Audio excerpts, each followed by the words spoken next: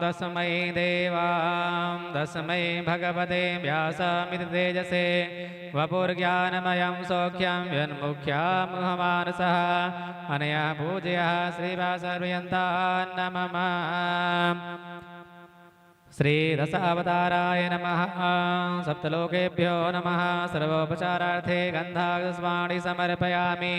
सुखदेव जी का स्मरण करते हुए उनका पूजन करिए। ओम यं प्रवयन्ति मधुपेतमपेतकृत्यं द्वैपायनो विरह कातर आजुहाव पुत्रेति यन्मयतया तरवोभिरेदो त्वं सर्वभूतहृदयं मुनिमानतोऽस्मि। श्री सुखदेवताभ्यो नमः। श्री व्यासपीठाय नमः। सर्वोपचारार्थे गंध अक्षत पुष्पाणि समर्पयामि। श्री व्यास जी महाराज का पूजन करिए। ओम श्रीमद्व्यासाय विप्राय सौम्याय सुखरूपिणे गंधम समर्पयाम्य नमस्तुभ्यां वरासुरा। ओम पौराणिक कथा सुद्यं प्रसंगामोददायिनं स्तोत्रेणां मनसादापं हरतारं प्रणदाक्षतम्। ओम हरिकथामृतानन्दं दायिने हयमाहिने व्यासाय माल्यं च यक्षामि ऋतपुष्पं समन्वितः। सामने छोड़ दीजिए। जल चंदन आदि से पूजन कर दीजिए। पहले जल छिड़क दीजिए, चंदन लगा दीजिए, अक्षत पुष्प आदि से पूजन करिए। ओम आपोष्टामयो भुवस्थान ऊर्जेदहातन महेरणाय चक्षसे जो वः शिवतमो रहतस्य भाजयते अनः उषतीरिव मातरः। ओम त्वां गन्धर्वाखनं स्वामिन्द्रस्वां बृहस्पतिः त्वामोखदे सोमो राजा विद्वान् क्षमादमुच्यत। नैवेद्य अर्पण कर दीजिए। ओम नाभ्यासीदन्तरिक्षगुं शेषनोर्द्योः समवर्तता पद्भ्यां भूमिति सह सोत्रा तथा लोकान् न कल्पयन्। माला पहना दीजिए। ओम ओखदेः प्रतिमोदतवं मुखवदेः प्रसूवर्यस्वायवसयद्वरीर्भिरुदहां पारैष्णवः। श्रीकृष्णाय गोविंद वासुदेवाय नमः। श्रीमद्भागवत महापुराणाय नमः। व्यासपीठ स्थित देवताभ्यो नमः।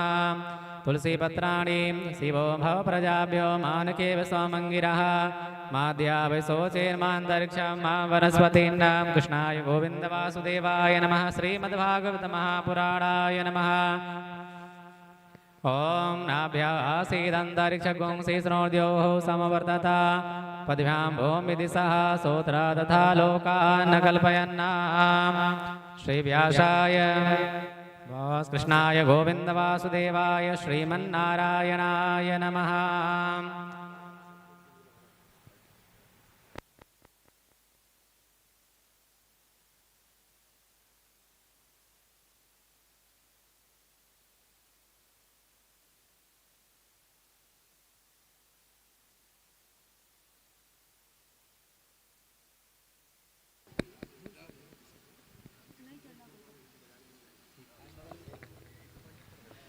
ओम धूरासि धूर्वधूर्वन्तन् धूर्वतन् जोस्मान् धूर्वदितन् धूर्वजं वयं धूर्वा महादेवानां वसिवनितमकुं सरितमं पुरितमन् दुष्टतमं देवहूतमं माम्। श्रीकृष्णाय गोविंद वासुदेवाय नमः। श्रीमद्भागवत महापुराणाय नमः। ओम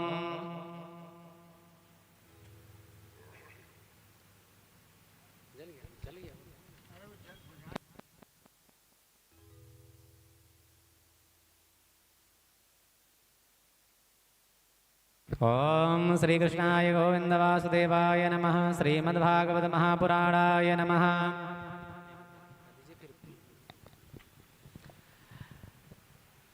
नैवेद्यं निवेदयामि। श्रीकृष्णाय गोविंद वासुदेवाय नमः। व्यासपीठ स्थित देवताभ्यो नमः। सूर्याय नमः। सरस्वती नमः। सप्तचिरंजीविने नमः। सप्तलोकाय नमः। सर्वोपचारार्थे गन्धपुष्पाणि समर्पयामि।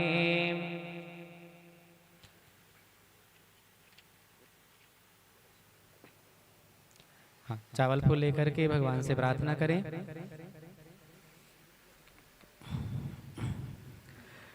ओम संसारादुस्सह व्यालो लेहिरास्य पृष्ठतः धावन्तं पाहि मां कृष्ण कृपालोस्त्वं यतो यतः श्रीराम गोविंद मुकुंद कृष्ण श्रीनाथ विष्णु भगवन् नमस्ते प्रौढारि षड्वर्ग महाभयेभ्यो मां त्राहि नारायण विश्वमूर्ते। श्रीकृष्णाय गोविंद वासुदेवाय नमः। श्रीकृष्णं रुक्मिणीकान्तं गोपीजनमनोहर संसारसागरे मग्नं दीनं मां परिपालय। श्रीमद्भागवत महापुराणाय नमः। श्रीनारदादिदेवताभ्यो नमः। नमस्तोभ्यां भगवते ज्ञानवैराग्यसायिने नारदाय सर्वलोकाय पूजिताय सुरर्षये। श्रीनारादिदेवताभ्यो नमः। सूर्याय नमः। सप्तचिरञ्जीविने नमः। प्रार्थनापूर्वकं नमस्कारान् समर्पयामि। श्री व्यास जी महाराज से प्रार्थना करिए कि हमारे आध्यात्मिक आदि भौतिक त्रिविध तापों का नाश करते हुए हमारे जीवन को उन्नतिशील बनाएं, सदा भगवान की कृपा प्रदान करें और हमें अमृत रूपी श्रीमद् भागवत का श्रवण करा करके हमारे जीवन को धन्य बन कृतार्थ बनाएं। ओम जयति पराशर सूनो सत्यवती हृदयानंदन व्यास यस्यास्य कमल गलितं वाङ्मयमृत जगतं पिबति। श्री व्यासाय नमः। प्रार्थना पूर्वकं नमस्कारान् समर्पयामि। छोड़ दीजिए। पुनः श्री धुंधकारी महाराज का पूजन करिए। बांस में पंचोपचार से जल चंदन पुष्प आदि चढ़ा करके। ओम धुंधकारी यथा वंशे सप्तग्रंथि समायुते होसि त्वां क्षिप्रमुक्तो वेत्पीत्वा भागवतामृतं तदाहं देवमुक्तं स्या सप्ताह श्रवणेन वै अनुकंपयमयां मां नाथ प्रसीद परमेश्वरः। चंदन पूजन आदि लगा दीजिए। ओम अहिरिव भोगैः पर्जेति बाहुञ्जाया हेतिं परिबाधमानः हस्तगनो विश्वावयुनानि विद्वान् पुमान् पुमागुंसं परिपात विश्वतः।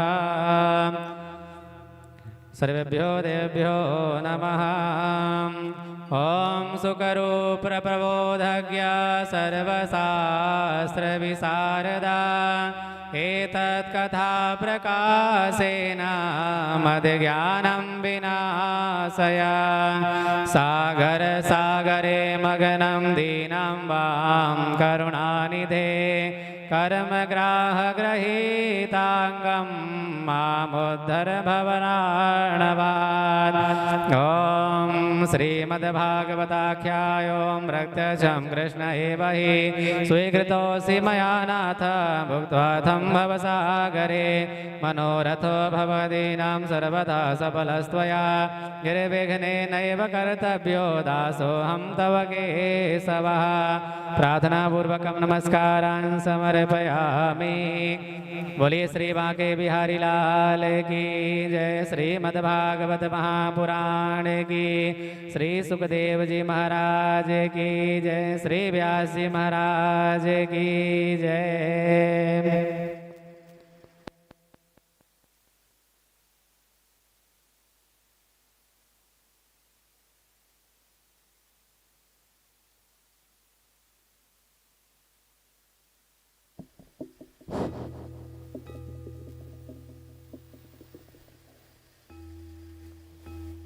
अपना स्थान ग्रहण कर लीजिए।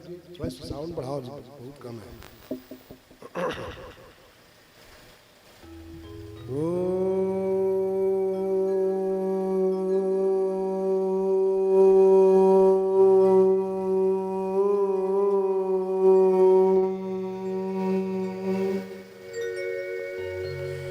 मंगलम भगवान विष्णु मंगलम गरुड़ध्वज मङ्गलं पुण्डरीकाक्षः मङ्गलाय तनोहरि मङ्गलं भगवान् कृष्णो मङ्गलं तत्कथामृतम् मङ्गलं चास्य वक्तारम् श्रोतारस्यापि मङ्गलम् मङ्गलं मङ्गलं जाग्रन् मङ्गलं मङ्गलं स्वपन् एवं जपन्नवाप्नोति मङ्गलाय नमो नमः अखण्डानन्दबोधाय शिष्यसन्तापहारिणे सच्चिदानन्दरूपाय तस्मै श्री गुरवे नमः गुरुरूपो जगन्नाथः शिष्यानुद्धरेण क्षमः मामुद्धर कृपा सिन्धो पादमूले नतोम्यहम् ब्रह्मानन्दं परमसुखदं केवलं ज्ञानमूर्ति द्वन्द्वातीतं गगनसदृशम् तत्त्वमस्यादिलक्ष्यम् एकं नित्यं विमलमचलम् सर्वधी साक्षिभूतम् भावातीतं त्रिगुणरहितं सद्गुरुं तं नमामि शुभ्ररूपां शशिवदनां वीणां पुस्तककरधृतां मणिमालालङ्कृतां वाणीं वन्दे वरदां सरस्वती सर्वविघ्नविनाशाय सर्वकल्याणहेतवे पार्वती प्रियपुत्राय गणेशाय नमो नमः कृष्णाय वासुदेवाय देवकी नंदनाय च नंदगोपकुमाराय गोविंदाय नमो नमः व्यासाय विष्णुरूपाय व्यासरूपाय विष्णवे नमो वै ब्रह्मनिधये वसिष्ठाय नमो नमः व्यासं करं वन्दे मुनिः नारायणं स्वयं यतः प्राप्त कृपा लोका मुक्ता कलेग्रहात् राधा भक्ति हरे ज्ञानम् ताभ्यं याच समन्विता तां श्री भागवतीं गाथां वन्दे युगलरूपिणीं गोपाल बालं भुवनैकपालम् गोपाल बालं भुवनैकपालं संसार माया मतिमोहजालं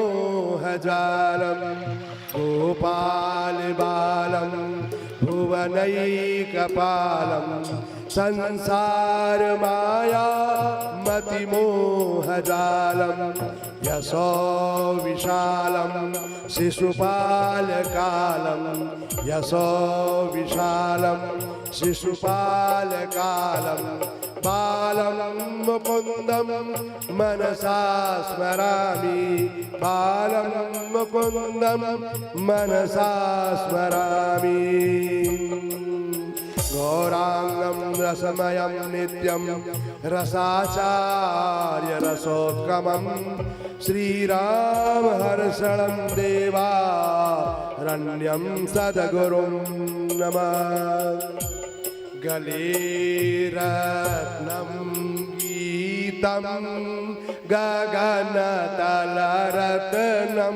दिनमणि गले रत्नं गीतं गगनतलरत्नं दिनमणि निशारत्नं चन्द्रं शयनतलरत्नं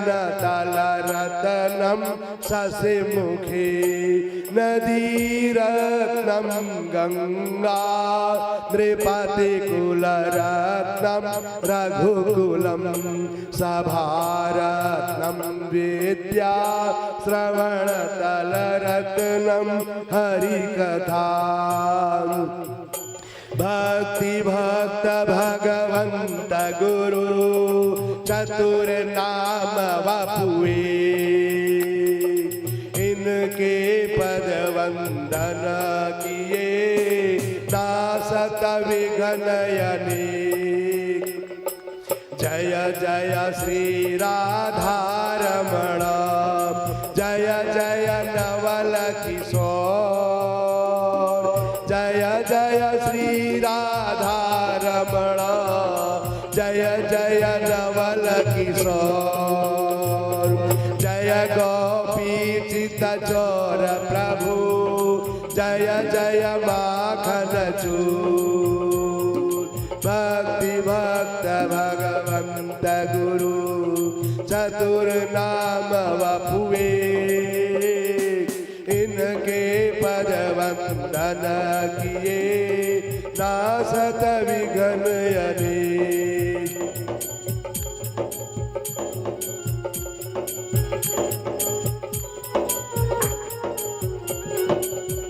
यह भागवत हरि रूप इसका जो सदा चिंतन करे यह भागवत हरि रूप इसका जो सदा चिंतन करे यह भागवत हरि रूप इसका जो सदा चिंतन करे यह भागवत हरि रूप इसका जो सदा चिंतन करे वह ज्ञान भक्ति विराग से हो पूर्ण उससे हम डरे वह ज्ञान भक्ति विराग से हो पूर्ण उससे हम डरे विपदा हटे ममता घटे विपदा हटे ममता घटे अरु संपदा घर में भरे और संपदा घर में भरे सप्ताह की निर्मल कथा सप्ताह की निर्मल कथा सुन कर्म का बंधन हरे सुन कर्म का बंधन हरे सुन कर्म का बंधन हरे सुन कर्म का बंधन हरे क्षण कलिका क्षण भंगुर मानुष की कलिका क्षण भंगुर मानुष की कलिका क्षण भंगुर मानुष की कलिका कल प्रात को जान खिली न खिली कल प्रात को जात खिली न खिली रट ले हरि नाम यरी रसना रटने हरि नाम यही रसना फिर अंत समय में हिली न हिली फिर अंत समय में हिली न हिली फिर अंत समय में हिली न हिली फिर अंत समय में हिली न हिली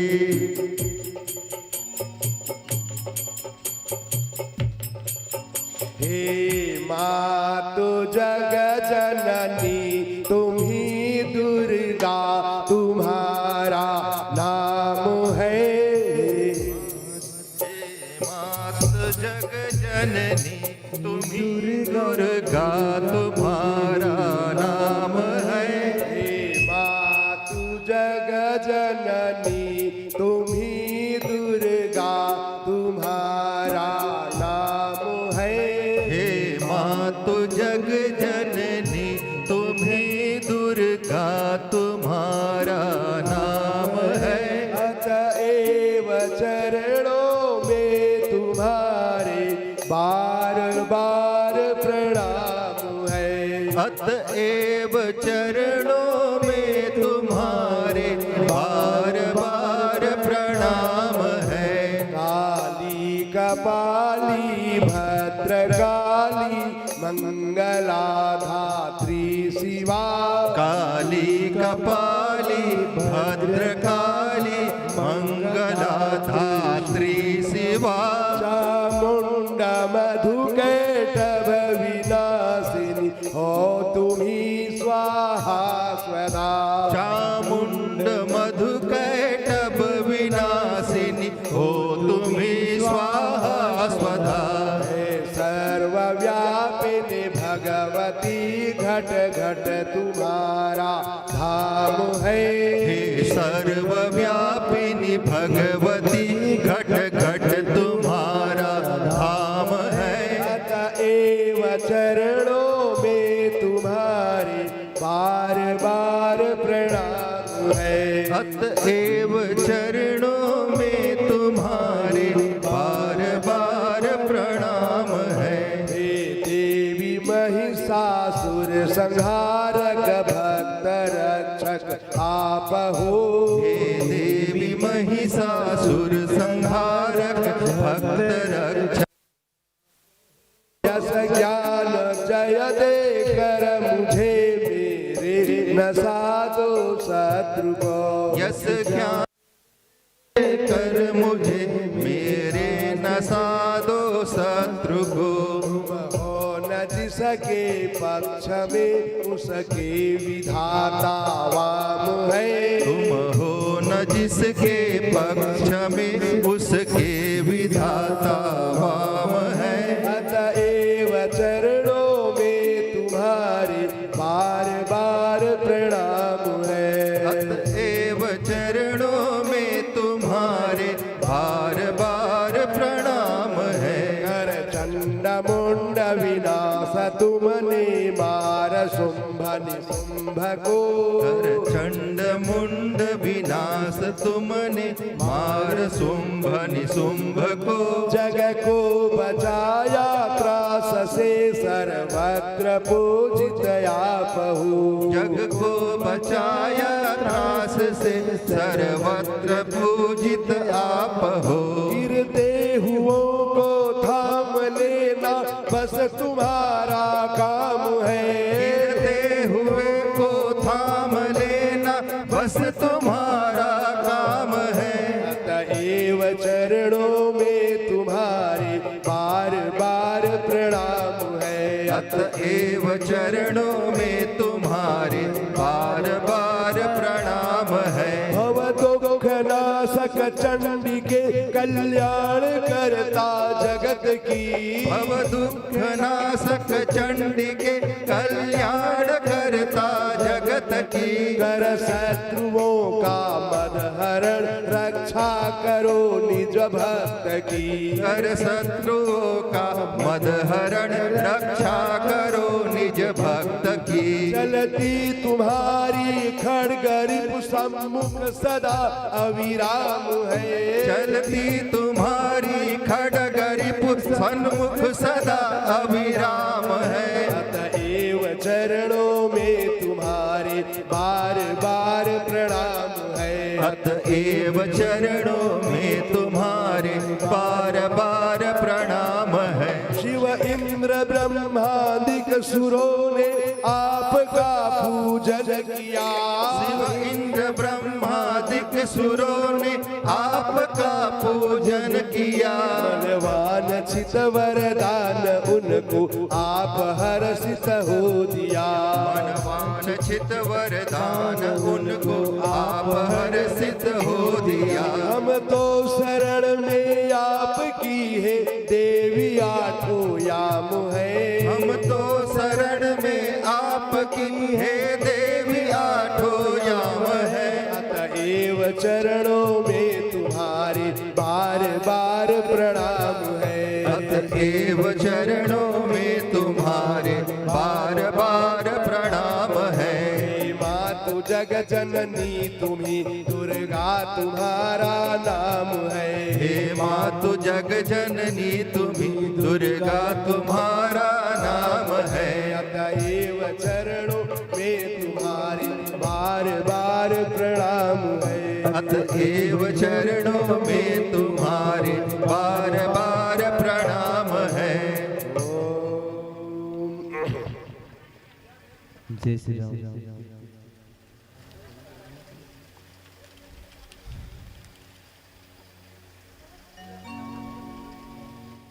बोलिए बाल कृष्ण भगवान की जय हो। बांके बिहारी सरकार की जय हो। वृंदावन धाम की जय हो। द्वारिकाधीश की जय हो। व्यास भगवान की जय हो। सुखदेव जी महाराज की जय हो। भागवत महापुराण की जय हो। परम मंगलमय परात्पर अखिलेश्वर अकारण वरुणा करुणा वाले भक्तवांछा कल्पतरु पीतांबरधारी श्री बालकृष्ण लाल की वांगमयी वाणीमयी शब्दमयी प्रतिमूर्ति हम आप सबके मध्य में विराजमान श्रीमद् भागवत महापुराण को बारंबार प्रणाम। मंच पर उपस्थित विराजमान समस्त संत वृंद भक्त वृंद एवं समस्त पंडाल परिसर में उपस्थित परीक्षित जी, श्री नीरज जी, सीता जी, रंजना जी और सभी उपस्थित भाई बहन सज्जन सभी लोग, जय श्री कृष्ण, जय श्री राम, जय श्रीमन नारायण। परम आनंद का विषय है कि प्रतिदिन भागवत की कथा अग्रसर हो रही है। आज कंस का वध होगा, भगवान की रासलीला, इसके बाद कंस का वध भी होगा और रुक्मिणी विवाह तक कथा चलेगी। आप लोग श्रवण करें, पहले एक भजन, आगे की कथा फिर से आगे लेते हैं। प्रेम से बोलो सावरे सरकार की जय।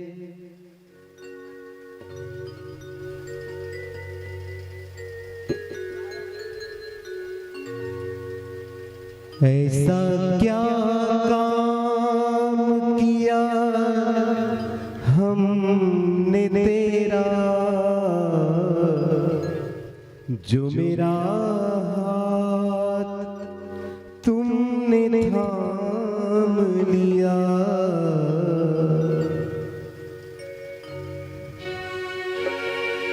ऐसा क्या काम किया हमने तेरा, ऐसा क्या काम किया हमने तेरा, जो मेरा हाथ तुमने थाम लिया, जो मेरा हाथ तुमने थाम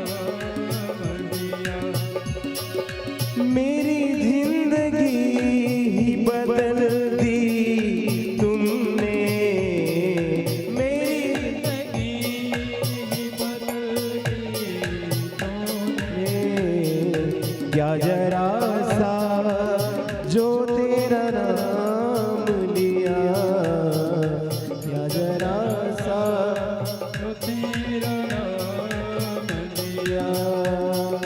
ऐसा क्या काम किया हमने तेरा, ऐसा क्या काम किया हमने तेरा, जो मेरा हाथ तुमने थाम लिया, जो मेरा हाथ तुमने थाम लिया।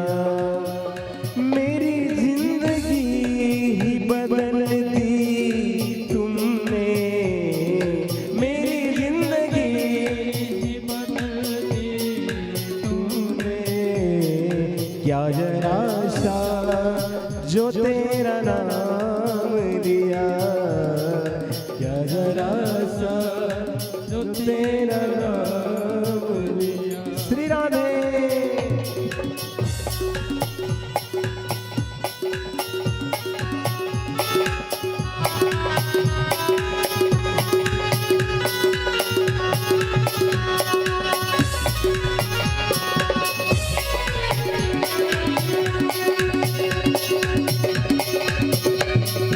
इस जमाने में मैं अकेला था, इस जमाने में मैं अकेला था,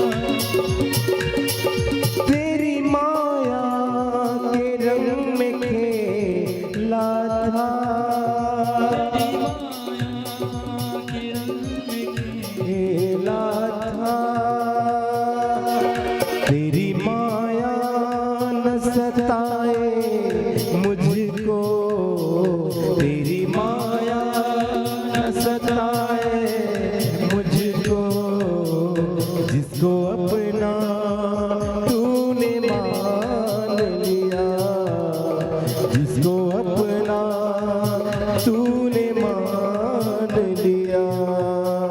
ऐसा क्या काम किया हमने तेरा, ऐसा क्या काम किया हमने तेरा, जो मेरा हाथ तुमने थाम लिया, जो मेरा हाथ तुमने थाम लिया।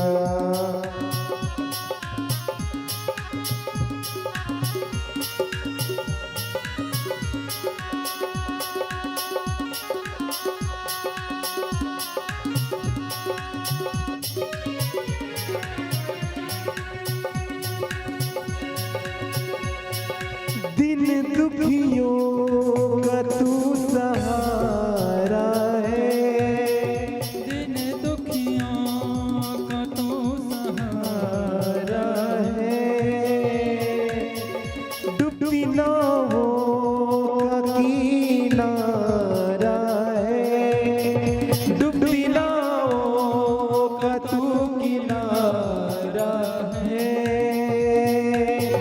तेरी नजर जिस पे पड़ जाए, तेरी नजर जिस पे पड़ जाए, फिर कभी ना रोने ना ही दिया।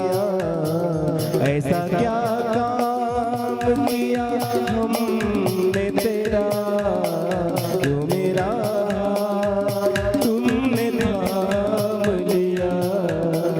मेरी जिंदगी बदल दी तुमने, मेरी जिंदगी बदल दी तुमने, क्या जरा सा जो तेरा नाम लिया, क्या जरा सा जो तेरा नाम लिया, क्या जरा सा तेरा नाम लिया, क्या जरा सा जो तेरा नाम लिया। बोलो सामने सरकार की जय। कल की कथा में गोकुल पर मूसलाधार वर्षा हुई और भगवान श्री कृष्ण ने गोवर्धन पर्वत को धारण करके सबकी रक्षा की। इंद्र के दर्प को, इंद्र के घमंड को भगवान कृष्ण ने दूर किया।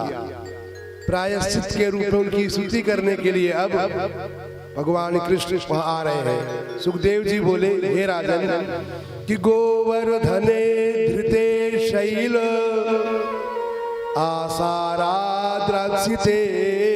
व्रजे गोलोकादाव्रजत कृष्णं सुरभिः शक्र एव च। गोवर्धन पर्वत धारण कर धारा संपात दृष्टि में जब कन्हैया ने गोकुल की रक्षा कर ली, तब स्वर्ग से इंद्र और गोलोक से कामधेनु दोनों ही भगवान श्री कृष्ण के समीप आए।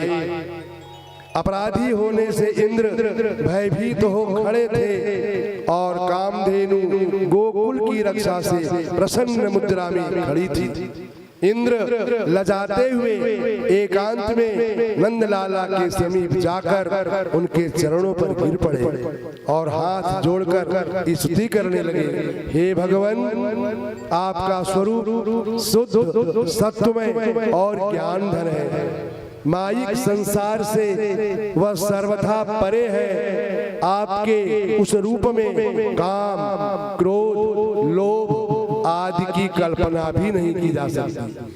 आप केवल हम सरीखे अज्ञानियों के शिक्षा के लिए ही दंड विधान करते हैं। ऐश्वर्य से मदोन्मत्त हो मैं आपको पहचान न सका।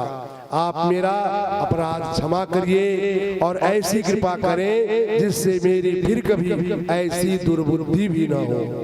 आपका अवतार पृथ्वी के भारभूत अधर्मियों के नाश हेतु एवं धर्मात्माओं के रक्षार्थ हुआ है। मैं आपके स्थूल और सूक्ष्म सभी रूपों को नमस्कार करता हूँ। आप अंतर्यामी रूप में अविद्या को निवृत्त कर भक्तों की रक्षा करते हैं। आपको मेरा बारंबार नमस्कार। नमस्तुभ्यं भगवते पुरुषाय महात्मने वासुदेवाय कृष्णाय सात्वतां पतये नमः। हे देव, आपने मेरा अहंकार नष्ट कर मुझ पर महान अनुग्रह किया है। मैं आपकी शरण हूँ, आप मेरा अपराध क्षमा करें। नंदलाला ने इंद्र की स्तुति से प्रसन्न हो हंसकर कहा, देवराज इंद्र, तुम पद के वैभव से बड़े उन्मत्त हो गए थे। मैंने अपनी स्मृति दिलाने के लिए ही तुम्हारा यज्ञ बंद कराया था। मैं जिस पर पूर्णतया अनुग्रह करता हूँ उसे संपत्तियों से हीन कर देता हूँ, क्योंकि लक्ष्मी के मद से अंधा हुआ प्राणी मुझे भूल जाता है। अच्छा, अब तुम जाओ, तुम्हारा कल्याण हो। अहंकार त्याग कर सद्भावना से स्वर्ग का पालन करो। उसी समय कामधेनु भी वहां आ पहुंची और वह नंदलाला को प्रणाम कर बोली, भगवान, आज आपने मुझे सनाथ बना दिया है। मेरे तो इष्ट देवता एवं इंद्र आप ही हैं। ऐसा कह कामधेनु अपनी दुग्ध धारा से नंदलाला का अभिषेक करने लगी। इंद्र ने भी ऐरावत की सूंड से उद्धृत आकाश गंगा के जल द्वारा नंदलाला का अभिषेक किया और उनका नाम गोविंद रखा। गाह पशून गाम स्वर्गम वा इंद्रत्वेन विन्दतीति गा सर्वेन्द्रियाणि आकर्षकत्वेन विन्दतीति वा गोविंदः। उसी समय देवतागण आकाश से पुष्पवृष्टि करने लगे, गंधर्व गाने लगे, अप्सराएं नाचने लगी। तीनों लोकों में आनंद ही आनंद छा गया। अनंतर इंद्र कन्हैया से आज्ञा लेकर स्वर्ग लोक को चले गए। सुखदेव जी कहते हैं, हे राजन, इस प्रकार कृष्ण का अभिषेक होने पर गोवर्धन हर्षातिरेक से द्रवीभूत हो गया। भगवान ने प्रसन्न होकर उस पर अपना कर कमल रखा, जिसका चिन्ह आज तक दिखाई देता है। आकाश गंगा के जल से अभिषेक हुआ था। उससे वहाँ मानसी गंगा उत्पन्न हुई। कामधेनु की दुग्ध धारा से जो अभिषेक हुआ उससे महापातकों का नाश करने वाला गोविंद कुंड हुआ, जिसमें श्रद्धा रखने वाले भक्तों को आज भी कभी कभी दुग्ध का स्वाद मालूम पड़ता है। ऐसे गिरवरधारी गिरधरधारी गोवर्धनधारी भगवान कृष्ण की जय होवे। चलिए अब एक भजन लेंगे, इसके बाद फिर रासलीला पर आएंगे।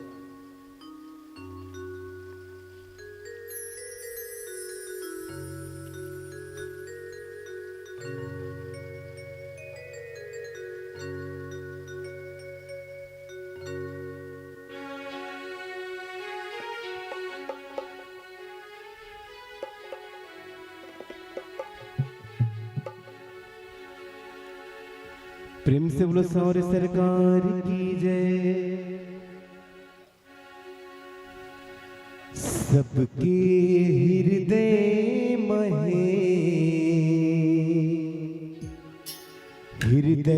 महे आत्मा, जेकर जवाब नहीं रे भाई रे, ओ हवे मोर पास मां। सबके हृदय महे आत्मा है, सबके हृदय महे आत्मा, जेकर जवाब नहीं रे भाई रे, ओ हवे मोर पास मां। सबके हृदय महे आत्मा, सबके हृदय महे आत्मा।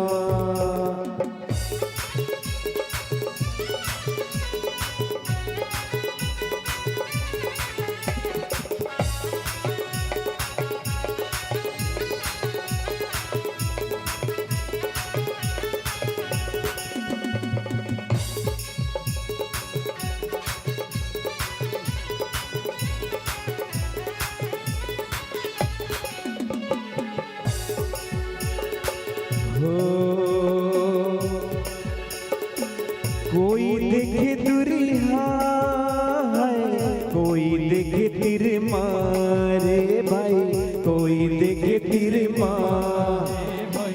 कोई देखे तिर कोई देखे दुरिहा है, कोई देखे तिर मारे भाई, कोई देखे तिर कोई देखे तिर हो। मिर्गा खोजे दिन भर है, मड़ी है उग्र तिर रे भैया, मड़ी है उग्र तिर मड़ी है उग्र तिर जेकर जवाब नहीं रे भाई रे, जेकर जवाब नहीं रे भाई रे, ओ हवे मां। सबके हृदय महे आत्मा, सबके हृदय महे आत्मा, जेकर जवाब नहीं रे भाई रे, जेकर जवाब नहीं रे भाई रे, ओ हवे मोर पास मां। सबके हृदय महे आत्मा हो, हृदय महे आत्मा, हृदय महे आत्मा। बोलो शौरी सरकार की जय हो। वेणु गीत है, बांसुरी, भगवान की बांसुरी बड़ी प्रसिद्ध है ना। जहाँ वो बांसुरी बजाना शुरू किया करें तो जो जिस अवस्था में है वैसे ही भगवान की बांसुरी की ओर दौड़ पड़ता था। तो वेणु गीत है, ज्यादा विस्तार नहीं लेंगे, समय का खाए भूत है, संक्षेप में हम ले रहे हैं। बांसुरी ही गीत है कि बांसुरी की तान सुन हरणी विमुग्ध होके, अगर हिरणी सुनती तो भी तुरंत एकाएक में रुक जाती। बांसुरी की तान सुन हरणी विमुग्ध होके भूल कर चौकड़ी ठगी ही रह जाती है।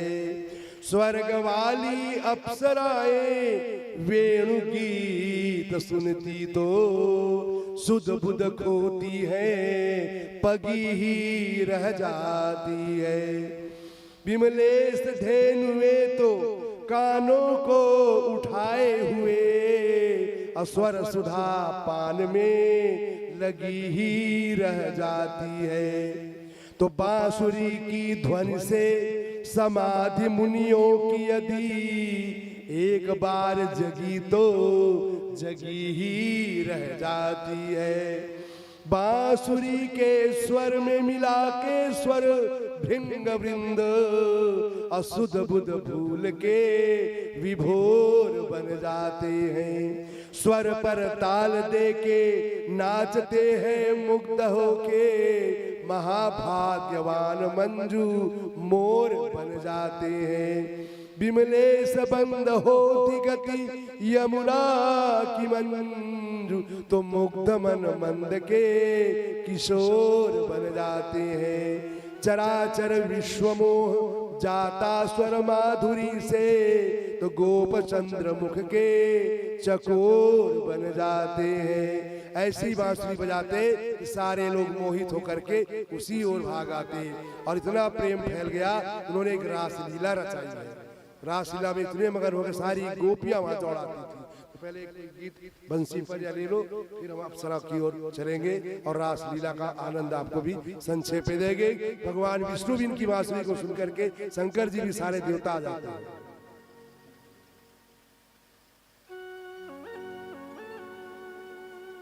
प्रेम से बोलो सांवरे सरकार की जय। गोकुल का कृष्ण कन्हैया हो सारे जग से निराला है। गोकुल का कृष्ण कन्हैया सारे जग से निराला है। गोकुल का कृष्णा तो सबसे निराला है। गोकुल का कृष्णा तो सबसे निराला है। हाथों में हाथों में बंसी है और बैजंती माला है। गोकुल का कृष्ण कन्हैया सारे जग से निराला है। गोकुल का कृष्णा तो सबसे निराला है। गोकुल का कृष्णा तो सबसे निराला। हाथों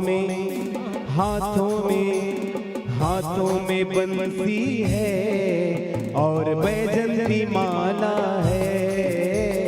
हाथों में बंसी है और बैजंती माला है। जय हो।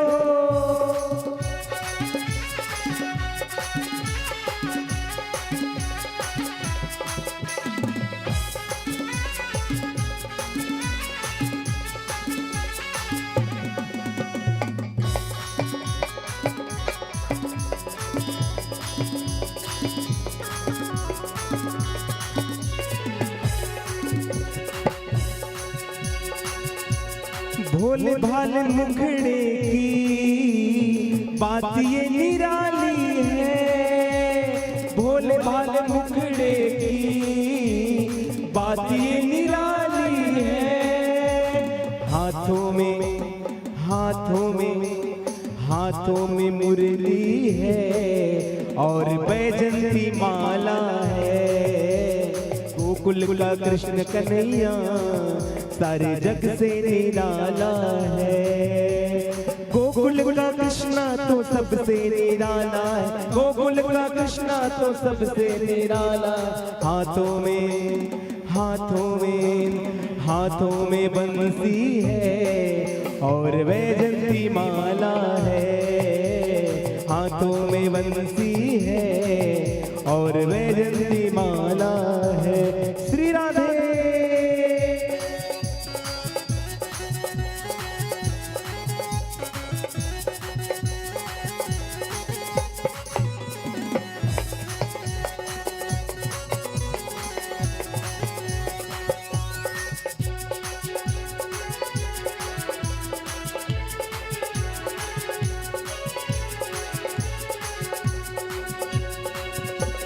कालीदह में कूद पड़े नांग को नथैया है, कालीदह में कूद पड़े नांग को नथैया है।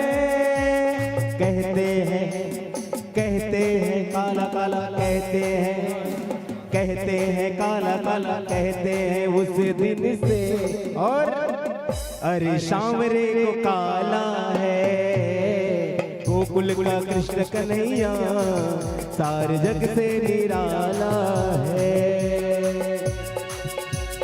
इंद्र का घमंड तोड़ा गोवर्धन उठा करके, इंद्र का घमंड तोड़ा गोवर्धन उठा करके। तुमने ही काला काला तुमने काला काला तुमने ही काला तुमने ही की उंगली से और पर्वत को संभाला है, तुमने ही की उंगली से और पर्वत को संभाला है। गोकुल का कृष्णा तो सबसे निराला है, गोकुल का कृष्णा तो सबसे निराला। सांवली सुरतिया है ओ सांवली सुरतिया है और मोर मुकुट वाला है, सांवली सुरतिया है और मोर मुकुट वाला है। गोकुल का कृष्ण कन्हैया सारे जग से निराला है, गोकुल का कृष्ण कन्हैया सारे जग से निराला है। बोल सारी सरकार की जय। श्रीमद गोपीश्वरम वंदे शंकरम करुणामयम सर्वक्लेशहरं देवं वृंदारण्ये रतिप्रदम। वृंदावन में भगवान श्री कृष्ण ने वंशी वट पर महारास किया था। उसको देखने के लिए भगवान शंकर को गोपी बनना पड़ा। वृंदावन नित्य है, रास नित्य है, आज भी रास होता है। श्री गोपीश्वर महादेव नित्य हैं, रास देख रहे हैं। शरद की स्वच्छ सुहावनी चांदनी में श्री यमुना पुलिन के ब्रजरज के कण ब्रजराज कुमार की दिव्य कांति की झलक से जगमगा रहे हैं। मोहन की मुरली की मीठी तान से तीनों लोकों में ब्रह्मानंद से भी अधिक अकथनीय अपूर्ण आनंद का अखंड साम्राज्य है। आज योगेश्वर श्री श्याम सुंदर गोपिकाओं के विशुद्ध प्रेम में माधुर्य भाव में भावुक की भांति श्याम सुंदर रूप से मध्य में विराजमान है। आज महारास की पूर्णिमा है। कैलाश की कंदराओं में श्याम सुंदर की मुरली की मधुर ध्वनि पहुंच गई। फिर क्या था? फिर तो मनमोहन की मीठी मुरली ने कैलाश पर विराजमान भगवान शंकर को मोह लिया। समाधि भंग हो गई। बाबा बावरे से चल पड़े ब्रज वृंदावन की ओर। पार्वती भी मनाकर हार गई, किंतु त्रिपुरारी माने नहीं। उनके पीछे पीछे पार्वती भी वृंदावन के वंशी वट पर आ गए। वंशी वट पर जहां महारास हो रहा था, वहां गोलोकवासिनी गोपियां द्वार पर खड़ी थी। अंदर किसी को प्रवेश वर्जित था, किसी को जाने नहीं देती थी। पार्वती जी ने महारास में अंदर प्रवेश कर गई। स्त्रियों को तो जाने दिया गया, पुरुषों को वर्जित, किंतु द्वार पालिकाओं ने श्री महादेव जी को अंदर जाने से रोक दिया। तब शिव जी बोले, देवियों, हमें भी महारास तथा श्री राधा कृष्ण के दर्शनों की लालसा है, अतः हमें भी जाने दो। उन्होंने कहा नहीं जा सकते। तो कहा फिर कोई उपाय बतलाओ। तब ललिता नामक सखी बोली, यदि आप महाराज देखना चाहते हैं तो गोपी बन जाइए।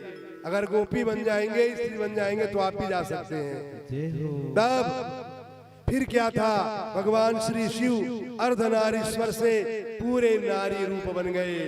यमुना जी ने 16 प्रकार का जो संस्कार होता है 16 संस्कार किया। तो भोले बाबा गोपी रूप हो गए, प्रसन्न मन से गोपी वेश धारण करके महारास में प्रवेश कर गए। श्री महादेव जी मोहिनी वेश में मोहन की रास लीला अतृप्त नेत्रों से विश्व मोहन की रूप माधुरी का पान करने लगे। नटवर वेशधारी श्री रास बिहारी रासेश्वरी रसमयी की राधिका जी एवं गोपियों को नृत्य एवं रास करते हुए देखकर नटराज भोलेनाथ भी स्वयं ताता थैया कर नाच उठे। मोहन ने ऐसी मोहिनी बंसी बजाई कि सुधि बुद्धि भूल गए भोलानाथ। बनवारी से क्या कुछ छिपा है पहचान लिया भोलेनाथ को। उन्होंने रासेश्वरी श्री राधा तथा गोपियों को छोड़कर ब्रजवनिताओं लताओं के बीच में गोपी रूपधारी गौरीनाथ का हाथ पकड़ लिया और मुस्कुराते हुए बोले, आइए स्वागत है महादेव गोपीश्वर। गोपी का रूप धारण किया इसलिए आप गोपीश्वर हो गए, गोपियों के ईश्वर। श्री राधा आदि श्री गोपेश्वर महादेव के मोहिनी गोपी वेश रूप तो देख करके आश्चर्य में पड़ गई। तब श्री कृष्ण ने कहा, राधे यह कोई गोपी नहीं है, यह तो साक्षात भगवान शंकर है। महाराज के दर्शन के लिए इन्होंने गोपी रूप धारण किया है। तभी से श्री गोपीश्वर जी श्री मदन मोहन के रास रसामृत का पान ब्रज में ही विराजमान होकर आज पर्यंत कर रहे हैं। श्री शिव का सत्य और सुंदर रूप तो यही है, सत्यम शिवम सुंदरम। तो जब रूप बन के चलने लगे तो वो गीत है आप लेंगे कि एक दिन वो भोला भंडारी, एक दिन वो भोले भंडारी बनकर ब्रज की नारी वृंदावन आ गए। थोड़ा सा उठा दे भाई, थोड़ा सा उठा दे आवाज का। एक दिन वो भोले भंडारी बनकर ब्रज की नारी वृंदावन आ गए, वृंदावन आ गए। आप लोग ताली बजाइए मीठी मीठी, क्योंकि भोलेनाथ जो है रास की दर्शन के लिए रानी बनकर आ रहे हैं। तो आप लोग तो मीठी मीठी ताली जरूर बनता है, तो सभी मीठी मीठी ताली अपना। एक दिन वो भोले भंडारी बनकर ब्रज की नारी गोकुल में आ गए हैं, गोकुल में आ गए हैं। पार्वती भी मना के हारी ना माने त्रिपुरारी गोकुल में आ गए हैं, गोकुल में आ गए हैं। पार्वती भी मना के हारी गोकुल में आ गए हैं।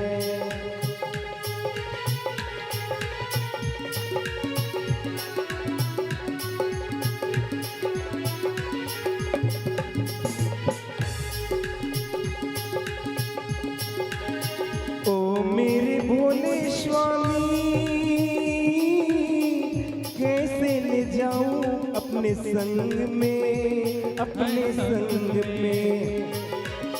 ओ मेरे भोले स्वामी कैसे ले जाऊं अपने संग में, अपने संग में। श्याम के सिवा वहाँ पुरुष न जाए उस रास में, उस रास में। हंसी करेगी ब्रज की नारी, मानो बात हमारी ब्रज में आ गए, वृंदावन आ गए। एक दिन वो भोले भंडारी बनकर ब्रज की नारी गोकुल में आ गए, गोकुल में आ गए। तब शिव जी ने बोल रहे हैं माँ पार्वती से, ऐसा बना दो मोहे कोई न जाने इस राज को, इस राज को। मैं हूँ सहेली तेरी ऐसा बताना ब्रजराज को, ब्रजराज को। बना के जुड़ा बना के जूड़ा पहन के साड़ी चाल चले मतवाले ब्रज में आ गए वृंदावन आ गए हैं।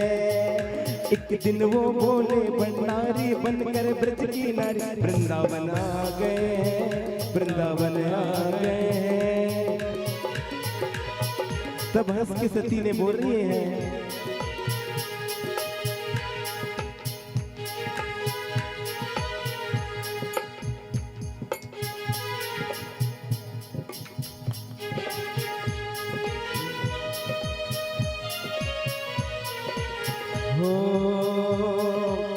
हंस के सती ने कहा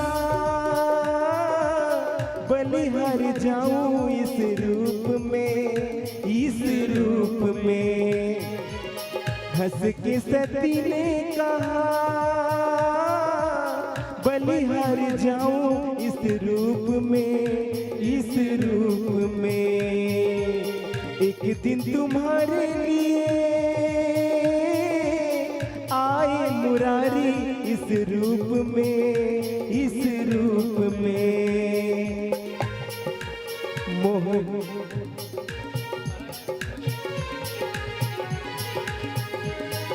मोहनी रूप बनाया मुरारी अब है तुम्हारी बारी वृंदावन आ गए हैं वृंदावन आ गए हैं। एक दिन वो भोले भंडारी बनकर ब्रज की नारी वृंदावन आ गए हैं वृंदावन आ गए हैं। देखा मोहन ने वहाँ समझ गए वो सारी बात रे। ऐसी बजाई बंसी शुद्ध बुद्ध भूले भोलेनाथ रे।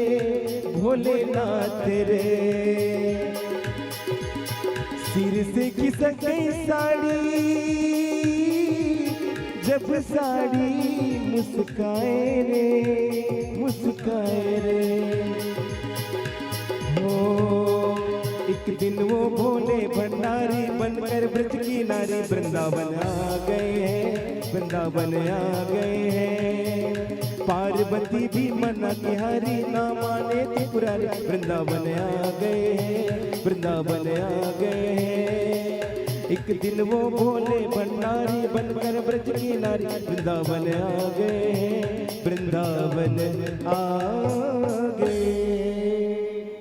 आज हम पहुंच गए भगवान भोलेनाथ वहां नाचने लग गए। कैसे नाच रहे देखिए आप सभी करोगे कि यज्ञड़ बम बाजे डमरू यज्ञड़ बम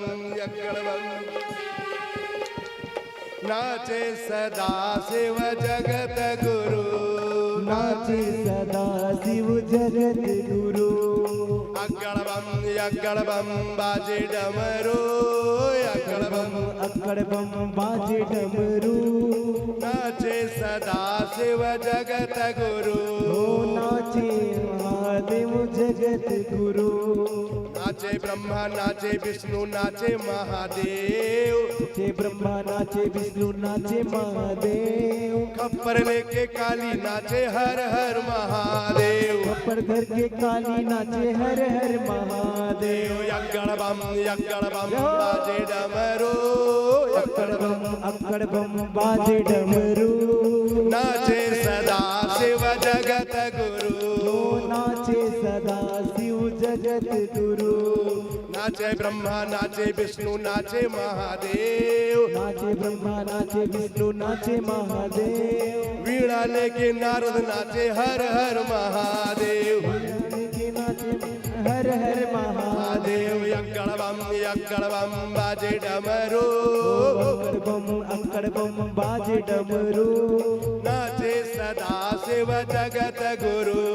नाचे सदा शिव जगत गुरु। नाचे गोपी नाचे ग्वाल नाचे बलदेव। नाचे गोपी नाचे ग्वाल नाचे बलदेव। ताली फड़ पर कान्हा नाचे हर हर महादेव। ताली भर भर कान्हा नाचे हर हर महादेव। यक्कड़ बम बाजे डमरू। अक्कड़ बम बाजे डमरू। नाचे सदा शिव जगत गुरु। नाचे सदा शिव जगत गुरु। हम भी नाचे तुम भी नाचो नाचो महादेव। हम भी नाचे तुम भी नाचे नाचो संसार। हम भी नाचे तुम भी नाचो नाचे संसार। हम भी नाचे गोपी नाचे नाचे संसार। रास रचा के रसिया नाचे ब्रजवासी के साथ। रास रचा के रसिया नाचे ब्रजवासी के साथ। यक्कड़ बम बाजे डमरू। अक्कड़ बम बाजे डमरू। नाचे सदा शिव जगत गुरु। नाचे सदा शिव जगत गुरु। नाचे सदा शिव जगत गुरु। नाचे सदा शिव जगत गुरु। नाचे सदा शिव जगत गुरु। भगवान भी लीन हो गए, वहां भी नाच लगे, उसमें ज्ञान में आनंद में खो गए। चलिए पुनः कथा की ओर बढ़ रहे हैं। सुदर्शन एवं शंख चूड़ का भी उद्धार। सुखदेव जी बोले, हे राजन, एक समय फाल्गुन मास की शिवरात्रि को देव यात्रा के समय गोपगण सकटों पर चढ़कर अंबिका वन में गए। वहां उन्होंने सरस्वती नदी में स्नान कर भगवान शिव एवं अंबिका देवी का गंध, पुष्प, धूप, दीप, नैवेद्य आदि से पूजन किया। अनंतर भगवान की प्रीत्यर्थ ब्राह्मणों को नाना प्रकार के व्यंजनों से भोजन कराकर उन्हें सुवर्ण, गौ और वस्त्र आदि से संतुष्ट किया। व्रत के उद्देश्य से उसी रात्रि को वे केवल जल पीकर वहीं सरस्वती तट पर सो गए। दैव योग से अकस्मात वहां एक भूखा विशाल अजगर आ गया। वह सोते हुए नंद बाबा को निगलने लगा। नंद जी कृष्ण कृष्ण कहकर चिल्ला उठे, मुझे बचाओ बचाओ। यह सुनकर गोपाल दौड़े और उस सर्प को जलती लकड़ी से मारने लगे, किंतु जब इस पर भी उसने नंद जी को नहीं छोड़ा, तब भगवान ने आकर उसे चरण से स्पर्श किया। स्पर्श होते ही वह तुरंत सर्प का रूप त्याग कर सुंदर विद्याधर का रूप में परिणित हो गया। भगवान ने उससे पूछा, तुम कौन हो, इस योनि में कैसे आए? सर्प ने कहा, भगवान मैं सुदर्शन नाम का विद्याधर हूँ। एक दिन मैं सौंदर्य से गर्व से विमान में चढ़कर उन्मत्त हो इधर उधर घूम रहा था। मैंने मार्ग में अंगिरा गोत्र के कुरूप ऋषियों को देखकर उनके रूप पर मुझे हंसी आ गई। उन्हीं के साप से मैं इस नीच योनि में आ गया हूँ। इसलिए किसी का कुरूप हो तो देख करके हंसना नहीं चाहिए, किसी की हंसी नहीं उड़ानी चाहिए। किंतु मुझे ऋषियों का वह साप वरदान बन गया जो मुझे आपके चरण कमल का स्पर्श मिल सका। यह कहकर वह भगवान को प्रणाम कर स्वर्ग को चला गया और नंद आदि गोप भी व्रत की समाप्ति कर ब्रजवासियों सहित कृष्ण का गुणानुवाद करते हुए अपने ब्रज में लौट आए। एक दिन होली की पूर्णिमा को वन में रात्रि के समय बलदाऊ कृष्ण पृथक पृथक मंडल बनाकर अपनी पत्नियों के साथ क्रीड़ा कर रहे थे। साथ में मूर्छना और आलाप के साथ सुंदर गान भी चल रहा था। उसी समय कुबेर का अनुचर शंखचूड़ नाम का यक्ष वहां आ पहुंचा। वह छड़ी घुमाकर कुछ स्त्रियों को उत्तर दिशा की ओर ले जाने लगा। इस पर व्याघ्र त्रस्त गौओं की तरह से वे सब भगवान का नाम लेकर जोरों से चिल्ला उठी।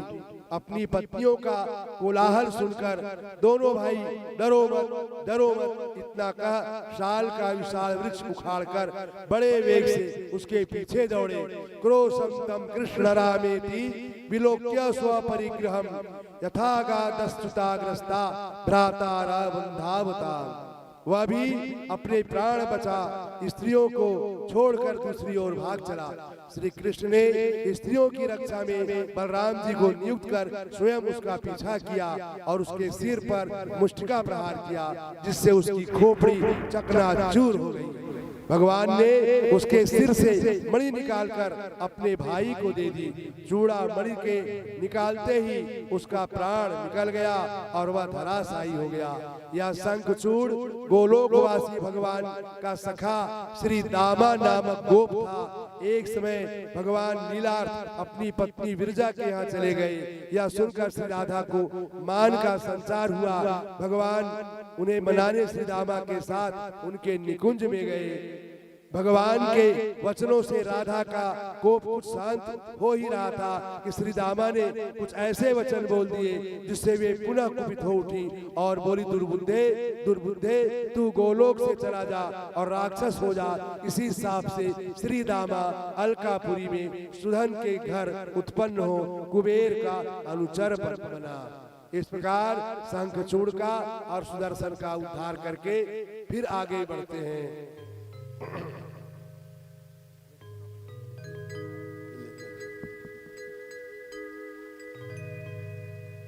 श्याम के बिना तुम आधी, तुम्हारे बिना श्याम आधी। राधे राधे राधे राधे राधे राधे राधे राधे। श्याम के बिना तुम आधी, श्याम के बिना तुम आधी, तुम्हारे बिना श्याम आधी। राधे राधे राधे राधे राधे राधे राधे राधे। आठों पहर जो रहे अंग संग, आठों पहर जो रहे अंग संग, उस सांवरे से नेक मिला दे। राधे राधे राधे राधे राधे राधे राधे राधे राधे राधे राधे राधे राधे राधे राधे।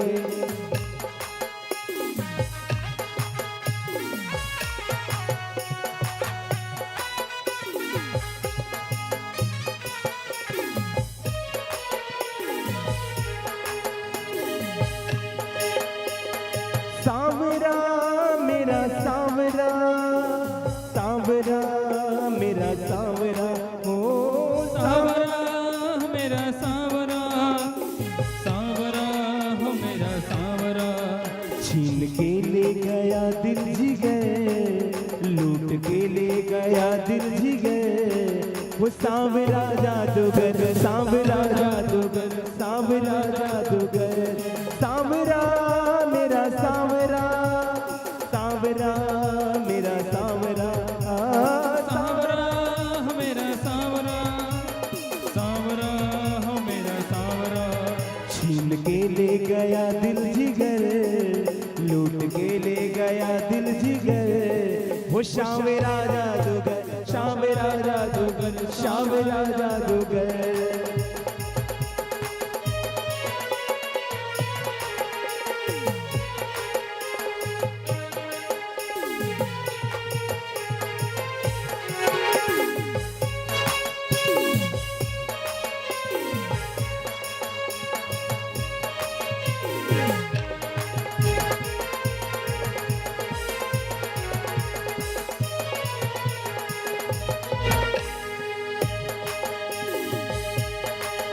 मैं तो सांवरे के संग में राजी, मैं तो सांवरे के संग में राजी।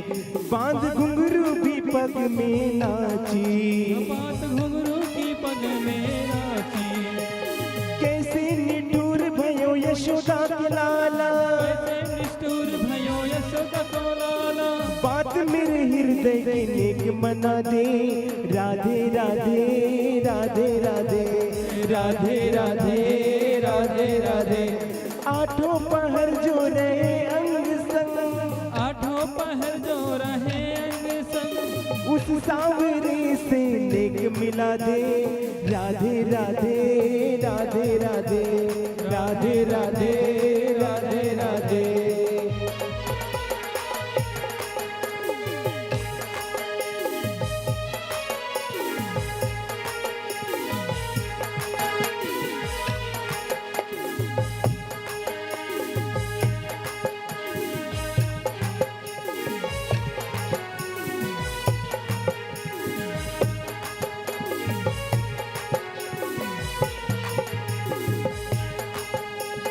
मैं तो गई भरने को यमुना में पानी, गई यमुना में भरने को पानी, मैं तो गई यमुना में भरने को पानी। मैं तो गई यमुना में भरने को पानी।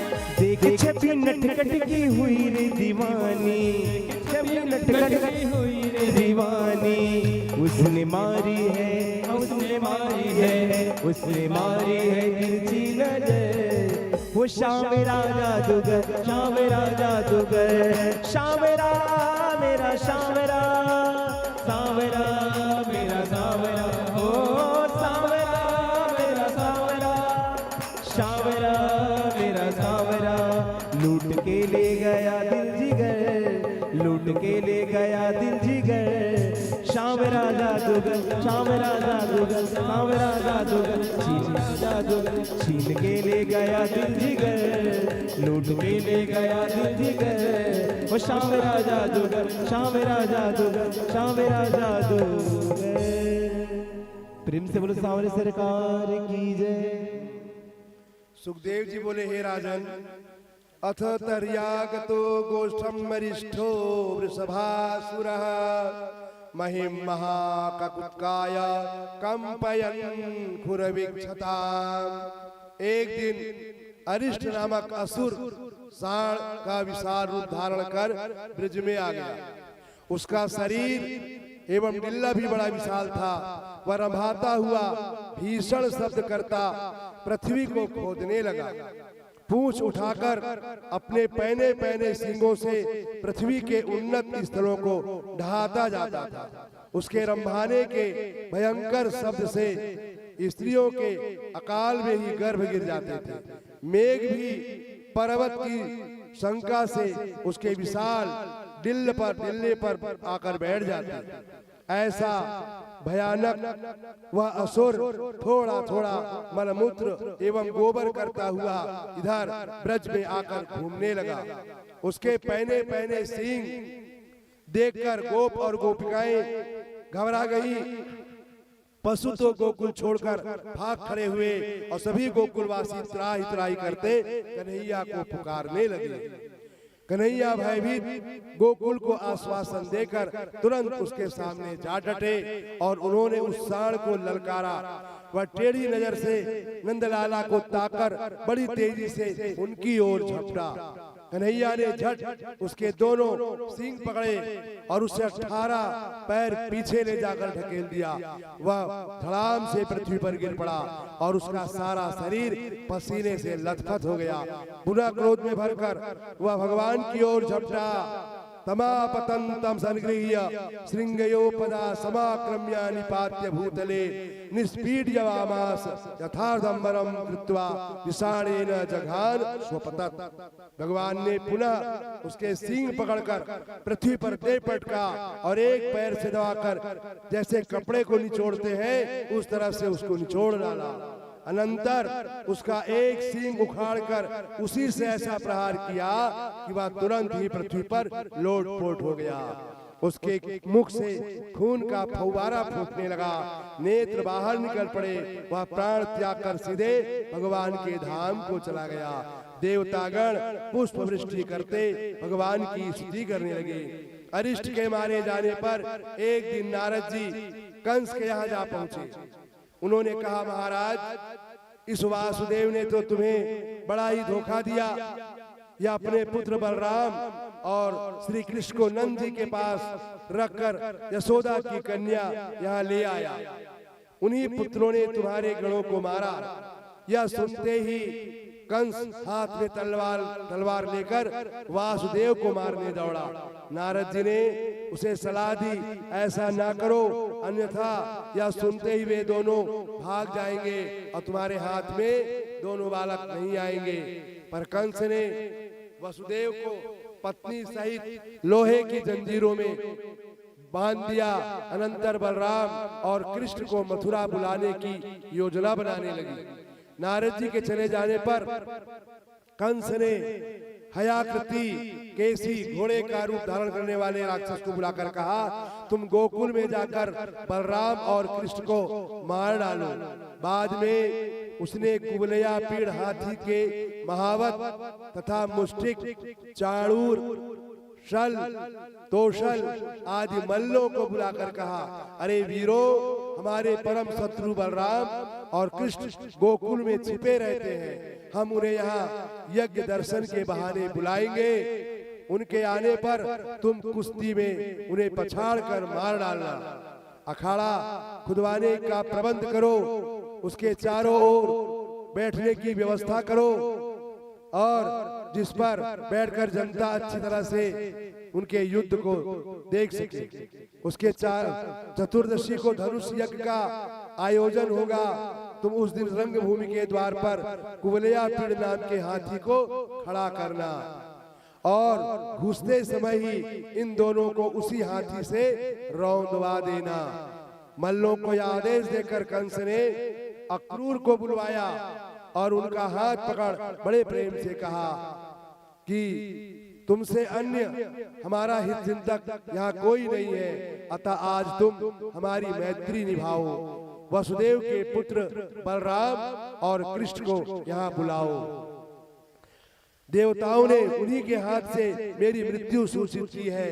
तुम धनुष यज्ञ निरीक्षण के बहाने उन्हें यहाँ बुला लाओ। मैं हाथी या मल्लों द्वारा उन दोनों को मरवाकर अंत में उनके बांधवों को भी नाश करवा डालूंगा। हे मित्र, मैं तभी आनंद से निष्कंटक राज कर सकूंगा।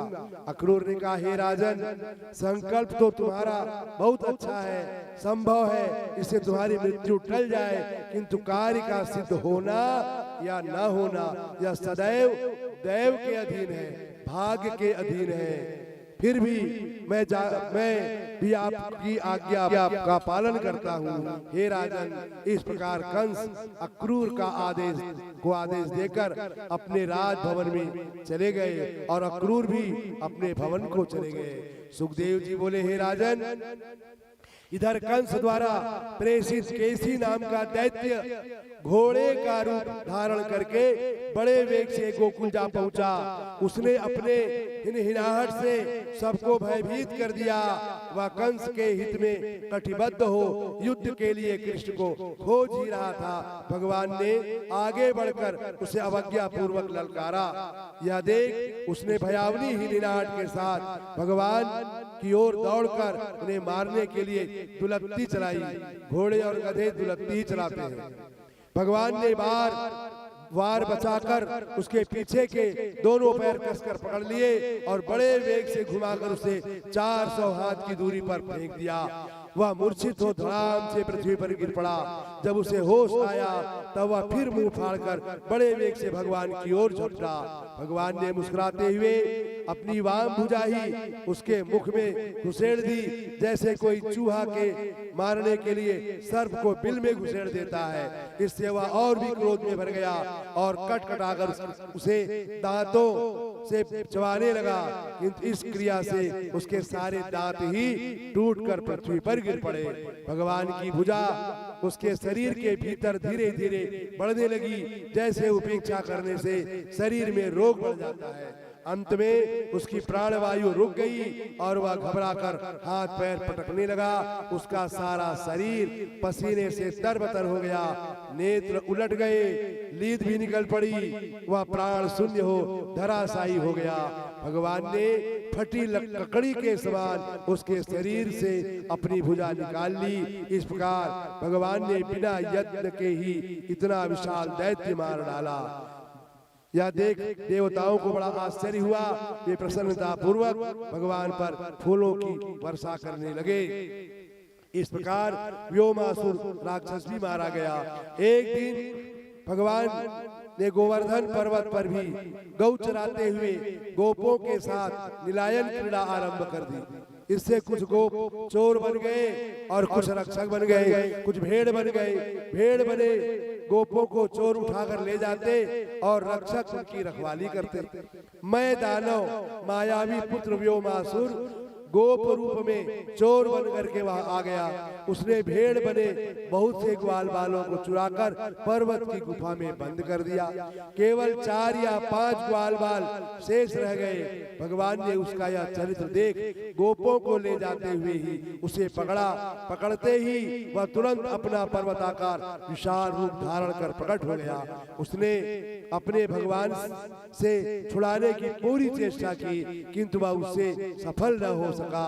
भगवान ने उसे दोनों हाथों से पकड़कर पृथ्वी पर दे पटका और देवताओं के देखते देखते यज्ञीय बकरे के समान उसका गला घोटकर मार डाला।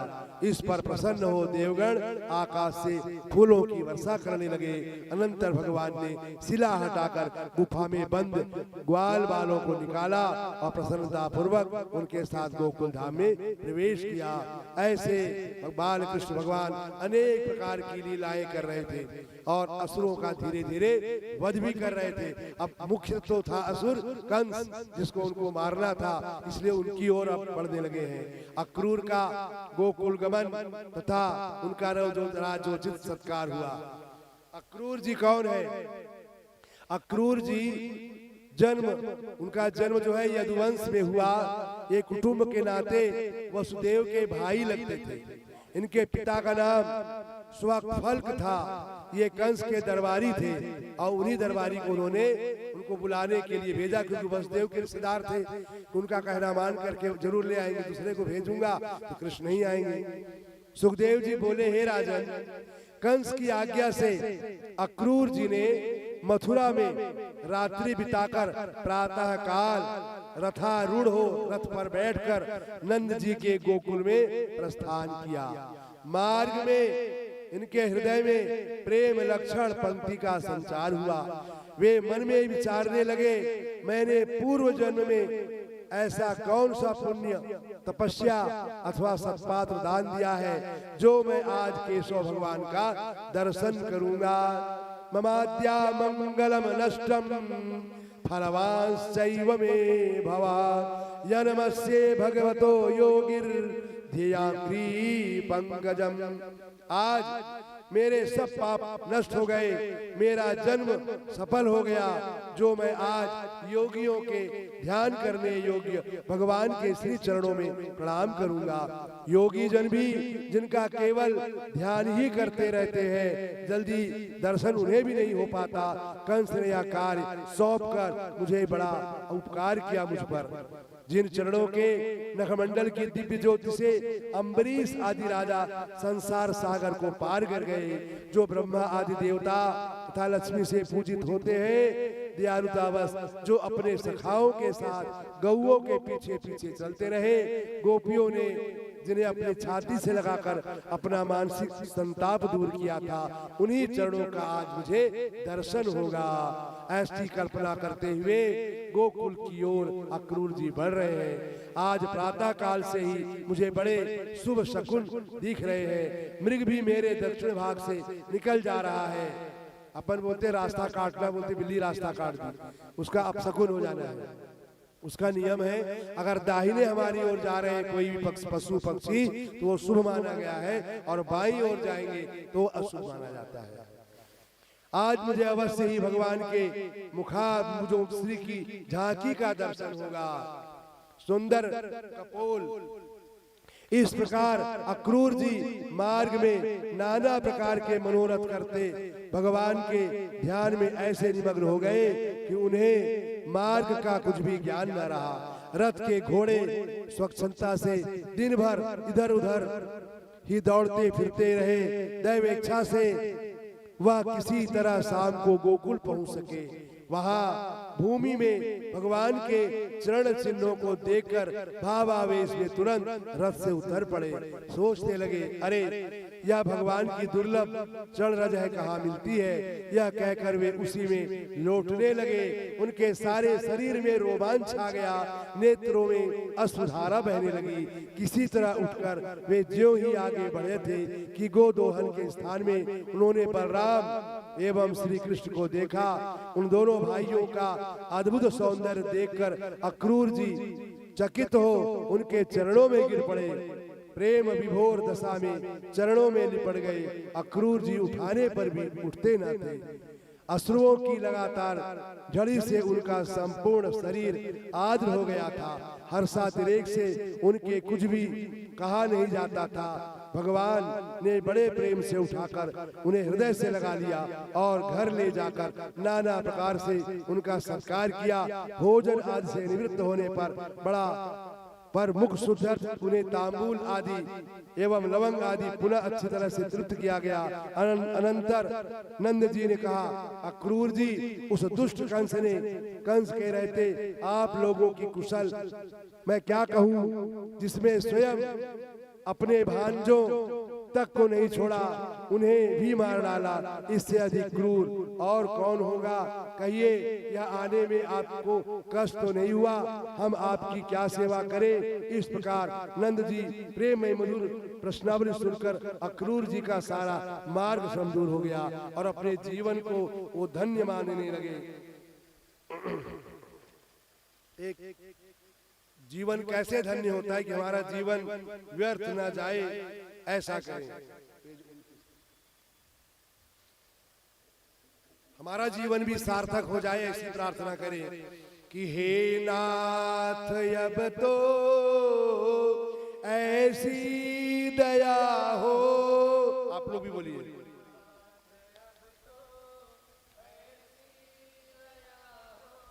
जीवन निरर्थक जाने न पाए, जीवन निरर्थक जाने न पाए। हे नाथ अब तो ऐसी दया हो, हे नाथ अब तो ऐसी दया हो, जीवन निरर्थक जाने न पाए, जीवन निरर्थक जाने न पाए। ये मन न जाने क्या क्या कराए, ये मन न जाने क्या क्या कराए। कुछ बन न पाया अपने बनाए, कुछ बन न पाया अपने बनाए।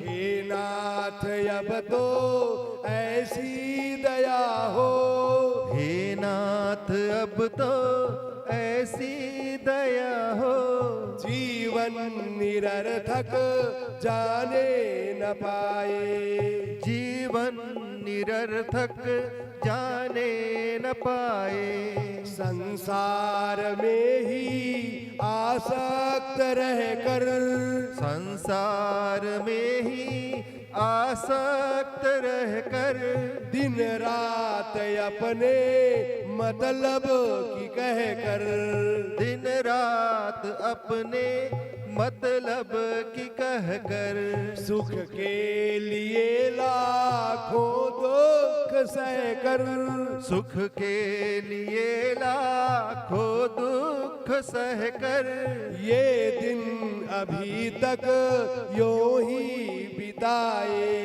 ये दिन अभी तक यो ही बिताए। हे नाथ अब तो ऐसी दया हो, हे नाथ अब तो ऐसी दया हो, जीवन निरर्थक जाने न पाए, जीवन निरर्थक जाने न पाए।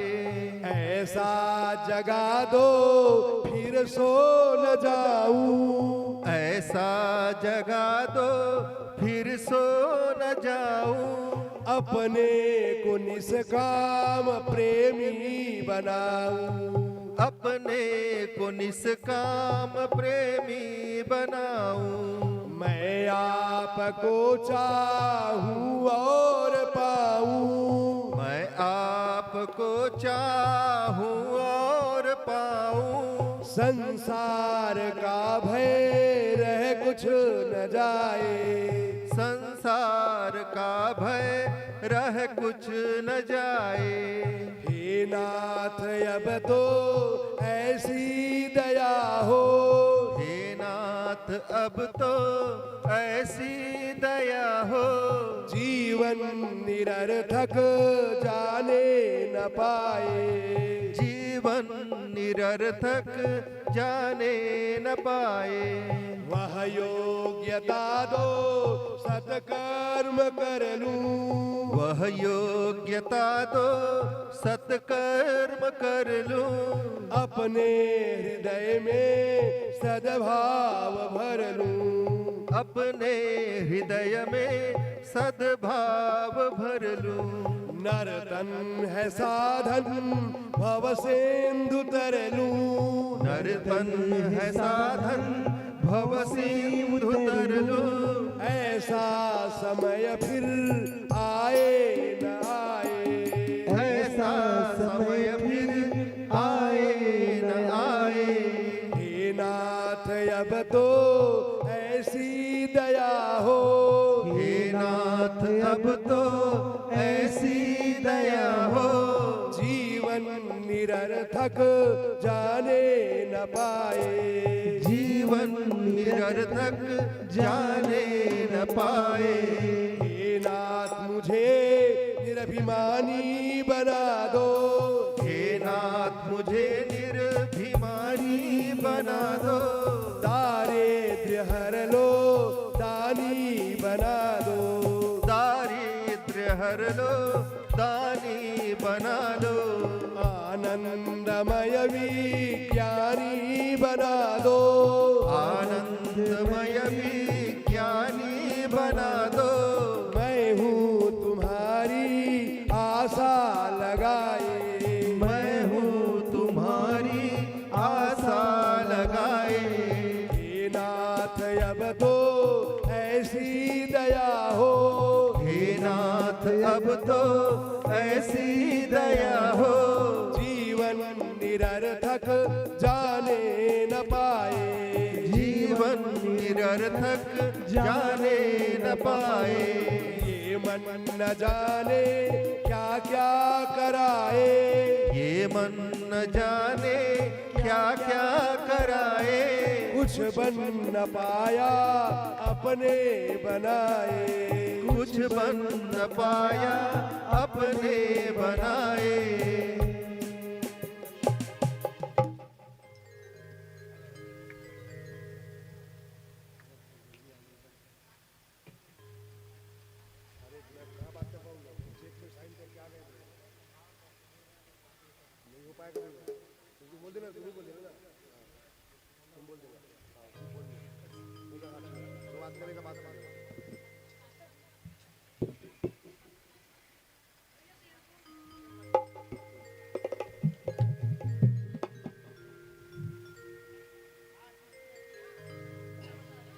जड़ी की पगड़ी बांधे सुंदर आंखों वाला, कितना सुंदर लागे बिहारी, कितना लागे प्यारा।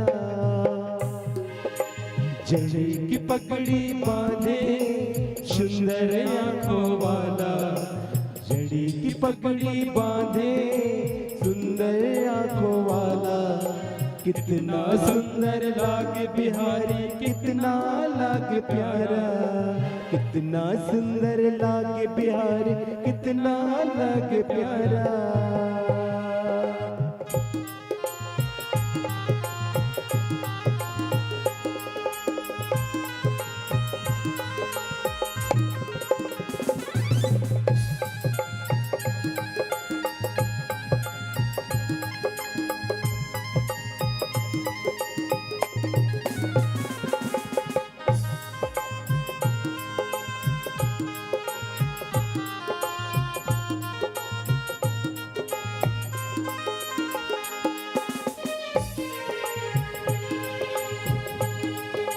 कान में कुंडल साजे, सिर मोर मुकुट बिराजे, सखिया पगली लगती जब जब होठ पे बंसी बाजे।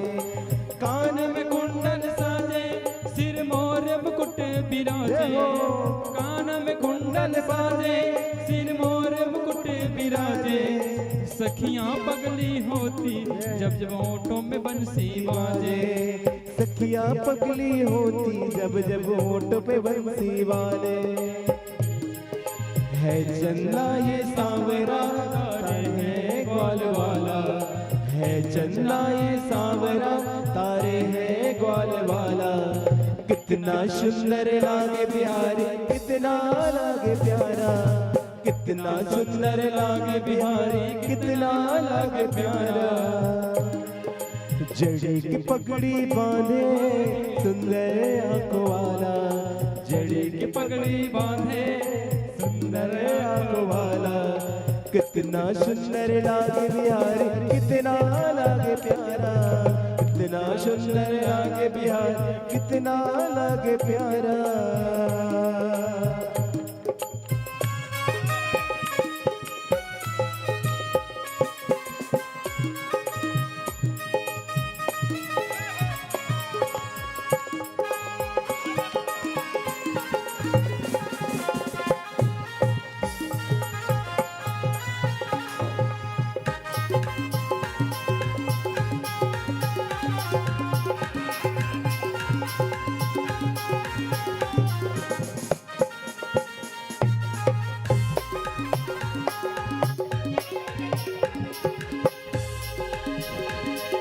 लट घुंघराले बाल तेरे काले काले बाल, लट घुंघराले बाल तेरे काले काले बाल, लट घुंघराले बाल तेरे काले काले बाल।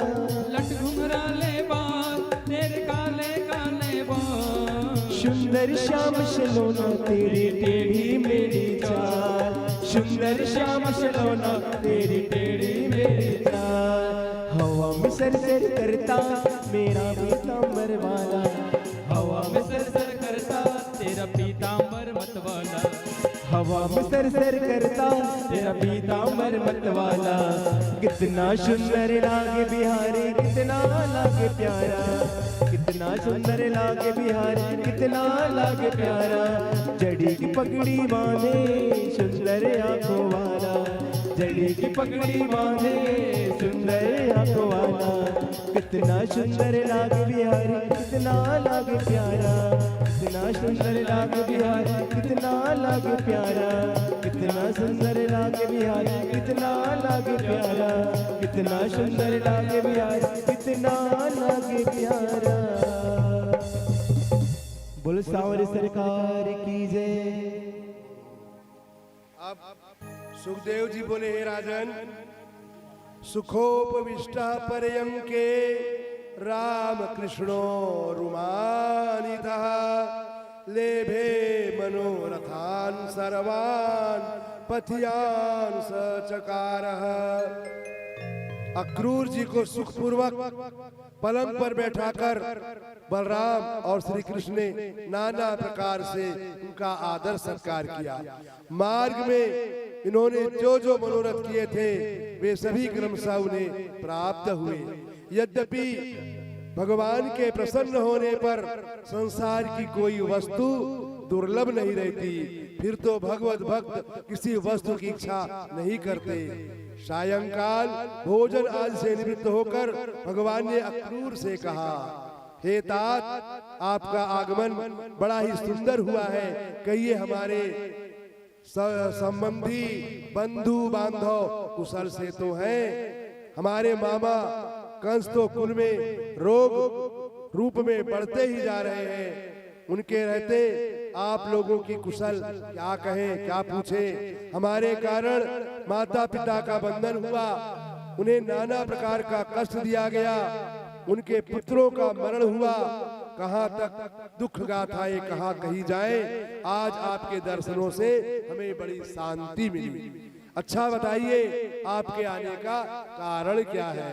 आपने कैसे कृपा की?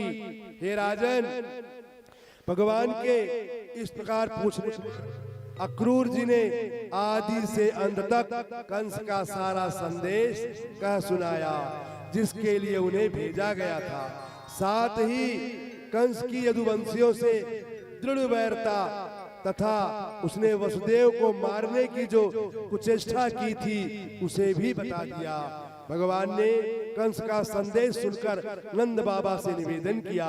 नंद जी ने ढिंढोरा पिटवाकर सब गोपों को सूचना दी, कल मथुरा में राजा कंस के यहाँ धनुष यज्ञ में चलना है और भेंट के लिए सभी लोग गो रस एवं नाना प्रकार के उपहार साथ लेते चले और अपनी अपनी गाड़ियां जोत कर तैयार रहे। बलराम और कृष्ण को लेने अक्रूर जी आए हैं। यह समाचार सुनकर गोपियों बहुत ही व्यथित हो गईं। उनके मुख कमलों पर उदासी छा गई। वे सब भगवान की लीलाओं का स्मरण कर उनके विरह से मूर्छित हो एक साथ रोकर कहने लगी, अरे क्रूर विधाता, क्या तुझे तनिक भी दया नहीं? तू प्रेम से प्राणियों का सहयोग कराकर उसे बीच में ही तोड़ देता है। तेरा यह ज्ञानी बालकों जैसा खेल बड़ा ही मूर्खतापूर्ण है। हाँ, तू मंद मुस्कान युक्त भगवान की मुखामुझ श्री को आज हमारी आंखों से ओझल करने जा रहा है। इसे तेरा दुष्कृत्य कहे या कुछ किसके सहारे अब हम यहाँ रहेंगी? अरे विधाता, तू तो बड़ा निर्दयी जान पड़ता है। नेत्र तो तेरे भगवान के दर्शनार्थ ही हमें दिए गए हैं। उन्हीं भगवान को तू हमेशा हमसे छीनकर ले जा रहा है। बता, हम क्या देखें? याद रख, तुझे दत्तापहारिता का भारी दोष लगेगा। हाँ, अब तो मथुरा वासिनी स्त्रियों का प्रभात बड़ा ही मंगलमय होगा। भगवान के दर्शन कर आज उनके नेत्र सफल हो जाएंगे। अरे, इस क्रूर का नाम अक्रूर किसने रख दिया?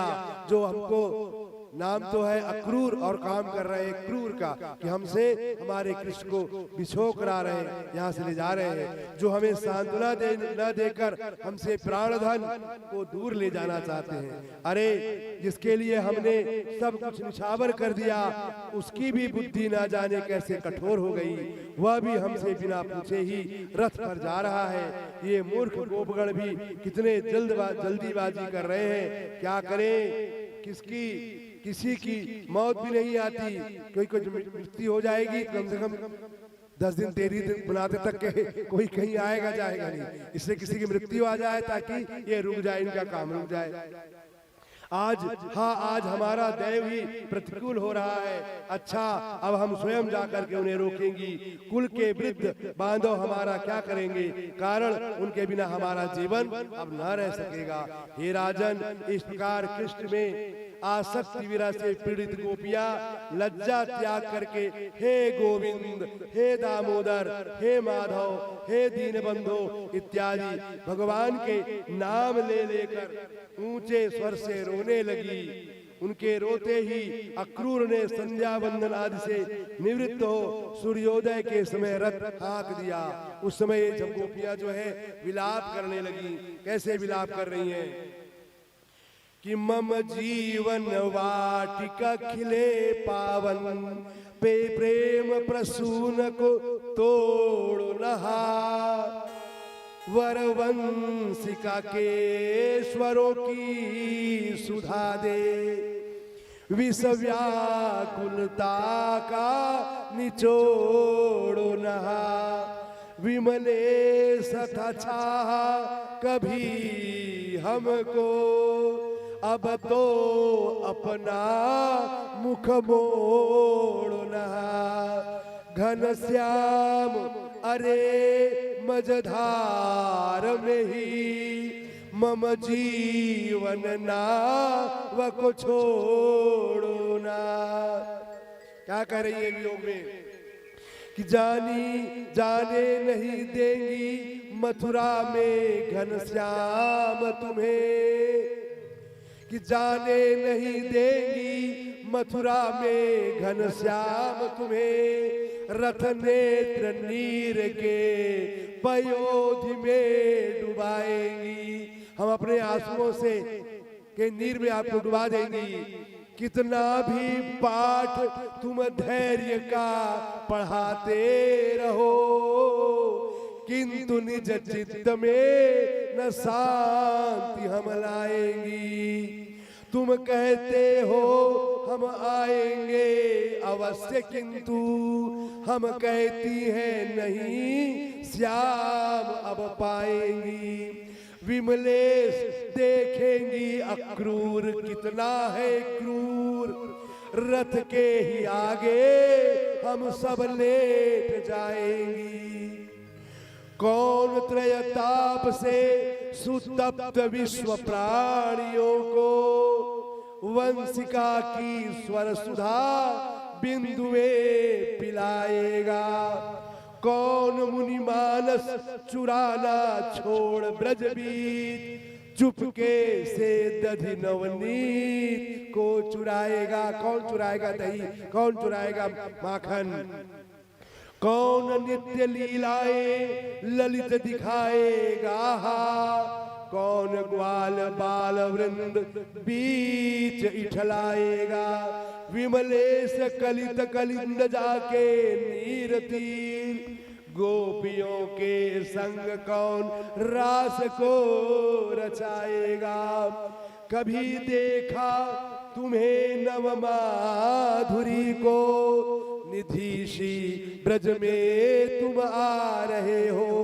उर अम्बुधि को उमगाते हुए, सुविचित्र चरित्र दिखाए रहे हो। विमलेश कदम्ब के नीचे खड़े, तुम्हें देखा कि वेणु बजाए रहे हो। पर देखती है तुमको ब्रजराज, कि आज हमें तज के जाए रहे हो। विलाप करने लगी, रोने लगी, लेकिन सबको हटा हटा करके आखिरकार अक्रूर ने दोनों को वहां से आगे बढ़ाया और लेकर के आगे बढ़ने लगे। इस प्रकार आगे बढ़ने लगे, अक्रूर जी द्वारा भगवान की स्तुति करने लगे। आगे भजन, फिर आगे क्या स्थिति है उसको बताएंगे। प्रेम से बोलो सांवरी सरकार की जय। मथुरा को कन्हैया जाते हैं, हम सब का सहारा टूट गया। उस कंस के अत्याचारों से ब्रज मंडल सारा टूट गया। मथुरा को कन्हैया जाते हैं, हम सब का सहारा टूट गया। मथुरा को कन्हैया जाते हैं, हम सब का सहारा टूट गया। उस कंस के अत्याचारों से ब्रज मंडल सारा छूट गया। उस कंस के अत्याचारों से ब्रज रज सारा टूट गया। ब्रज नंदन यहाँ जब से आए, सुख चैन की बंसी बजती थी।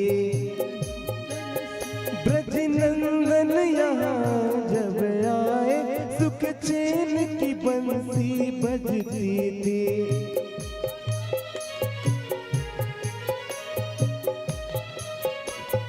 बजती थी। मनमोहन सबको छोड़ चले, हम सबका भाग्य फूट गया। मनमोहन हमको छोड़ चले, हम सबका भाग्य टूट गया। मथुरा को कन्हैया जाते हैं, हम सबका सहारा छूट गया।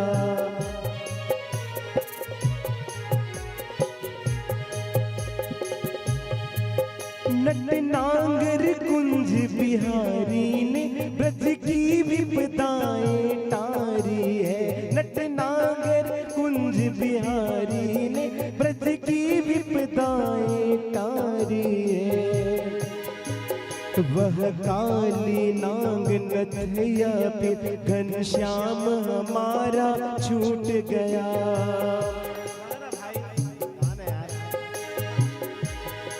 वह काली नाग अभी घनश्याम हमारा छूट गया। मथुरा को कन्हैया जाते हैं, हम सबका सहारा टूट गया।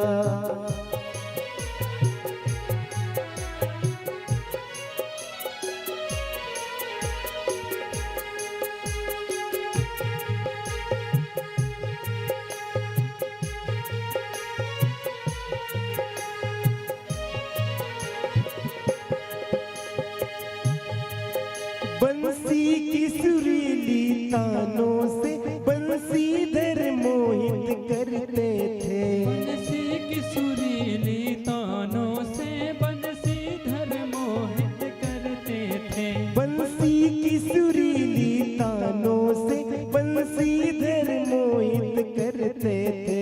बंसी की सुरीली तानों से बंसीधर मोहित करते थे। गोपिका कहे क्या जादू, प्राण हमारा रूठ गया। गोपिका कहे क्या चुक गई, प्राण हमारा छूट गया। मथुरा को कन्हैया जाते हैं, हम सबका सहारा छूट गया। मथुरा को कन्हैया जाते हैं, हम सबका सहारा छूट गया। उस कंस के अत्याचारों से ब्रजमंडल सारा छूट गया। मथुरा को कन्हैया जाते हैं, हम सबका सहारा छूट गया। बोलो सावरी सरकार की जय। क्रूर जी को मालूम था कि भगवान कृष्ण है, तो उनकी स्तुति करने लगे। क्या कर रहे हैं? जानते थे कि विष्णु का अवतार है, तो विष्णु का रूप कैसा है कि शोभित चारों भुजा सुदर्शन, शंख गदा सरसिज से युक्त। भगवान के हाथ में क्या है? शंख है, गदा है, कमल से युक्त है।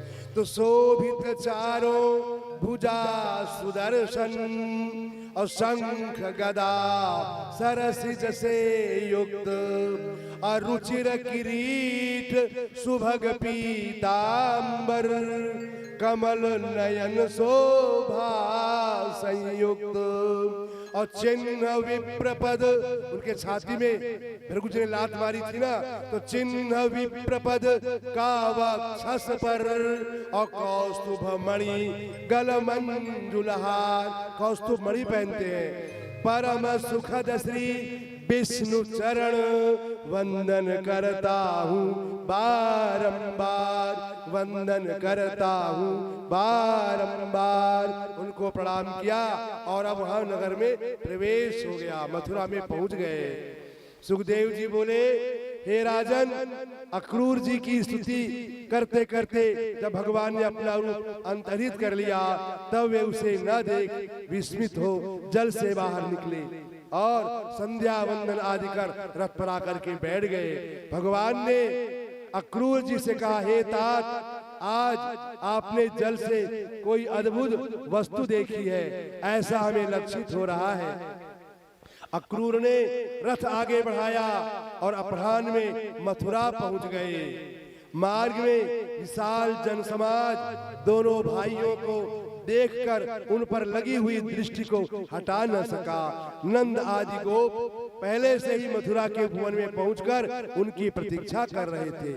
उनसे मिलकर भगवान ने सप्रेम अक्रूर से कहा, तात, अब आप आगे चले, हम भी आपके पीछे पीछे विश्राम करके आ रहे हैं। अक्रूर जी को उन्होंने भेज दिया और कृष्ण और बलराम दोनों बोले, हम आ रहे हैं।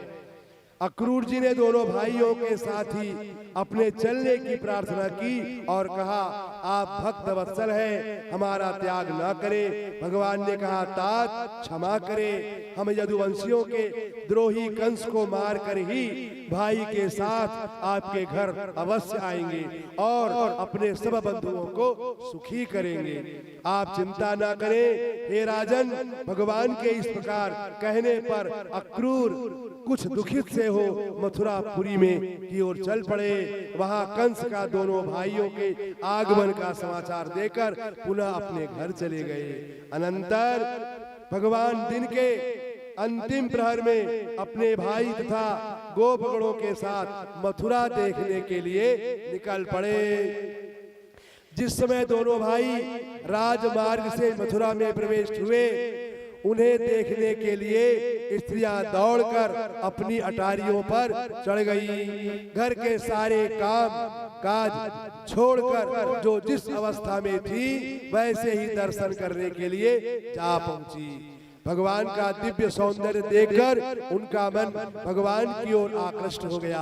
वे आनंद मूर्ति भगवान की इस भुवन मोहिनी झांकी को नेत्रों द्वारा हृदय में लाकर उनका आलिंगन करने लगी, पर अघाती न थी, फिर भी उनकी मानसिक व्यथाएं सर्वदा के लिए शांत हो गईं। मार्ग में सर्वत्र नागरिक जन दोनों भाइयों का गंध, पुष्प, धूप, दीप और नैवेद्य से विधिवत पूजन और सत्कार कर रहे थे। स्त्रियां ऊपर से अनवरत पुष्प वृष्टि कर रही थी। कुछ दूर आगे जाने पर भगवान के सामने आते एक धोबी को देखा। भगवान ने उसे साध कर अपने पहनने योग्य उत्तम नूतन वस्त्र मांगे, किंतु कंस कावा मदोन्मत्त धोबी डांट कर बोला, अरे वन पहाड़ में रहने वाले जंगलियों, क्या तुम ऐसे वस्त्र पहना करते हो? राजकीय वस्तुओं की इच्छा करते तुम्हें शर्म नहीं आती? भाग जाओ सामने से। खबरदार, कभी भी ऐसी इच्छा ना करना, अथवा सैनिक राजदूत पकड़कर तुम्हें बंद कर देंगे। राजकीय धोबी के ऐसा असंबद्ध वचन बोलने पर भगवान ने कर में खड्ग की भावना कर उसे ऐसा झापड़ मारा, मानो यही तलवार है हाथ, कर खड्ग माने तलवार, ऐसा मन में मान करके ऐसा झापड़ मारा कि उसका सिर कटकर पृथ्वी पर गिर पड़ा। फिर लात से मारकर उसे दूर फेंक दिया। यह देखकर रजक के अनुगामी और उसके संगी साथी सभी कपड़ों के गट्ठर वहीं छोड़ छोड़ के भाग खड़ी हुई। दोनों भाइयों ने अपने अनुकूल पीले नीले नूतन वस्त्र लेकर शेष गोपों को बांट दिए और कुछ बचे खुचे पृथ्वी पर फेंक कर लुटा दिए। उसी समय देवात एक कुशल नागरिक दर्जी वहां आ पहुंचा। उसने उन दोनों के अनुरूप वस्त्र सीकर, कपड़े राजा महाराजा के थे, ढीले डाले थे, तो वहां पर दर्जी भी आ गया और उसने उनके नाप का कपड़ा बढ़िया से सिल दिया, बना दिया। भगवान के प्रसन्न हो उसे अपनी सारूप्य मुक्ति तथा ऐहिक संपत्ति और आरोग्यता प्रदान की। कपड़े पहनकर वे सुसज्जित हो गए। भगवान जब आगे बढ़े तब उन्हें सुदामा नाम का एक माली मिला जो उनके लिए फूल माला लेके जा रहा था। उसने भगवान के चरणों में गिरकर प्रणाम किया और अपने घर ले जाकर विधिवत अर्घ्य पाद से पूजन सत्कार कर उन्हें सुगंधित मालाएं पहनाई। भगवान ने प्रसन्नता पूर्वक उसे भक्ति और वंश में सदा स्थिर रहने वाले लक्ष्मी तथा आयुष्य का वरदान देकर उसके घर में सानंद प्रस्थान किया। अब ये धोबी कौन था? रजक। तो कह रहे हैं कि अयोध्या वासी वही धोबी था जिसने लांछन लगा दिया था सीता पर, तो वही धोबी था। उसने सीता जी को लक्ष्य कर राम को कटु वचन कहे थे। इस लोक का अपवाद से भगवान श्री राम ने जानकी का परित्याग किया था। मर्यादा पुरुषोत्तम ने उस समय उसे दंड देना उचित न समझा, यही पुनः मथुरा में रजक बना। तो दयालु श्री राम ने कुवाक जन्य दोष की निवृत्ति के लिए स्वयं अपने हाथ से इसे मारकर दुर्लभ मुक्ति प्रदान कर दी। कि मथुरायाम द्वापरांते रजका सा वा बभूवः कुवाक दोष सांत्यरथम तम जघान हरि स्वयं। इस प्रकार पूर्व जन्म में मिथिला नगरी में यह बड़ा कुशल भगवत दर्जी भी था। राशिद राजा सीरथ ध्वज की आज्ञा से राम और लक्ष्मण के लिए सुंदर वस्त्र का निर्माण किया था। भगवान के सौंदर्य पर मुग्ध हो उसने मन में विचारा था कि कब ऐसा अवसर होगा जो मैं अपने हाथों से इन्हें सुंदर सुंदर वस्त्र सिल करके पहनाऊंगा। भगवान ने मन की बात जानकर उसे वरदान दिया, तेरा मनोरथ पूर्ण होगा। वही दर्जी पुनः मथुरा में आकर के दर्जी के रूप में उत्पन्न हुआ। श्री रामस्य वरात् सोयम मथुरायाम बभूवः तयोर्वेशं कारयित्वा तत्सारूप्यं जगामः। और यह सुदामा चैत्र रथ वन का हेममाली नामक माली था। वह प्रतिदिन श्री कृष्ण प्राप्ति के लिए 300 कमल भगवान शिव के आगे रखकर प्रणाम किया करता था। एक दिन शिव जी ने प्रसन्न हो उससे वर मांगने को कहा। हेममाली ने हाथ जोड़कर प्रार्थना की, भगवान कभी साक्षात श्री कृष्ण मेरे घर पधारे तो मैं वहां उनका दर्शन कर अपने नेत्र सफल करूं, यह वरदान मुझे देने की कृपा करें। शिव जी ने कहा, द्वापर के अंत में मैं तेरा मनोरथ पूर्ण होगा। भगवान शिव के वरदान से वही हेममाली सुदामा नाम का माली ये मथुरा में हुआ। माहेश्वर वरेणासौ हेममाली महामना मालाकारो द्वापरांते सुदामा संबभूवा। इस प्रकार उन्होंने रजक धोबी को और दर्जी को और माली को अपनी कृपा से उन्हें आशीर्वाद दिया और फिर मथुरा की ओर आगे प्रस्थान किया। हरि भजन। अब वह रंगमंच को देखने की कुब्जा, अब कुब्जा का उद्धार करेंगे, उसको सीधा कर देंगे। चलिए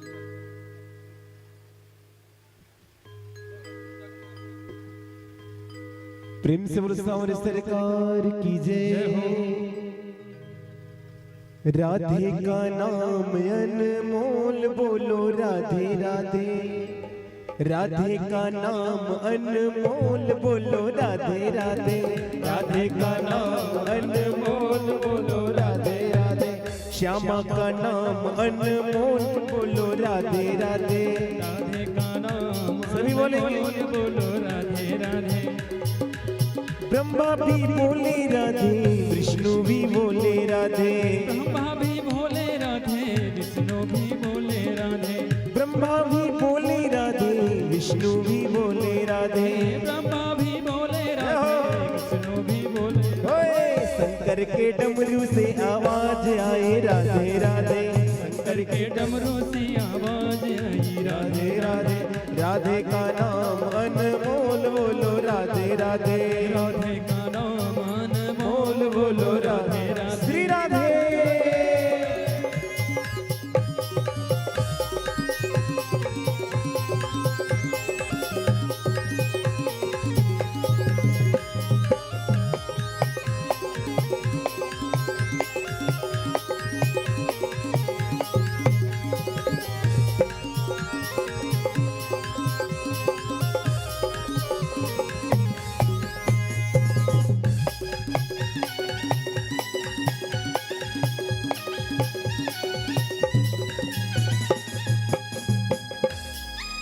गंगा भी बोले राधे, यमुना भी बोले राधे। गंगा भी बोले राधे, यमुना भी बोले राधे।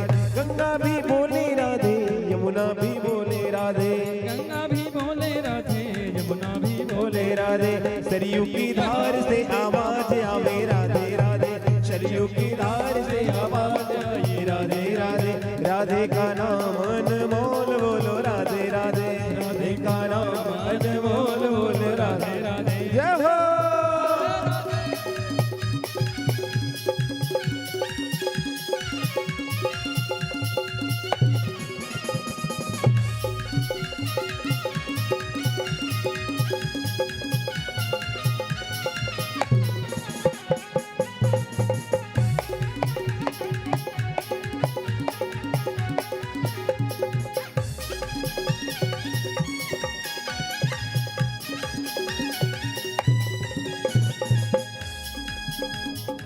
मैया भी बोले राधे, बछड़ा भी बोले राधे। मैया भी बोले राधे, बछड़ा भी बोले राधे। मैया भी बोले राधे, बछड़ा भी बोले राधे। मैया भी बोले राधे, मैया भी बोले राधे राधे राधे राधे राधे राधे राधे। वृंदावन धाम जपे जा राधे राधे, वृंदावन धाम अपार जपे जा राधे राधे, भजे जा राधे राधे, रटे जा राधे राधे, भजे जा राधे राधे, रटे जा राधे राधे। ओ राधे अलवेली सरकार जपे जा राधे राधे, वृंदावन धाम अपार जपे जा राधे राधे। गोपी भी बोले राधे, ग्वाल भी बोले राधे, गोपी भी बोले राधे, ग्वाल भी बोले राधे। ब्रिज की गलियों में आवाज आए राधे राधे, ब्रिज की गलियों में आवाज आए राधे राधे।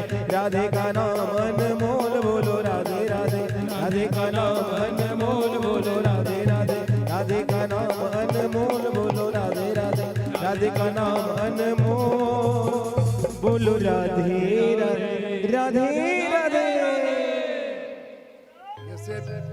जैसे भगवान की बांसुरी कहाँ कहाँ तक सुनाई पड़ती थी, लोग जाते थे, वैसे आपकी ये भागवती कथा भी दूर दूर तक जा रही है। और बहुत लोग देख मिलने भी आ रहे हैं, कुछ लोग फोन भी कर रहे हैं और बहुत लोग इसको देख भी रहे हैं। बहुत अच्छे भाग्य की बात है। आगे कथा की ओर बढ़ते हैं।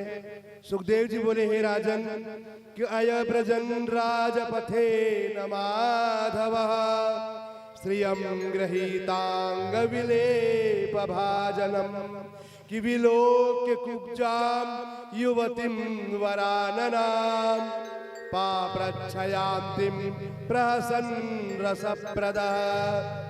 राजमार्ग से जाते समय भगवान ने सामने से आती हुई एक सुंदरी युवती को देखा जो 3 जगह से टेढ़ी थी, जिसको बोलचाल की भाषा में क्या बोलते हैं, कुबड़ी। वह हाथ में चंदन का पात्र लिए थी। भगवान ने भ्रू चालन पूर्वक हंसकर उससे पूछा, सुंदरी। अब ऐसी स्त्री को अगर सुंदरी बोल दोगे तो क्या होगा? मैंने बोला मुझको चिढ़ा रहे हैं, तुम कौन हो, यह चंदन किसके लिए ले जा रही हो, ठीक ठीक बताओ, हम दोनों को ये चंदन दे दो, इससे तुम्हें अविलंब श्रेय की प्राप्ति होगी। कुब्जा ने कहा, हे सुंदर, मैं कंस की मनोनीत दासी हूँ। कुब्जा मेरा नाम है, यह मेरे द्वारा घिसा हुआ चंदन है जो कंस को अत्यंत पसंद है। पर अब आपसे बढ़कर दूसरा कौन है जो इसका अधिकारी हो? यह कहकर कुब्जा ने भगवान के सौंदर्य, मंद मुस्कान, हाव भाव पूर्ण चितवन और मीठी मीठी बातचीत से मोहित हो हार्दिक प्रीति के साथ दोनों भाइयों को वह चंदन दे दिया। दोनों भाई उस अंगराग को लगाकर अत्यंत सुशोभित हुए। भगवान ने प्रसन्न हो कुब्जा को अपने दर्शन का प्रत्यक्ष फल दिखाते हुए उसे सीधा करने का विचार किया कि ऋज्वीम कर्तृम मनश्चक्रे दर्शयन् दर्शने फलम।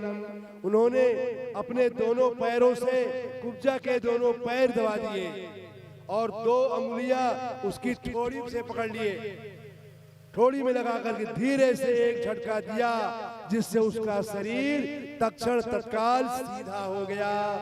वह भगवान के सुकोमल हस्त के स्पर्श मात्र से अप्सरा के समान दिव्य सुंदर स्त्री बन गई। उसने कामासक्त हो मुस्कुराते हुए भगवान का दुपट्टा पकड़ लिया और बोली, नाथ, मेरा चित्त आपने मथ डाला है, मैं अब आपको छोड़ नहीं सकती। आप मुझ पर प्रसन्न हो और मेरे घर चले।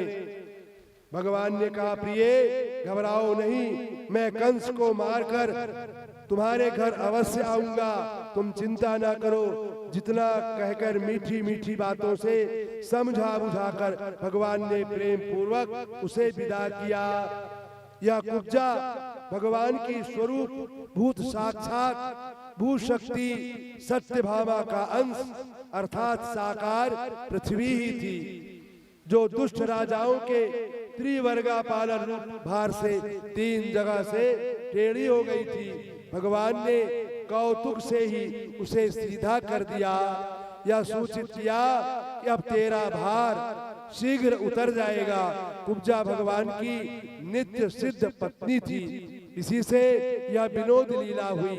इसमें किसी प्रकार के आक्षेप का अवसर नहीं। अनंतर भगवान नागरिकों से धनुष का स्थान पूछते उस स्थान पर जा पहुँचे जहाँ इंद्रधनुष के समान विशाल धनुष रखा था, जिसकी रक्षा बहुत से सैनिक कर रहे थे। भगवान ने सैनिकों के मना करने पर भी उस धनुष को बाएं हाथ से उठा लिया और सबके देखते देखते उसे खींच करके बीच से तोड़ डाला। धनुष भंग की भीषण ध्वनि से आक्रांत आकाश, पाताल और देवभूमि तथा संपूर्ण दिशाएं गूंज उठी। उसे सुनकर साहसी कंस का हृदय भी कांप गया। इस घटना से क्षुभित हो सैनिकों ने उन्हें घेर लिया और वे कहने लगे, अरे पकड़ो पकड़ो, इन दोनों को बांध लो, देखो ये भागने ना पाए। या दोनों भाइयों ने क्रुद्ध हो धनुष को 2 खंड कर दिए और उन्हीं से सभी सैनिकों को मार रहे हैं। पुनः कंस ने और भी बहुत से वीर सैनिक भेजे, उन्हें भी इस प्रकार मारकर पृथ्वी पर सुला दिया। सभी पुरवासी उनका यह अद्भुत पराक्रम देखकर उन्हें देवता मानने लगे। फिर दोनों भाई यज्ञशाला से निकलकर नगर की सुंदर सजावट देखने लगे। अनंतर भगवान वहां से अपने भाई तथा गोपों के साथ अपने डेरे पर जहाँ रुके थे वहां पर जा पहुंचे। इधर कंस को नाना प्रकार के अपशकुन होने लगे। जब कोई खराब समय आता है तो अपशकुन होने लगते हैं, और अच्छा समय आता है तो अच्छे शकुन होने लगते हैं। हमारा अंग फड़कने लगता है, अगर बाया अंग फड़क रहा है तो अशुभ है, दाहिनी आंख दाहिना अंग फड़के तो शुभ है। लेकिन स्त्रियों के लिए इसका ठीक उल्टा होता है। स्त्रियों का बाया अंग फड़कना शुभ होता है और पुरुषों का दाहिना। उसे दर्पण अथवा जल में अपना सिर नहीं दिखता। एक बात और, जिसकी मृत्यु समीप आ जाती है उसको अपनी परछाई दर्पण में या पानी में दिखाई नहीं देती, अपना सिर नहीं दिखता। और चंद्र सूर्य 2 रूप दिखते हैं, परछाई दिखती है डबल। कोई भी चीज मृत्यु के लक्षण है। अपनी परछाई में उसे सिर दिखाई पड़ने लगे। कान बंद करने पर वह प्राण की संचार ध्वनि नहीं सुन पाता था। वृक्षों के हरे पत्ते उसे पीले दिखने लग गए। धूल या कीचड़ में पैरों के चिन्ह नहीं दिखते थे। वह स्वप्न में प्रेतों से आलिंगन और गधे पर सवारी, रावण का भी जब त्रिजटा ने स्वप्न देखा था तो वही गधे पर सवार, आलिंगन गधे पर सवारी और विषपान करते अपने को देखता था। पुनः नग्न हो तेल से नहाकर जपा कुसुम की माला पहने दक्षिण दिशा की ओर यात्रा करते वह अपने को देखने लगा। मतलब समझ गया कि मेरी मृत्यु निकट आ रही है। इस प्रकार के अपशकुन शीघ्र मृत्यु होने की सूचना देते हैं। इस भय से उसे रात में निद्रा ही नहीं आई। प्रातः काल उठते ही उसने दंगल की घोषणा कर दी। तूर्य, भेरी, मृदंग आदि नाना प्रकार के बाजे बजने लगे और कुश्ती देखने के लिए सब लोग मंचों पर जा बैठे। स्वयं कंस भी दुखित मन से एक विशाल ऊंचे सिंहासन पर बैठ गया। चाणूर आदि मल्ल अखाड़ों में उतरकर ताल ठोकने लगे। उनके ताल की तीव्र ध्वनि से सब वाद्यों के ऊपर सुनाई पड़ती थी। बाहर के और भी बहुत से नामी मल्ल अपने अपने के साथ अखाड़ों के समीप आकर बैठ गए। नंद आदि गोप भी अपनी भेंटें कंस को अर्पित कर एक मंच पर जाकर के बैठ गए। मल्ल युद्ध होने की तैयारी में सारे लोग मंच पर बैठ गए। सुखदेव जी बोले, हे राजन, रंगभूमि के दरवाजे पर भेरी, नगाड़े आदि नाना प्रकार के बाजे बजने लगे। मल्लों के ताल ठोकने का शब्द दूर दूर तक सुनाई पड़ रहा था। उसे सुनकर बलराम और श्री कृष्ण भी वहां जा पहुंचे। दरवाजे पर कुलिया पिंड नाम का एक विशाल मत वाला हाथी खड़ा था, जिसमें 10,000 हाथियों का बल था। कमर में दुपट्टा कसे घुंघराले बालों को संभालकर भगवान ने गंभीर वाणी में पीलवान से कहा, अम्बवस्था अम्बवस्थ मार्गम नौदेय पक्रम माचिरम नो चेत कुंजरम त्वाद्य नयामी यम साधनम। अरे महाबल, मुझे अंदर जाने के लिए रास्ता दो, मेरे सामने से हट जाओ, अन्यथा हाथी सहित तुझे यमलोक पहुंचा दूंगा। यह सुनते ही पीलवान ने कुपित हो हाथी को भगवान की ओर दौड़ा दिया। हाथी ने झपटकर भगवान को अपनी सूंड से पकड़ा, पर वे तुरंत झटका देकर उसकी सूंड से निकल गए और हाथी को जोर से थप्पड़ मारा, जिससे उसके पैरों के बीच में जा छिपे। हाथी ने उन्हें घृणरंध्र से अर्थात अपनी सूंड से कई बार पकड़ा, पर वे बराबर निकलते ही चले गए। बाद में भगवान ने पैतरा बदलकर हाथी की पूंछ पकड़ ली और उसे 400 हाथ की दूरी तक खींचा और खींचते ही चले गए। फिर तुरंत सामने आकर उसको जोर से एक थप्पड़ मारा। वह तिल मिलाकर छटपटाता हुआ पुनः भगवान की ओर झपटा। अब की बार भगवान ने उसकी सूंड पकड़ ली और उसे झटके से पृथ्वी पर दे पटका। हाथी के गिरते ही कन्हैया ने पैर दबाकर उसका एक दांत उखाड़ लिया और उसी से पीलवान सहित हाथी को मार डाला। दूसरा दांत बलराम ने उखाड़ लिया। अनंतर मृतक हाथी को छोड़कर दोनों भाई हाथी में एक एक दांत ले लिए और जाने लगे, और जो भी उन्हें परेशान करता पकड़ता उसको मारने लगे। ऐसा करते हुए वे रंगभूमि में प्रविष्ट हो गए। उनके मुखमंडल पर पसीने के बिंदु झलकने लगे। उस समय 9 रसों की साक्षात मूर्ति धारण किए रंगभूमि में उपस्थित भगवान एक रस से और अधिक होकर मनुष्यों को दसधा प्रतीत होने लगे। कंस तो उनके कंधे पर रखे हाथ के दांतों से ही हाथी को मरा समझ गया और उन्हें अजय जानकर घबरा गया। रंगभूमि का विशाल जन समुदाय युगल बंधुओं के मुख कमल का दर्शन कर तृप्त नहीं हो रहा था। अब उसी समय अब कंस की ओर बढ़ रहे हैं, तो उसको जो रोकने के लिए जो उनके और गण थे वे भी आगे बढ़ने लगे।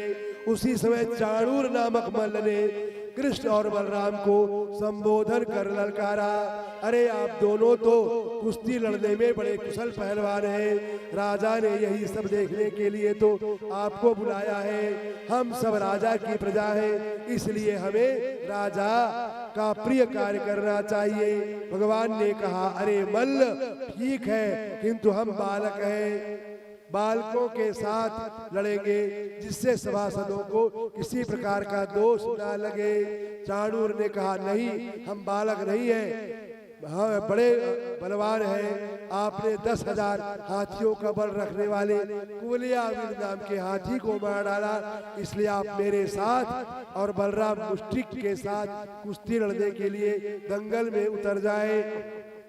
और दोनों लड़ने के लिए दंगल में माने उसके मैदान में कुश्ती लड़ने के लिए तैयार होकर के चले गए।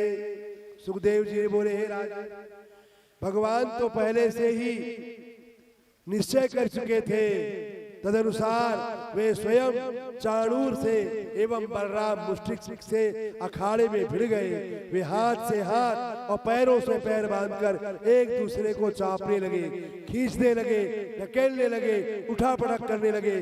खड़े बैठे लेटे उल्टे सीधे तिरछे नाना प्रकार के दांव पेचों से, साथ ही कभी जानू टकराते, कभी सिर से सिर लड़ाते, तो कभी सीना से सीना भिड़ते मल्ल युद्ध करने लगे।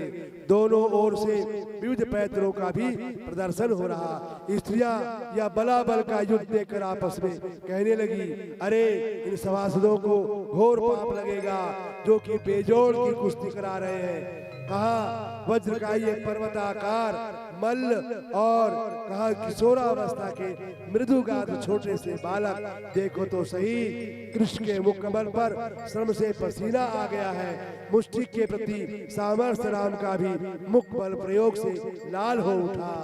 देवकी और वासुदेव भी यह दृश्य देखकर घबरा उठे। स्त्रियों के इस प्रकार प्रेम एवं दीनता पूर्ण वचन सुनकर भगवान ने शत्रु को मारने का विचार किया और उछलकर वज्रपात के समान एक मुक्का और लात मारी कि चाणूर की नस नस ढीली पड़ गई। वह भी क्रोध में भरकर बाज पक्षी के समान वेग से ऊपर उछला और भगवान की छाती पर तान कर एक घूसा मारा। भगवान को वह प्रहार ऐसा लगा मानो जैसे हाथी पर कोई फूल की माला का प्रहार हो। उसी समय भगवान ने उसके दोनों हाथ कसकर पकड़ लिए और सैकड़ों बार घुमाकर उसे पृथ्वी पर दे पटका। पटकते ही तुरंत उसके प्राण पखेरु उड़ गए। इधर बलराम ने भी मुष्टि को पछाड़ कर पृथ्वी पर दे मारा। वह मुख से खून उगलता हुआ तत्क्षण मर गया। मुष्टि के मरते ही कूट नाम का मल सामने आ डटा। बलराम ने अवहेलना पूर्वक बाएं हाथ से एक ही घूसा मारकर उसे भी पृथ्वी पर सुला दिया। इधर श्री कृष्ण ने अपने सामने अन्याय से एक ही हाथ शल और तोसल को मारा। भगवान के मुदगर की भावना कर एक ही लात से शल का मस्तक फोड़ डाला और तोसल को बीच से ही चीर कर पृथ्वी पर फेंक दिया। इस प्रकार चाणूर, मुष्टिक, कूट, शल और तोसल के मारे जाने पर शेष मल भयभीत होकर के प्राण लेकर भाग खड़े हुए।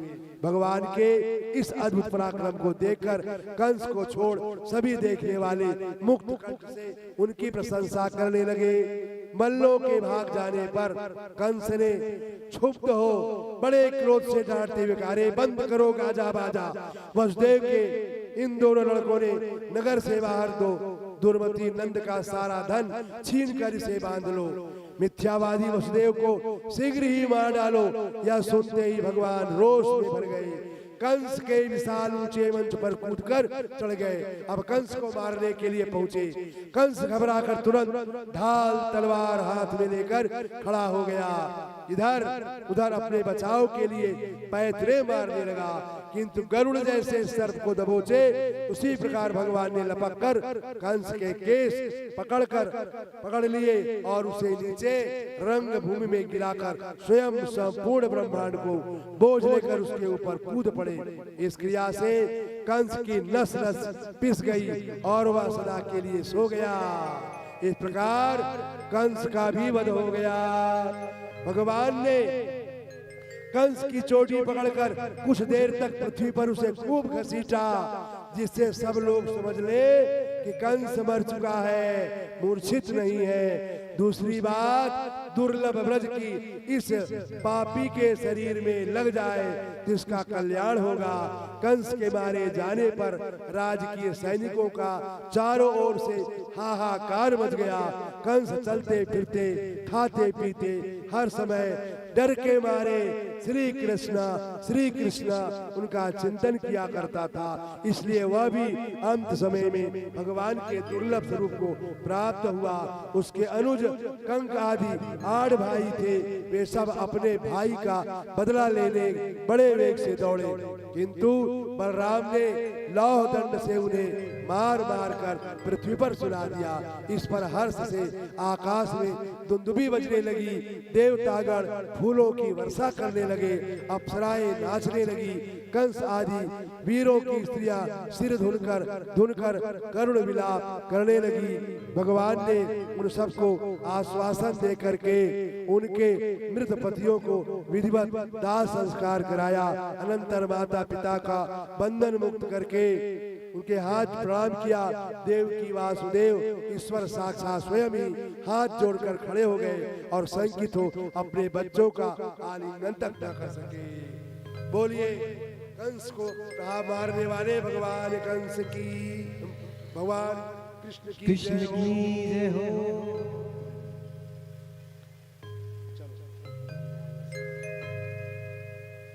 प्रेम से बोलो सावर सरकार की जय।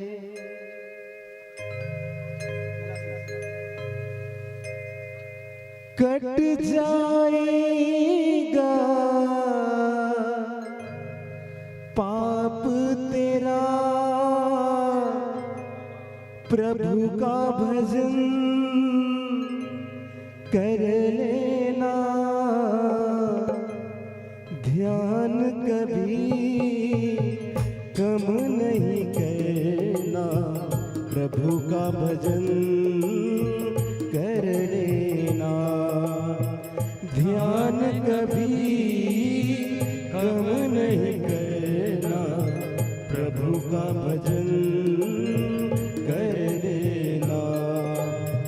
कट जाएगा पाप तेरा, कट जाएगा पाप तेरा, प्रभु का भजन कर लेना, ध्यान कभी कम नहीं करना, प्रभु का भजन कर लेना, ध्यान कभी कम नहीं करना, प्रभु का भजन कर लेना।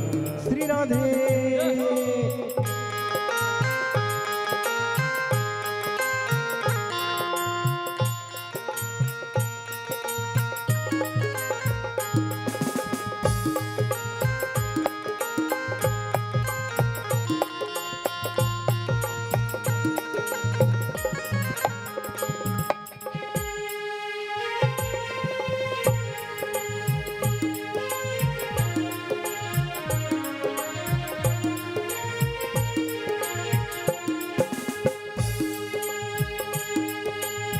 तेरी सुबह और तेरा शाम आती है लेकर प्रभु जी का नाम, प्रभु जी का नाम।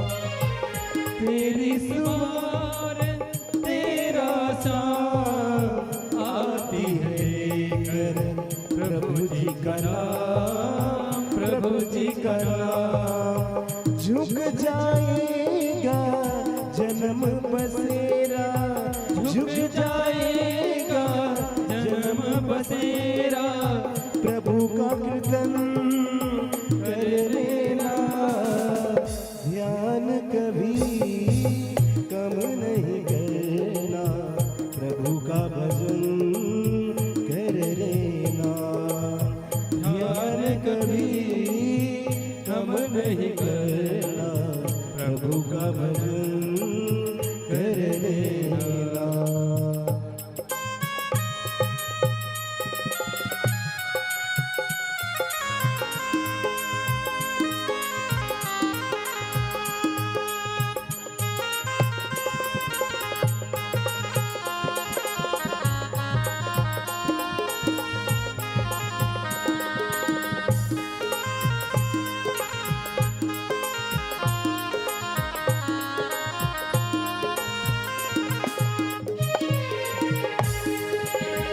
इनमें बसे हैं प्यारों नाम, आती है लेकर प्रभु जी का नाम, प्रभु जी का नाम। इनमें बसे हैं प्यारों नाम, आती है लेकर प्रभु जी का नाम, प्रभु जी का नाम।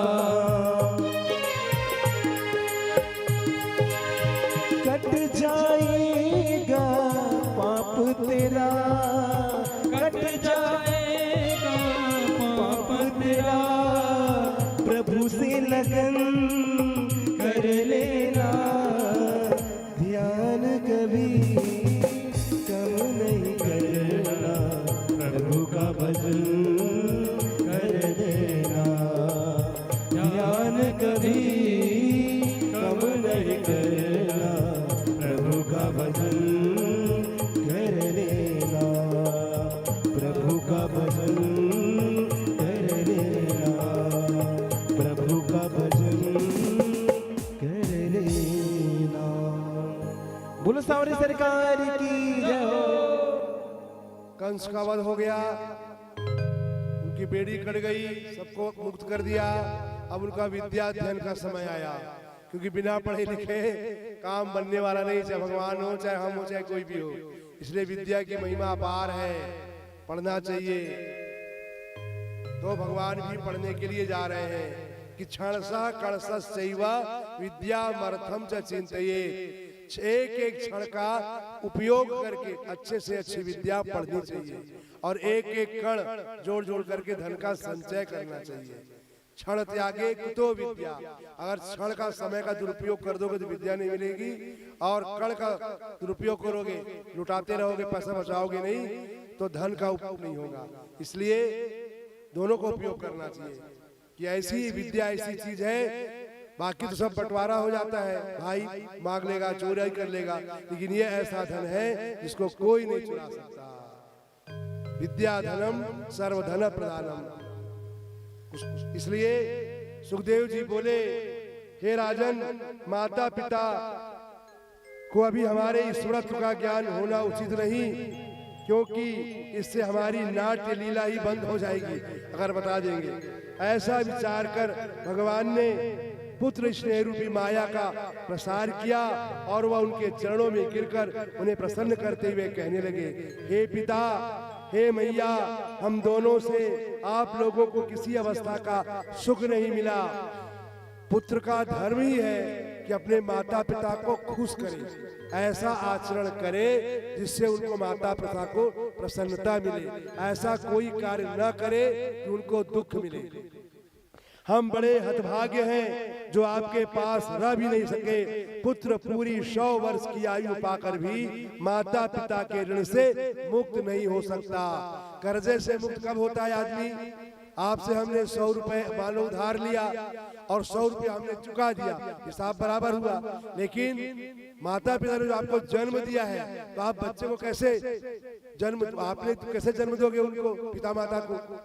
इसलिए उनसे कभी ऋण नहीं हो सकते, माता पिता के ऋण से कभी मुक्त नहीं हो सकते। जो पुत्र समर्थ होते हुए भी शरीर अथवा धन से माता पिता की अन्न वस्त्र आदि से सहायता नहीं करता, उसके मरने पर यमदूत उसी का मांस काट करके उसी को खिलाते हैं।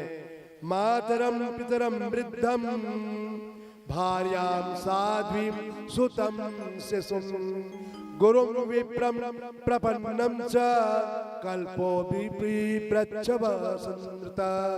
जो मनुष्य समर्थ होते हुए भी वृद्ध माता पिता, पतिव्रता स्त्री, पुत्र, बालक, गुरु, ब्राह्मण और शरणागत का पालन नहीं करता, वह जीवन मृतक कहा गया है।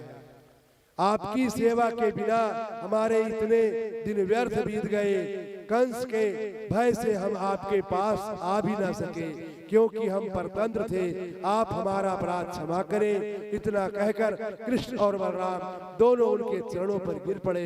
भगवान की ऐसी प्रेममयी मधुर वाणी सुनकर माता पिता विमुग्ध हो गए। उन्होंने उन दोनों को गोद में बैठा लिया और हृदय से लगाकर उनका मुख चूमने लगे। स्नेहवश उनके नेत्रों से आंसुओं की धारा बहने लगी।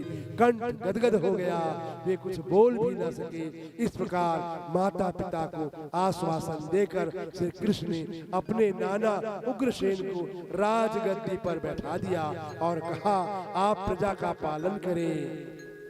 अनंतर फिर दोनों भाई नंद बाबा के समीप जाकर बोले, पिताजी अब आप ब्रज में पधारे, हम अपने सुहृद संबंधियों के सुख सुविधा को उचित व्यवस्था कर पुनः आपके दर्शन करने आएंगे।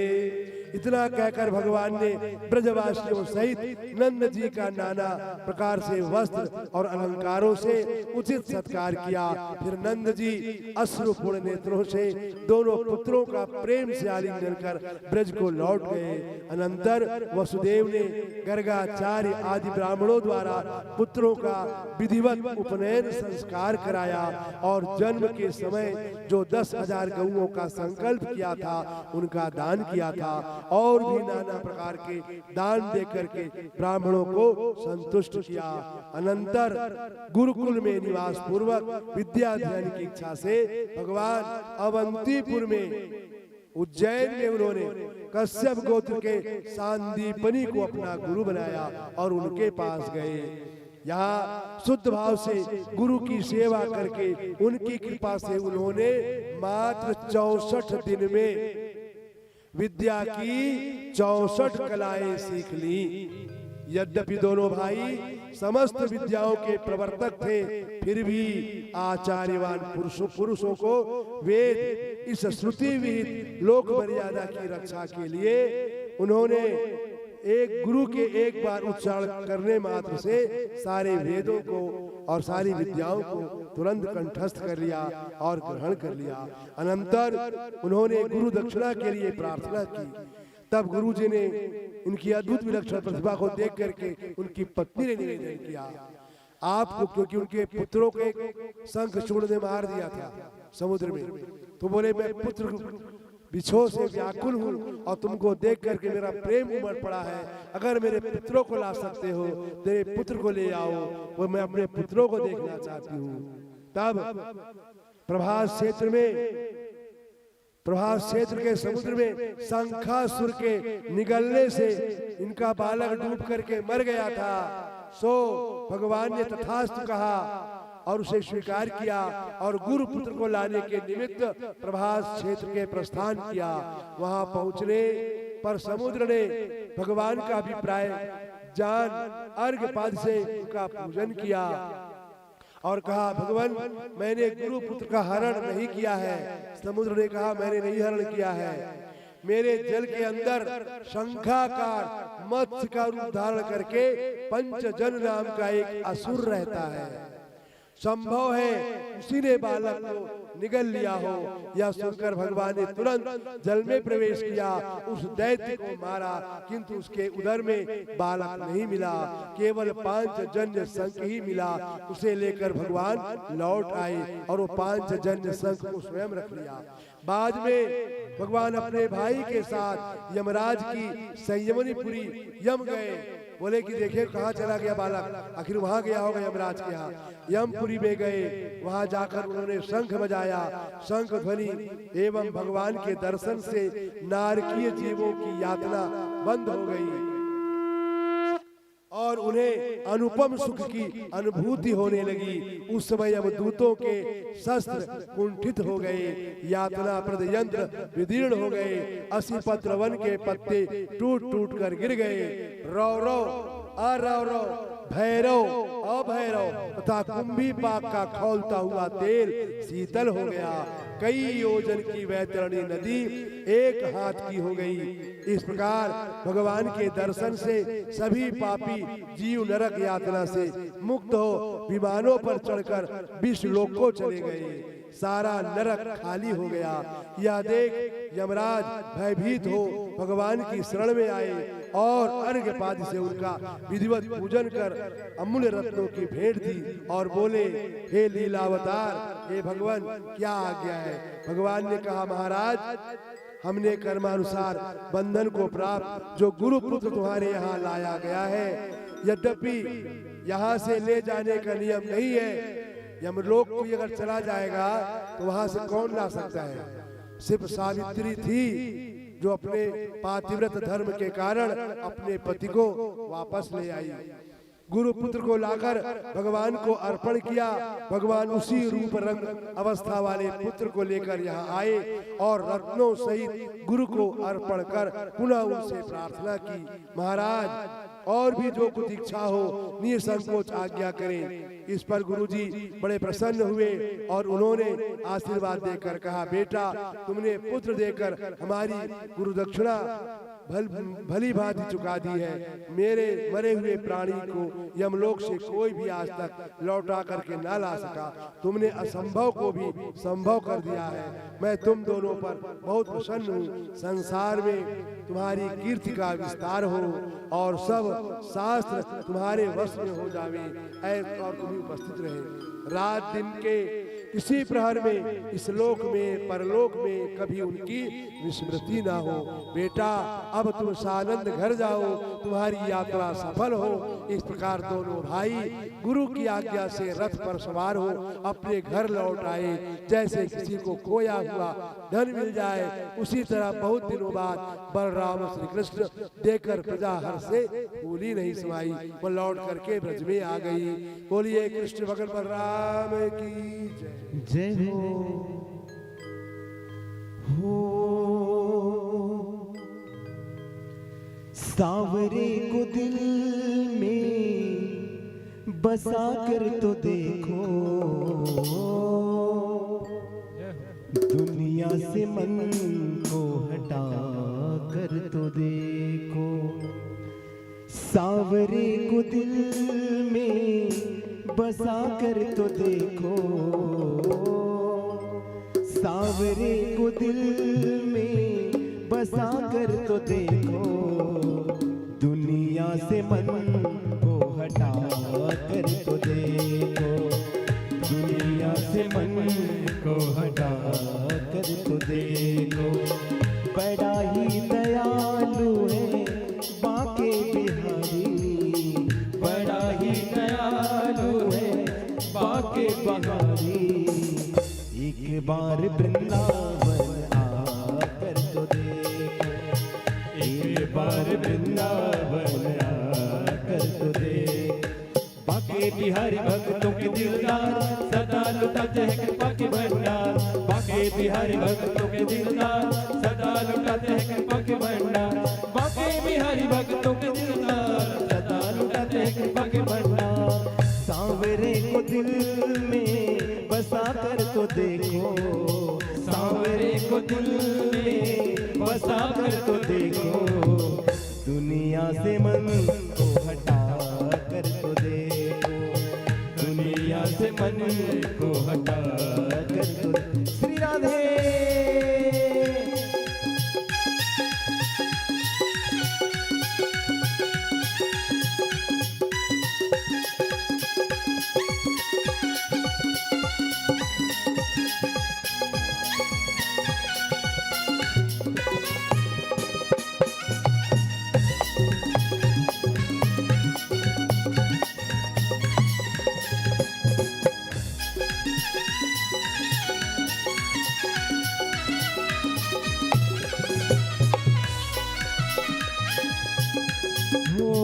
मीरा ने जैसे गिरधर को पाया, मीरा ने जैसे गिरधर को पाया, प्याला जहर का अमृत बनाया, प्याला जहर का अमृत बनाया।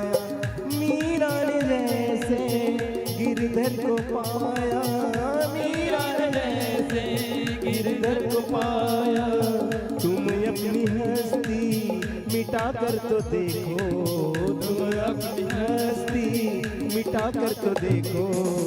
एक बार वृंदावन आकर तो देखो, एक बार वृंदावन आकर तो देखो। बाके बिहारी भक्तों के दिलदार सदा लुटाते हैं कृपा के भंडार, बाके बिहारी भक्तों के दिलदार सदा लुटाते हैं कृपा के भंडार, बाके बिहारी भक्तों के दिलदार सदा लुटाते हैं कृपा के भंडार, बाके बिहारी भक्तों के दिलदार सदा लुटाते हैं कृपा के भंडार। सांवरे को दिल में बसा कर तो देखो, सांवरे को दिल में बसा कर तो देखो, दुनिया से मन को हटा कर तो देखो, दुनिया से मन को हटा कर तो देखो। श्री राधे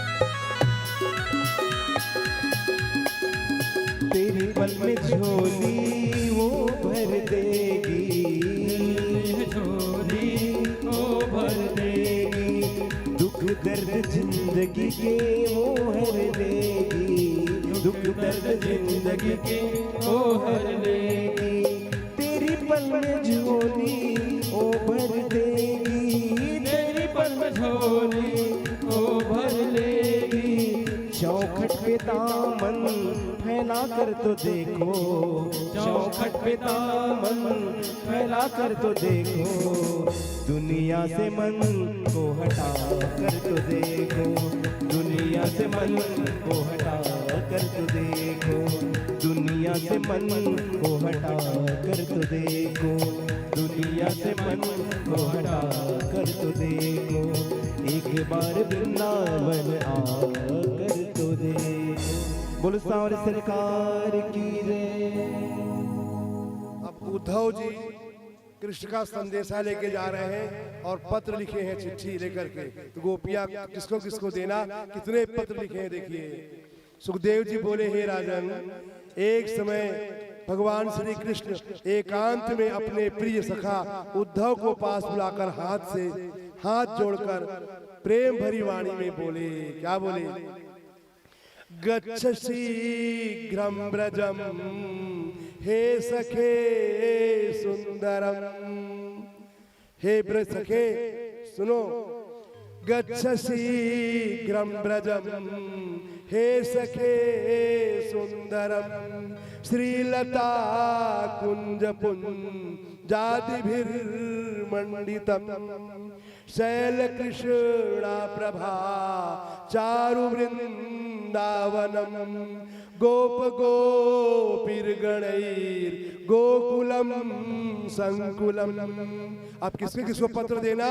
एक पात्रम तु नंदाय वै दीयताम, वा द्वितीयं यशोदा करे चैव भो, और तीसरा वा तृतीयं त्रिदम राधिका यही सखे, तत्र गत्वा हि तन्मन्दिरं सुन्दरं, वा चतुर्थं सखीभ्यः शिशुभ्यः शुभं, कौशलं दीयतां पत्रमेवं पृथक्, गोपिकानां सुतेभ्यश्च यूथेभ्यः, उन्मोहितानां च देयानि पत्राणि च। हे सखे, तुम शीघ्र व्रज में चले जाओ, वहां पहले वृंदावन फिर गोकुल चले जाना, वहां जाकर एक पत्र बाबा नंद को दे देना, एक मैया यशोदा के हाथ में, और एक मेरी परम प्रेसी श्री राधा जी को दे देना, उनके सुंदर निकुंज में जाकर देना। बाद मेरी बाल सखाओं एवं वियोगाकुल गोपियों के पृथक पृथक मंडल में जाकर के दे, मेरे कुशल समाचार के पत्र को दे देना। हमारे माता पिता तथा वियोग से व्यथित गोपों को मेरा संदेश देकर प्रयत्न करना, मेरे आने की प्रतीक्षा में उन्होंने किसी तरह प्राण धारण करके रहने को कहना कि मैं आऊंगा। इस प्रकार भगवान ने सैकड़ों पत्र पृथक पृथक लिख करके उद्धव को दिए। उद्धव भगवान को प्रणाम कर रथ पर सवार कर उन्हें विदा कर दिया। अब वहां से वो चल पड़े उद्धव जी। वहां पहुंचने पर दूर से ब्रज बालकों ने उन्हें आते देखा और श्री कृष्ण की कल्पना करने लगे। बाद कृष्ण की आकृति वाले ये कृष्ण का उद्धव जान पड़ते हैं, ऐसा ये कह ही रहे थे कि उद्धव ने रथ से उतरकर श्री दामा को गले लगा लिया और कहा, श्री कृष्ण ने तुम्हें पत्र दिया है, इसे पढ़ो, वे कुशल पूर्वक हैं, वहां का कार्य संपन्न कर वे शीघ्र ही यहाँ आएंगे, तुम शोक न करो। श्री दामा पत्र खोलकर बाँचने लगा। उसी समय उनके नेत्रों से अश्रुधारा बह चली। वे विकल हो कहने लगे, हाँ कृष्ण, हाँ कृष्ण, कृष्ण के बिना हमें सारा जगत शून्य सा लगता है।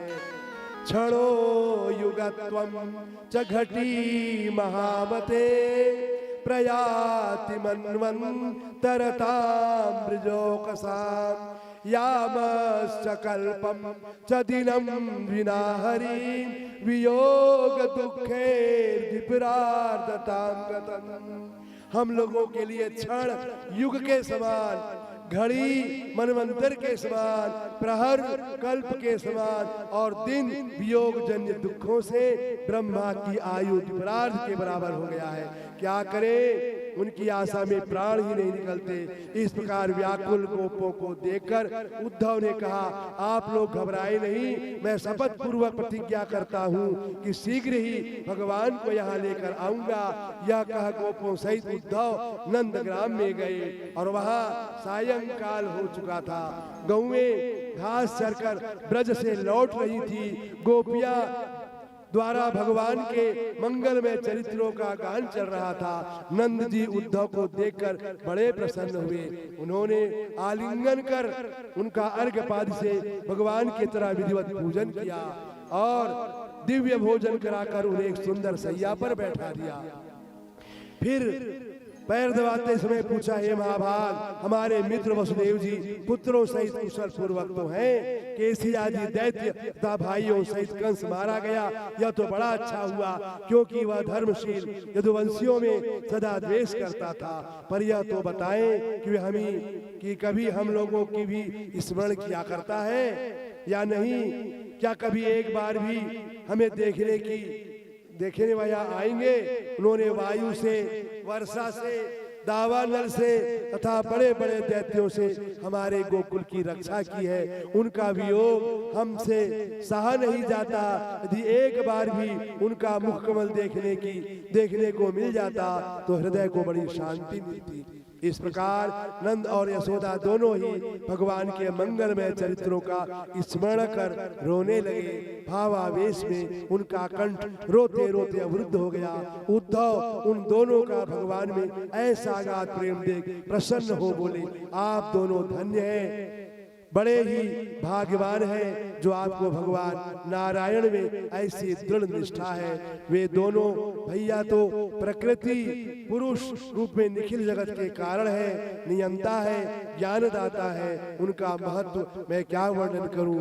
प्राण निकलते समय मनुष्य एक क्षण भी यदि उनमें अपना अनासक्त मन स्थिर कर ले तो वह समस्त कर्म बंधन से मुक्त होकर के शुद्ध चिदानंद रूप से सूर्यवत प्रकाशित होता हुआ ब्रह्म गति को प्राप्त होता है। आप खेद न करें, उन्होंने जो कुछ कहा है वह मिथ्या नहीं होगा, वह अवश्य यहाँ आएंगे। आप अंतर्दृष्टि कर उन्हें अपने हृदय में ही क्यों नहीं देखते? वे काष्ठ में अग्नि के समान सर्वत्र वर्तमान है। उनके माता पिता भाई बंधु कोई भी नहीं है और मैं भी नहीं। वे तो लीला के लिए ही मानव शरीर धारण कर अभिनय कर रहे हैं। इनकी लीला का कोई समझ नहीं पाता। संसार की कोई भी वस्तु ऐसी नहीं जो उनसे पृथक हो। आप सर्वत्र उन्हीं को देखें, फिर आपको वियोग जन्य दुख न सता सकेगा। हे राजन, इस प्रकार नंद और उद्धव के परस्पर चर्चा करते हुए सारी रात बीत गई।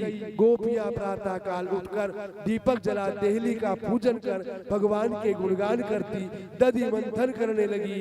दधि मंथन शब्द से मिश्रित भगवान के मंगलमय गान से दिशाओं के सारे अमंगल दूर भाग जाते थे। सूर्योदय होने पर नंद जी के दरवाजे पर खड़े सुवर्ण का दिव्य रथ देखकर गोपियां आपस में कहने लगी, अरे बहन, यह किसका रथ है? क्या फिर क्रूर हृदय अक्रूर आया है जो हमारे प्रीतम को हमसे छीनकर मथुरा ले गया था? अब क्या हमें ले जाकर हमारे शरीर से अपने मृत स्वामी के लिए पिंडदान करेगा? वे ऐसा कह ही रही थी। उद्धव जी नित्य कर्म से निवृत्त होकर के वहां पर आ पहुंचे। इस प्रकार उद्धव द्वारा गोपियों को सांत्वना देना और बड़ी विलाप करने लगी। क्या करने लगी? फिर उसके आगे विलाप सुनाएंगे गोपियों का। प्रेम से बोलो सारी सरकार की जय। ये तो प्रेम की बात है उद्धव, बंदगी तेरे बस की नहीं है।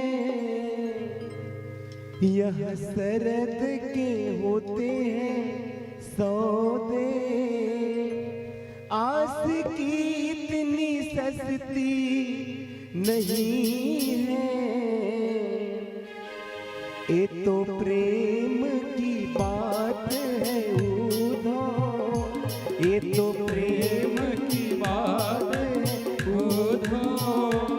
बंदगी तेरे बस की नहीं है, यह सरद के होते हैं सौदे, यह सरद के होते हैं सौदे।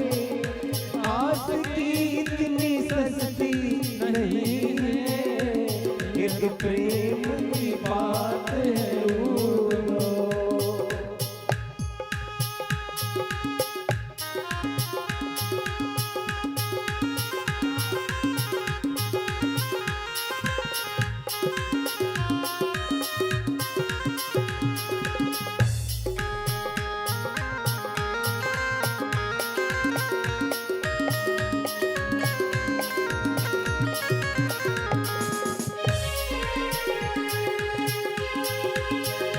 प्रेम वालों ने जब वक्त पूछा, उनकी पूजा में सुनने उद्धव।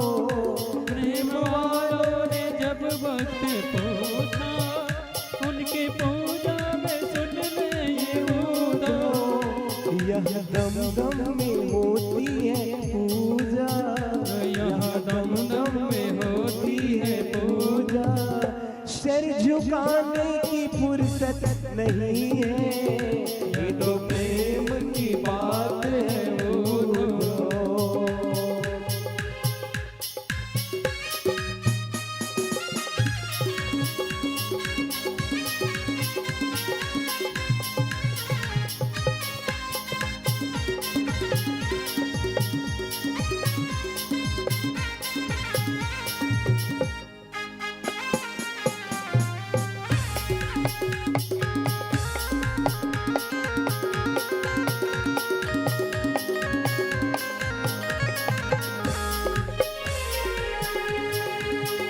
जो यशल में है मस्ती में डूबे, उन्हें क्या परवाह जिंदगी की। जो यशल में है मस्ती में डूबे, उन्हें क्या परवाह जिंदगी की। जो उतरती है चढ़ती है मस्ती, जो उतरती है चढ़ती है मस्ती। ओ हकीकत में मस्ती नहीं है, ये तो प्रेम की बात है उद्धव। और कहते हैं जिनकी नजरों में है श्याम प्यारे, वो तो रहते हैं सबसे न्यारे। जिनकी नजरों में है श्याम प्यारे, वो तो रहते हैं जग से न्यारे। जिसकी नजरों में मोहन समाए, जिसकी नजरों में मोहन समाए। ओ नजर फिर तरसती नहीं है, ये तो प्रेम की बात है उद्धव। बंदगी तेरी बस की नहीं है, यह सरद के होते सौदे, यह सरद के होते हैं सौदे। आस की इतनी सस्ती नहीं है, ये तो प्रेम की बात है उद्धव। बोलो सावरे सरकार की।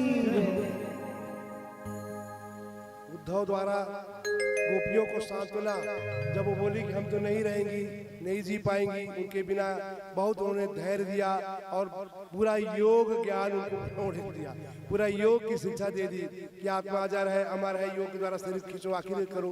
तो उसके बाद ऐसा ज्ञान देकर के फिर वहां से वो लौट चले गए। अब आगे की बात, आगे और चलते हैं थोड़ा सा, क्या कह रहे हैं उसको बता देता हूँ।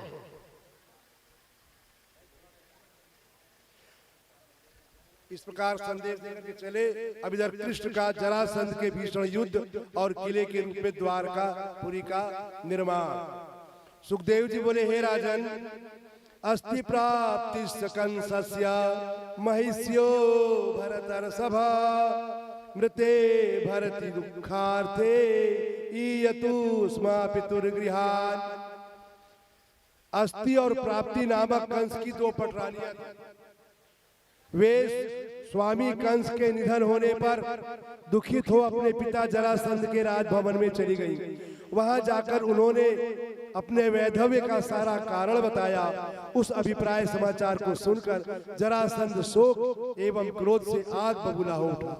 उसने 23 अक्षौणी सेना के साथ चारों ओर से मथुरापुरी को घेर लिया। वह पृथ्वी को यादव शून्य करने का उद्योग कर रहा था। भगवान ने देश और काल के अनुरूप अपने अवतार का प्रयोजन सोचकर यह निश्चय किया कि जरासंध का वध करना तो अभी उचित न होगा, कारण उसके जीवित रहते तक यह सेना जुटाने का काम आगे और भी बड़ी तत्परता से करना करेगा। ऐसा होने पर वह दुष्ट सेना के संहार से पृथ्वी का भार हल्का होगा और धर्म की रक्षा होगी। भगवान ऐसे विचार कर ही रहे थे कि आकाश से सूर्य के समान चमचमाते 2 रथ उतरे जो सारथी एवं अस्त्र शस्त्रों से सुसज्जित थे। भगवान ने अपने भाई बलराम से कहा, आर्य यादवों के समक्ष महान संकट उपस्थित है। आपका रथ है, ये आयुध है, आप इस रथ पर चढ़कर शत्रुओं का संहार करें। यह कहकर भगवान अग्रज सहित कवच धारण कर पृथक पृथक रथ पर चढ़कर कुछ थोड़ी सी सेना साथ में ले युद्ध के लिए निकल पड़े। उन्होंने युद्ध स्थल में पहुंचते ही भीषण शंख ध्वनि की, जिससे शत्रुओं का हृदय कांप उठा। जरासंध ने आगे बढ़कर बड़ी विशाल सेना से उन दोनों भाइयों को घेर लिया और अस्त्र शस्त्रों की भीषण वृष्टि से उन्हें ढक दिया। भगवान ने शत्रु सेना द्वारा प्रक्षिप्त तीक्ष्ण बाणों की वर्षा की। अपनी सेना को पीड़ित देख सारंग धनुष उठाया और उससे भयंकर तीक्ष्ण बाण छोड़ने लगे, जिनसे शत्रुओं के हाथी, रथ, घोड़े और पैदल सेना कट कट कर पृथ्वी पर गिरती गई। युद्ध भूमि में उनके रक्त से एक विशाल नदी बह चली। उनसे कटी भुजाएं सर्प के समान, खोपड़िया कछुओं के समान, हाथी द्वीपों के समान एवं घोड़ों के रुंड मुंड घड़ियालों के समान दिखाई पड़ रहे थे। इस प्रकार दोनों भाइयों ने खेल खेल में ही संपूर्ण सेना का संहार कर डाला। जरासंध का रथ टूट गया। बलराम ने आगे बढ़कर उसे पकड़ा और पास में बांध लिया, किंतु भगवान ने और भी सेना के संहार इच्छा से उसे छुड़ा दिया। वह लज्जित हो वहां से लौट गया। मार्ग में उसने तपस्या करने का संकल्प किया, किंतु मानी राजाओं से नीति वाक्यों द्वारा समझा बुझाकर उसे रोक दिया गया। वह दुखित मन से अपनी राजधानी मगध में चला गया। अनंतर वह पुनः युद्ध करने के लिए सेना जुटाने में लग गया। भगवान भी जरासंध को जीतकर मथुरा लौटे, किंतु जरासंध के युद्ध का अभी अंत तो हुआ नहीं था। उसने 23 अक्षौणी सेना सहित 17 बार मथुरा पर चढ़ाई की, किंतु भगवान उसे प्रति बार परास्त करते गए। 18वें संग्राम में युद्ध के लिए नारद जी के संकेत पर काल यवन आ पहुंचा। उसने 3 करोड़ मलेच्छ सेना के साथ मथुरापुरी को घेर लिया। भगवान ने बलराम की सलाह से विश्वकर्मा द्वारा समुद्र के अंदर किले के रूप में द्वारकापुरी का निर्माण कराया, जो गुजरात में द्वारका है। यहाँ बार बार आक्रमण हो रहा है, तो रक्षा के लिए द्वारकापुरी में जाकर के विश्वकर्मा के द्वारा बनवा दिया। केवल युद्ध करने वाली थोड़ी सी सेना मथुरा के तट मोर्चों पर लगा दी। भगवान ने उसकी रक्षा में अपने भाई बलराम जी को नियुक्त किया और उनसे कुछ गुप्त परामर्श कर काल यवन से लड़ने के लिए स्वयं निशस्त्र होकर के नगर से बाहर चल पड़े। इस प्रकार सुखदेव जी बोले, हे राजन, उदय होते हुए चंद्रमा के समान देदीप्यमान पीतांबरधारी लक्षणों से निश्चित किया वासुदेव है। यह निशस्त्र तथा पैदल है, अतः मैं भी निशस्त्र हो पैदल ही इनसे युद्ध करूंगा। ऐसा विचार कर भगवान की ओर दौड़ा, किंतु भगवान ने उसे आता देख भाग खड़े हुए। इसीलिए भगवान का नाम एक रणछोड़ भी है। वह भी उनके पीछे पकड़ने की इच्छा दौड़ने लगा, किंतु पकड़ न सका। भगवान पद पद पर हस्त प्राप्त की तरह अपने को दिखाते हुए काल यवन को दूर पर्वत की कंदरा में ले गए। वहां जाकर अदृश्य हो गए। काल यवन वहां एक सोते हुए पुरुष को देखकर कहने लगा, अरे इतनी दूर मुझे लाकर यह कैसा निश्चिंत सो रहा है। इस प्रकार उसने उसे ही कृष्ण समझ करके उसको एक लात मारी। वह सोता हुआ पुरुष घबरा उठ बैठा। उसने चारों ओर दृष्टि डाली, समीप में स्थित काल यवन को देखा। उस पर उस पुरुष की क्रोध भरी दृष्टि पड़ते ही उसके शरीर में आग लग गई और वह तुरंत पृथ्वी पर गिर करके भस्म हो गया। राजा परीक्षित ने पूछा, भगवान काल यवन के भस्म करने वाला वह कौन था, किसका पुत्र था, गुफा में जाकर क्यों सोया था? सुखदेव जी ने कहा, राजन वह इक्ष्वाकु वंश में उत्पन्न राजा मानधाता का पुत्र था। उसका नाम था मुचुकुंद। देवताओं की प्रार्थना पर उसने चिरकाल तक असुरों से देवताओं की रक्षा की थी। देवताओं से प्रसन्न हो उसके मांगने पर उसे इच्छानुसार निद्रा का वरदान दिया और साथ ही यह भी कहा, जो मूर्ख बीच में तुम्हें जगाएगा वह तुरंत तुम्हारी दृष्टि से भस्म हो जाएगा। उसकी शयन गुफा मथुरा मंडल की दक्षिण समीप सीमा पर धवलपुर में थी। वह उसी में जाकर सो रहा था। काल यवन के भस्म हो जाने पर भगवान ने मुचुकुंद को दर्शन दिया। भगवान की तेजोमयी झांकी से मुचुकुंद अभिभूत हो चकित रह गया। उसने प्रणाम कर अपना परिचय देते हुए भगवान का परिचय पूछा। भगवान ने कहा, हे राजन, मेरे जन्म कर्म और नाम अनंत है, उनका अंत नहीं। मनुष्य किसी तरह पृथ्वी के रज कणों को गिन सकता है, किंतु गुण कर्मानुसार मेरे नामों की गणना नहीं कर सकता। फिर भी आधुनिक मेरे सो जन्म कर्म है, उन्हें सुनो। ब्रह्मा जी की प्रार्थना पर पृथ्वी का भार उतारने के लिए मैं यदुकुल में अवतीर्ण हुआ हूँ। वासुदेव, कृष्ण आदि मेरे नाम है। कंस आदि बड़े बड़े दैत्यों को मैंने मारा है। इस काल यवन को भी तुमको निमित्त बनाकर मैंने ही मारा है। इस प्रकार उसने काल यवन का भी वध कर दिया।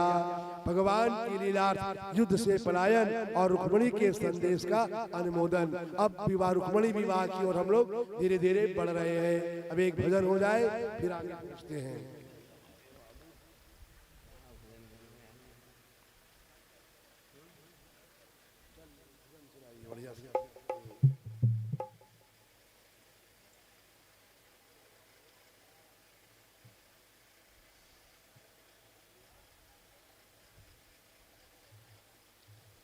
श्री राम जय राम जय जय। इतनी कृपा सांवरे बनाए रखना,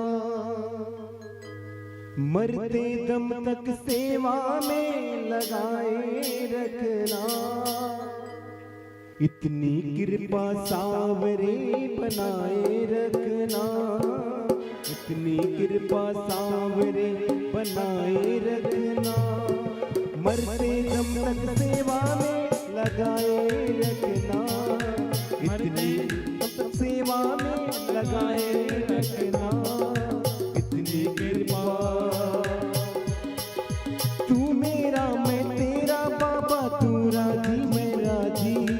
तू मेरा मैं तेरा बाबा, मैं राजी मैं राजी। तेरे नाम पे लिख दी मैंने इस जीवन की बाजी। तेरे नाम पे लिख दी मैंने इस जीवन की बाजी। लाज तुम्हारे हाथ है बचाए रखना, लाज तुम्हारे हाथ है बचाए रखना। मरते दम तक सेवा में लगाए रखना, मरते दम तक सेवा में लगाए रखना। इतनी कृपा हाथ जोड़ मैं करूं प्रार्थना, भूल कभी ना जाना। हाथ जोड़ कर करो प्रार्थना, भूल कभी ना जाना। तेरे दर पे बना रहे बस मेरा आना जाना। तेरे दर पर बना रहे मेरा आना जाना। दिन पे दिन ये सिलसिला चलाए रखना, दिन पे दिन ये सिलसिला बनाए रखना। दिन पे दिन ये सिलसिला चलाए रखना। दिन पे दिन ये मरते दम तक सेवा में लगाए रखना, मरते दम तक सेवा में लगाए रखना।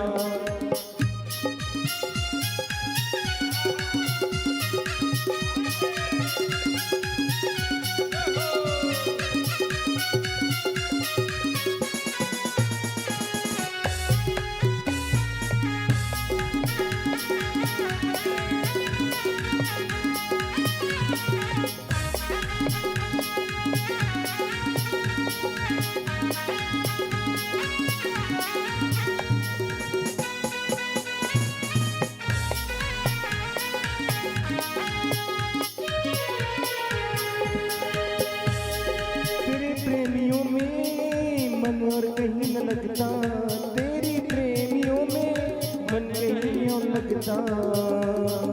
दिल पे दिल ये सिलसिला बनाए रखना, दिल पे दिल ये सिलसिला बनाए रखना। मरते दम तक सेवा में लगाए रखना, मरते दम तक सेवा में लगाए रखना। मरते दम तक सेवा में लगाए रखना, मरते दम तक सेवा में लगाए रखना। बोलो सावरी सरकार की जय। चलिए अब भगवान के विवाह की ओर बढ़ रहे हैं। हे राजन, बलराम जी का विवाह रेवत पुत्र कुकुदमी की कन्या रेवती से हुआ था। अब तुम भगवान श्री कृष्ण के विवाह का ललित प्रसंग सुनो। भगवान ने शिशुपाल, पक्षी साल्व आदि राजाओं को जीतकर रुक्मिणी के साथ विवाह किया। राजा परीक्षित ने पूछा, हे भगवान, मैंने सुना है कि भगवान ने राक्षस विधि के द्वारा रुक्मिणी से विवाह किया है, उसको भगा के शादी की है ना भगवान ने। आप कृपा कर इस प्रसंग को सुनावे। सुखदेव जी बोले, हे राजन, विदर्भ देश के भीष्मक नाम के एक प्रतापी राजा था। उनके 5 पुत्र और रुक्मिणी नाम की एक कन्या थी। कन्या ने नारद जी से श्री कृष्ण चंद्र के गुण, रूप, शील और पराक्रम को सुनकर उन्हें हृदय से अपना पति बना लिया था। श्याम सुंदर भी उसके रूप, शील और गुणों पर मुग्ध हो उसे पत्नी बनाना चाहते थे। राजा भीष्मक ने भी उन्हें अपनी कन्या देने का दृढ़ विचार किया था, किंतु उसके ज्येष्ठ पुत्र रुक्मी ने इसका विरोध कर दिया। वह अपनी बहन का विवाह शिशुपाल के साथ कराना चाहता था। इस समाचार से रुक्मिणी को बड़ा दुख हुआ। उसने एक गुप्त पत्र लिख करके विश्वस्त ब्राह्मण के द्वारा भगवान के पास द्वारिका में भेज दिया। क्या लिखी है वो पत्र, देखिए कि श्रीमान जी दुख के सागर में यह सेविका गोदे लगाय रही है। शिशुपाल की सेना बारात लिए कल ही यहाँ पे प्रभु आय रही है। कल बारात आ जाएगी शिशुपाल की। अगर आप पहले नहीं पहुंचोगे मेरा विवाह वहां हो जाएगा। तुम्हें सौंप चुकी हूँ शरीर में ये स्मृति तेरी दृगो में समा रही। विमले शयनाथ के नाथ तुम्हें ये अनाथिनी आज बुलाय रही है। उर के सब भाव लिखूं पर हाय न शब्द कोई उठ पा रहे हैं। दृगों से लगातार त्रिगंबु के बिंदु वहे अवनी पर आय रहे हैं। दुख के मारे नेत्र से आंसू झर रहे हैं। अब धैर्य का बांध है टूट चुका। सुख साज मुझे न सुहाय रहे। विमले सदसा विपरीत हुई हम रो रही है सब गाय रहे। तो क्या करें आप, पत्र में लिख रही है कि अब शीघ्रता से प्रभु दर्शन दो, अब ज्यादा नहा कल पाइएगा, अनभिज्ञता से अपराध हुए उनको मत ध्यान में लाइएगा, सब कष्ट मिटाइएगा उर्मे सुख की सुधाधार बहाइएगा, इस पत्र को देखते ही प्रभु आइएगा, प्रभु आइएगा। ऐसा पत्र लिखी कि आप जरूर आइए, नहीं तो यहाँ पर मेरा विवाह कहीं और हो जाएगा। द्वारपाल के सूचना देने पर भगवान ने उसे बुलाया। ब्राह्मण के आते ही देख भगवान सिंहासन से उठ खड़े हुए और ब्राह्मण को उस पर बैठा करके अर्घपाद से विधिवत पूजन किया और उस फल पत्र को उन्होंने बांटा। हे भवन सुंदर, संताप को दूर करने वाले आपके गुण एवं सुंदर स्वरूप का वर्णन सुनकर मेरा मन लज्जा रहित है। मैं आपसे ही सर्वतोभावे अनुरक्त हो गया है। मुझे आशा है कि अब मेरे अखिल मनोरथ पूर्ण हो जाएंगे। आपका नाम मुकुंद है, वह मुक्ति देने वाला है। इसकी सार्थकता तभी है जब आप इस दुख समुद्र से मुझे मुक्त कर दें। आप ही बताएं, संसार में कौन ऐसा कुलवती कन्या होगी जो आपके रूप पर मोहित ना हो और आपको पति बनाना ना चाहे। मैंने तो अपना शरीर, मन, प्राण सब कुछ आपको अर्पित कर दिया है, अतः आप कृपा कर यहाँ आकर मुझे अपना ले। हे वीर, मैं आपकी सनातन भोग्य वस्तु हूँ। सिंह की बलि जैसे श्रृंगार नहीं छू सकता, वैसे ही शिशुपाल मेरा दूर से भी स्पर्श न कर सका। मैं पूर्व जन्म में जो भी जप, तप, दान, व्रत, नियम और ब्राह्मण की सेवा आदि जो सत्कर्म किए हो उनसे प्रसन्न हो। आप मेरा शीघ्र ही पाणी ग्रहण करें।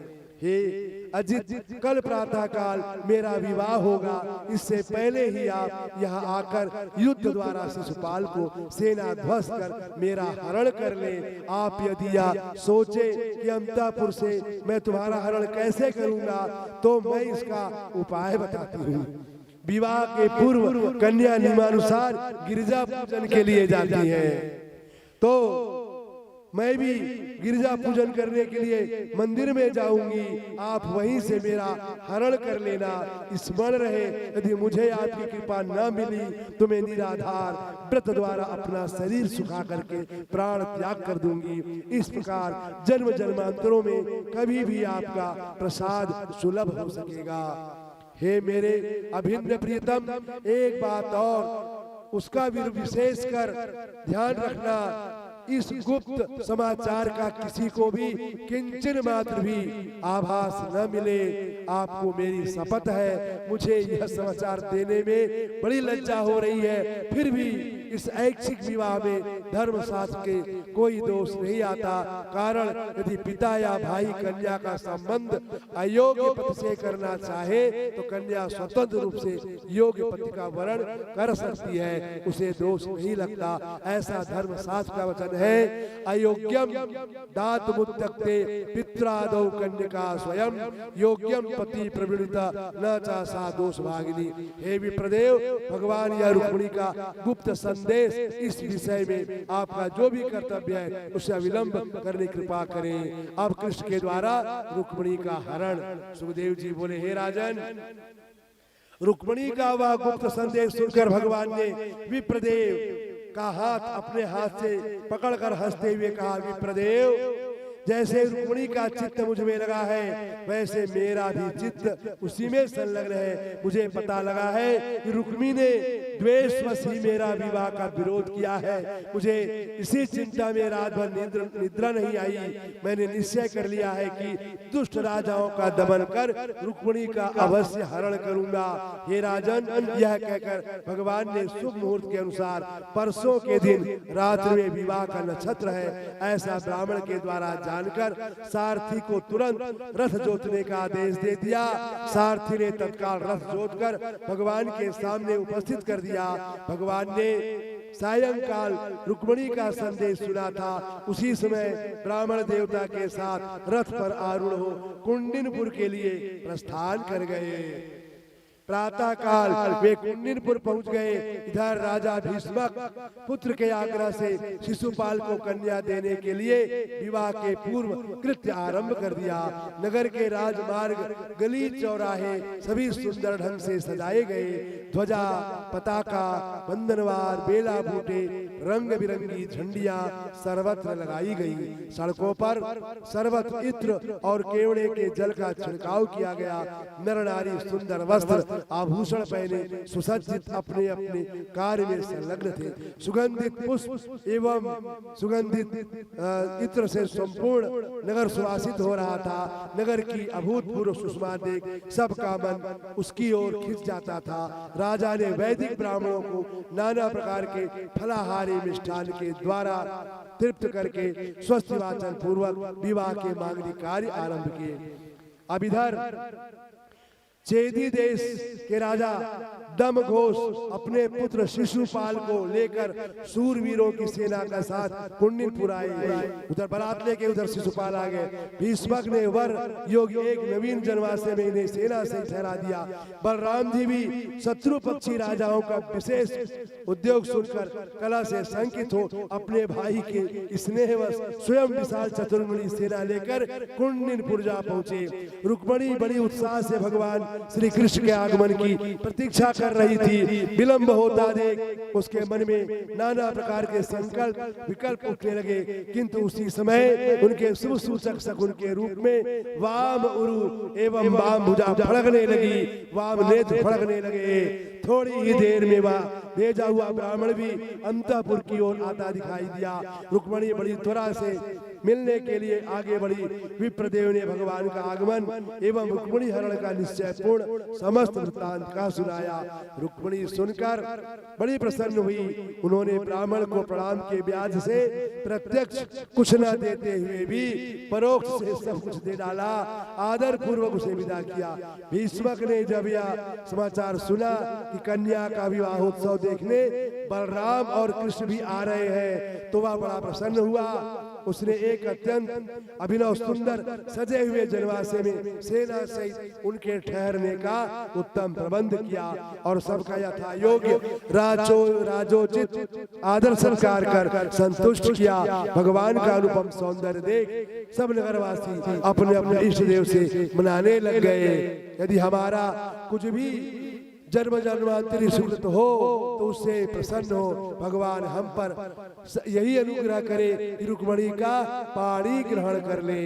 कारण रुक्मिणी के योग्य वर तो यही है, दूसरा नहीं है। इस प्रकार संपूर्ण नगरवासी आमोद प्रमोद के साथ आपस में प्रेमालाप कर ही रहे थे। उसी समय कन्या मौन व्रत धारण कर गिरिजा देवी का पूजन करने पैदल ही अंतरपुर से निकली। मार्ग में सैनिकों का चारों ओर से सुंदर प्रबंध था। नाना प्रकार के बाजों के साथ मांगलिक गान होता हुआ जा रहा था। वृद्ध ब्राह्मणियों ने रुक्मिणी जी को मंदिर में ले जाकर उनसे देवी का पूजन विधिवत पूजन कराया और उन्हें प्रसाद की माला अर्पण की। रुक्मिणी जी ने देवी एवं ब्राह्मणियों को प्रणाम किया। पुनः एक दासी हाथ पकड़े धीरे धीरे मंदिर से बाहर निकली। उनका अपूर्व सौंदर्य देख जो वीर जहाँ थे वहीं मूर्छित होकर पृथ्वी पर गिर पड़े।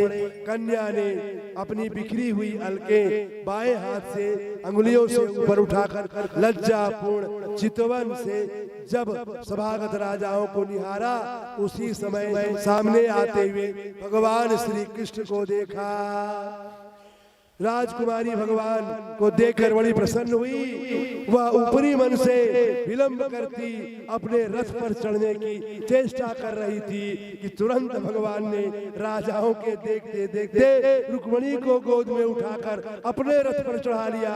श्रृंगारों के मध्य से सिंह के समान अपना भाग लेकर भगवान निर्भीकता पूर्वक धीरे धीरे वहां से चल पड़े। बलराम जी आगे बढ़े। जरासंध देवता जरासंध आदि बड़े बड़े वीर या अपमान सहन न कर सके, वे आपस में लड़ने लगे। अरे हम लोगों को धिक्कार है, इन साधारण से गोपों ने हम वीरमानी योद्धाओं के यश को धूल में मिला दिया, मात दिला दिया। इस प्रकार वे अपने को धिक्कारते हुए आपस में मिल करके एक साथ कृष्ण से युद्ध की तैयारी करने लगे। तब तक भगवान कृष्ण वहां से 9-2-11 हो गए। बोलिए भगवान कृष्ण की जय।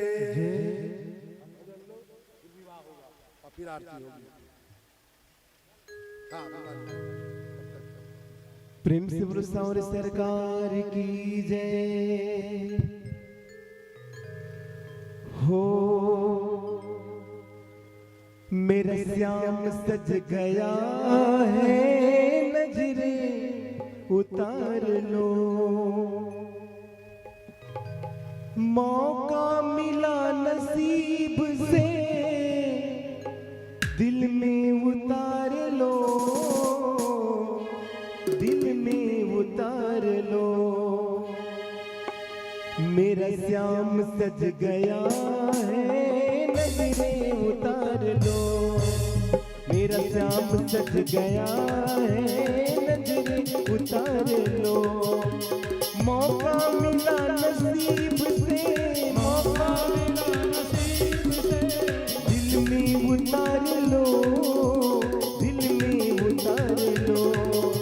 मेरा श्याम सज गया है, नजरे उतार लो। मेरा श्याम सज गया है, नजरे उतार लो।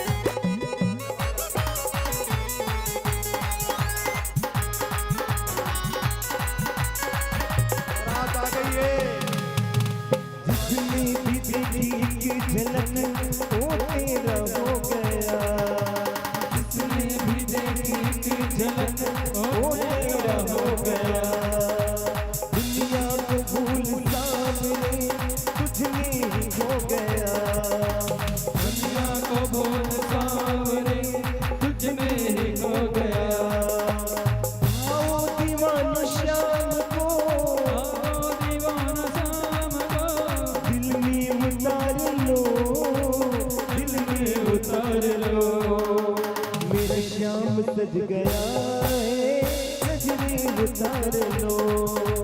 मेरा श्याम सज गया है, नजरे उतार लो।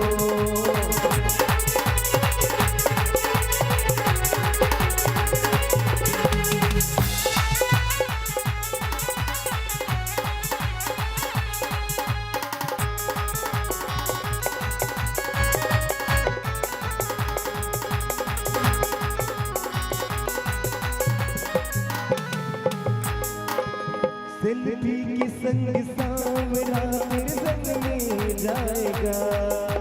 सेल्फी की संग सांवरा तेरे संग में जाएगा। मुश्किल घड़ी में श्याम को षणमुख ही पाएगा। मुश्किल घड़ी में श्याम को षणमुख ही पाएगा। बिगड़े हुए नसीब को, बिगड़े हुए नसीब को आओ संवार लो, आओ संवार लो। मेरा श्याम सज गया है, नजरे उतार लो।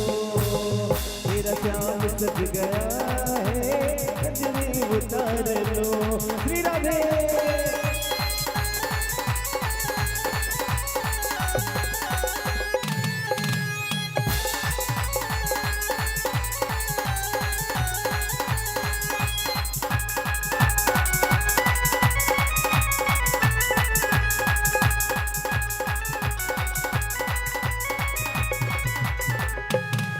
मुस्कान मेरे श्याम की लाखों में एक है। मुस्कान मेरे श्याम की लाखों में एक है। राधे का है मोहन हाथों का शेख है। राधे का ये है मोहन हाथों का शेख मिला श्याम से, मिला श्याम से, दिल में उतार लो, दिल में उतार लो। मेरा श्याम सज गया है, मेरे उतार लो। मेरा श्याम सज गया है, नजरे उतार लो। मेरा श्याम सज गया है, नजरे उतार लो। आओ मेरी सखियों मुझे मेहंदी लगा दो, मेहंदी लगा दो मुझे, सुंदर सजा दो मुझे, श्याम सुंदर की दुल्हन बना दो, मुझे श्याम सुंदर की दुल्हन बना दो।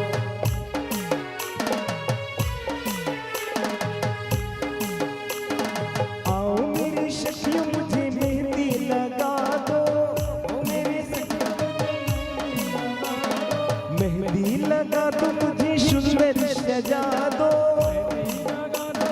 सुंदर सजा दो मुझे, श्याम सुंदर की दुल्हन बना दो, मुझे श्याम सुंदर की दुल्हन बना दो।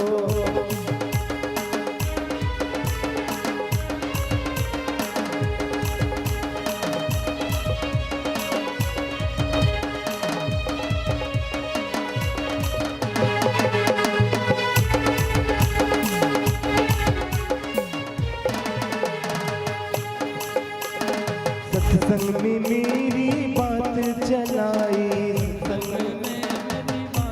चला सत्संग में मेरी बात चलाई, मेरी बात चलाई। सतगुरु ने मेरी नीरे सगाई, गुरु ने मेरी नीरे सगाई। उनको भूला के हाथ में वो करा दो, करा दो मुझे, श्याम सुंदर की दुल्हन बना दो, श्याम सुंदर की दुल्हन बना दो।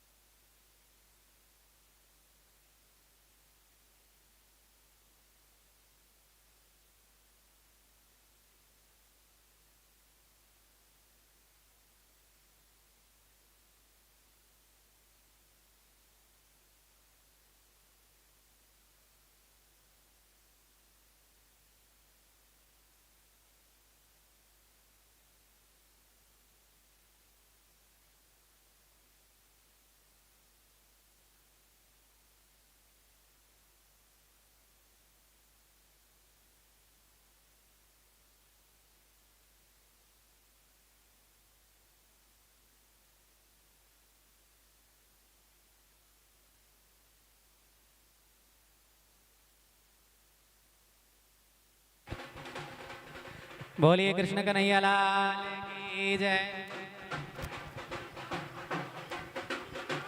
बोलिए कृष्ण कन्हैया लाल की जय। श्री रुक्मणी मैया की जय। ओम न पवित्रः पवित्रो वा सर्वावस्थांगतो विवायः स्मरेत् पुण्डरीकाक्षं सबाह्याभ्यन्तरः शुचि। पुण्डरीकाक्षः पुनातो मां पुण्डरीकाक्षः। 3 बार स्मरण करिए। ओम केशवाय नमः, ओम नारायणाय नमः, ओम माधवाय नमः, हस्तो प्रक्षाल्य ऋषिकेशाय नमः। ओम स्योना पृथ्वीनो भवानक्षरा निवेशने यक्षानः सर्मसव्रताः।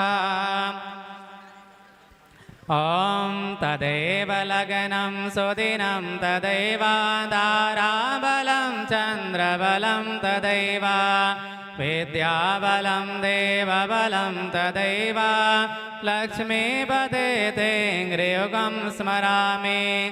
वक्रतुण्डमहाकाय सूर्यकोटिसमप्रभा निर्विघ्नं कुरु मे देव सर्वकार्येषु सर्वदा। विनायकं गुरुं भानुं ब्रह्मा विष्णुमहेश्वरान् सरस्वतीं प्रणम्यादौ सर्वकार्यार्थसिद्धये सिद्ध श्रीमन्महागणाधिपतये नमः। भगवान श्री गणेश जी का स्मरण करते हुए, माँ गौरी का स्मरण करते हुए हम रुक्मणी और श्री कृष्ण वासुदेव का विवाह आदि का।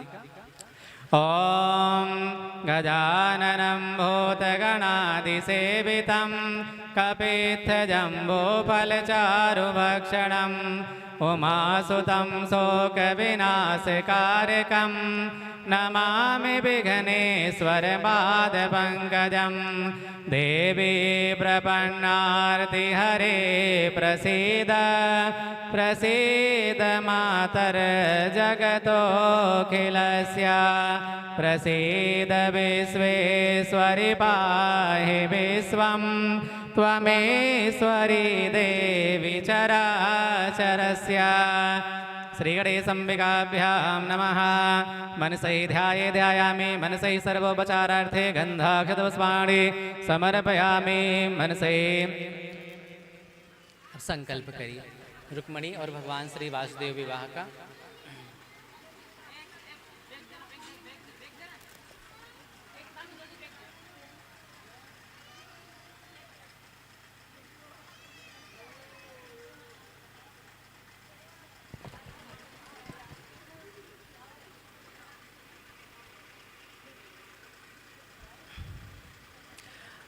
आज बहुत ही पावन दिन है। आज वासुदेव श्री कृष्ण और मैया श्री रुक्मणी का विवाह होने जा रहा है। इसमें सभी लोग श्रद्धा पूर्वक सम्मिलित होकर भाव से भगवान श्री वासुदेव कृष्ण का विवाह का आनंद लें और भाव के साथ भगवान को सामग्री अर्पण करें। जिसके पास जो उपलब्ध हो, यथा द्रव्योपचारे यथा लब्धोपचारे अन्न वस्त्र आदि से भगवान श्री वासुदेव को प्रसन्न करें और उन्हें अपने जीवन में प्रवेश करें, ताकि हमारा जीवन भक्ति भाव से परिपूर्ण रहे। सदा हमें श्री कृष्ण की कृपा प्राप्त हो, श्री राधा की कृपा प्राप्त हो, श्री रुक्मणी मैया की कृपा प्राप्त हो। बोलिए वासुदेव श्री कृष्ण भगवान की जय, रुक्मणी मैया की जय। ले लीजिए संकल्प का।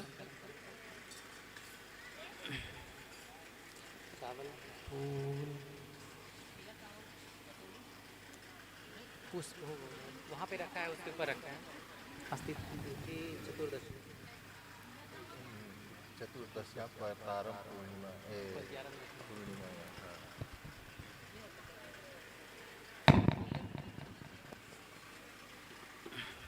3 बार बोलिए। ओम विष्णवे नमः, ओम विष्णवे नमः, ओम विष्णवे नमः।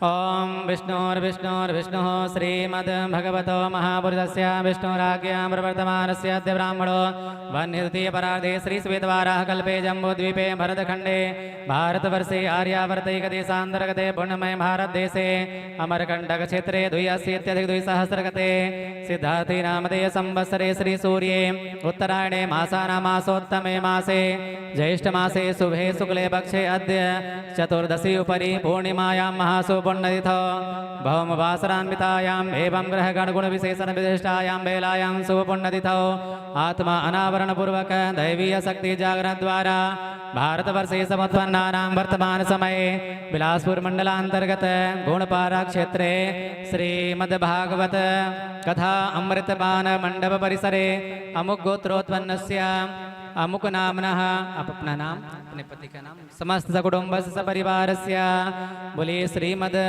भागवत कृपा प्रसाद फल प्राप्त्यर्थे धर्म अर्थ काम मोक्ष चतुर्विध पुरुषार्थ फल प्राप्त्यर्थम सुते स्मृति पुराणोक्त फल प्राप्त्यर्थम आध्यात्मिक आदिदैविक आदिभौतिक त्रिविध तापोप सकल दुख शेष निवृत्ति पूर्वकम श्री कृष्ण कृपा प्रसाद फल प्राप्त्यर्थम श्री रुक्मणी कृपा प्रसाद फल प्राप्त्यर्थम समस्त भागवतिक आवाहित देवी देवता प्रसन्नार्थे श्री अच्युत गोत्रस्य भगवान श्री कृष्ण का उच्चत गोत्रस्य श्री कृष्ण वासुदेव रुक्मणी विवाह वरण कर्मणि शुभता सिद्ध्यर्थम कार्य भगवान के चरणों में अर्पण कर दीजिए।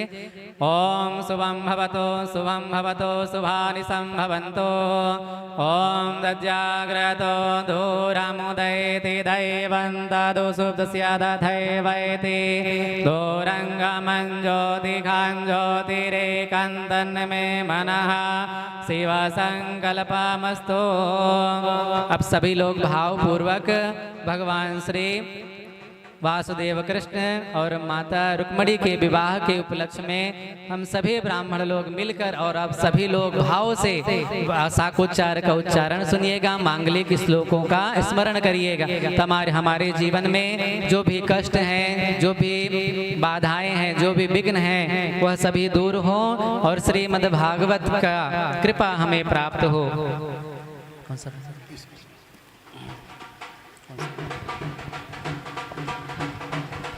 ओम चैतन्यं मनम मनमनं मानं मनं मानसं मायाजारधवं धवं धवधवं धावं धवं माधवं स्वाहाचार चरं चरं चर चरं चारं चरं वाचरं वैकुण्ठाधिपति भवं भवं भवं भवं सांभवम्। एक समय कैलाश में शंकर गावत है तननम तननम, नाचत है गौरी संगलियो जहाँ शेष कर फननम। नव पंचम बार बजे डमरू जाके सप्त भये धृग सनकादिक आदि मुनि गण के रच व्याकरण सुकृतिम सुकृतिम। बोलिए श्री कृष्ण वासुदेव भगवान की जय। अब जल ले लीजिए शंख से, कोई एक आ जाए कोई साथ में, और आप शंख ले लीजिए शंख से।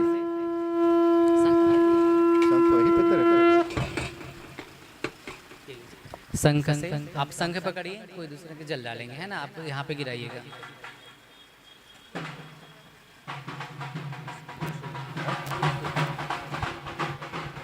धीरे धीरे डालिएगा, नहीं नहीं यहाँ पे डालिए चरण में, धीरे धीरे डालिए। ओम हरि ओम सहस्रशीर्षा भुरुका सहस्राक्षः सहस्रपाद सभूमिगुं सर्वादशपदवाद्यादिष्टदताङ्गुलं भुरुका एवेदगुं सर्वं जद्भूतं च भाव्यम् आहुतामृततवस्येषानो जदन्नेनातिरोहतिं देतावानस्य महिमातो जायास्य भूर् आबादोऽस्य विश्वभूतानि त्रिपादस्यामृतं देवे त्रिपादो द्वौदयद्वरुकाः पादोऽसेहा भवत् पुनः ततोऽम्बिकवन्दकरामशासन सिंहासने अभिततो विराट जायत विराजो अधिपूरुकः सजातो अध्यर्ष्यत पश्चात् भूमिमतो पुरः तस्माद् सर्वभूतः संवृतं मृगदाज्यं मा वसुस्तास् वायव्यानारण्य ग्राम्यास्य चेदस्माद्ग्न्या सर्वभूतरिचः सामानि जगनीरे छन्दा गुंसि जगनीरे तस्मादजायत दस्वा अजायन्त जे केचोऽम्भया दतः गावो जगनीरे तस्मा जाता अजावयः तञ्जनं वरायिके प्रोक्षन् पुरुखन् जातमग्रतः तेन देवाय जन्त सात्रिकायस्य चेदत्पुरुकम् व्याददो गतिधाभ्य कल्पयन्न मुखाङ्गिमस्यासीत् किं बाहो किमोरो वादा उचेते ब्राह्मणोऽस्य मुखमासीत् बाहो राजन्यः कृतः ऊरो तदस्य वैश्यः मध्याङ्गुं शूद्रो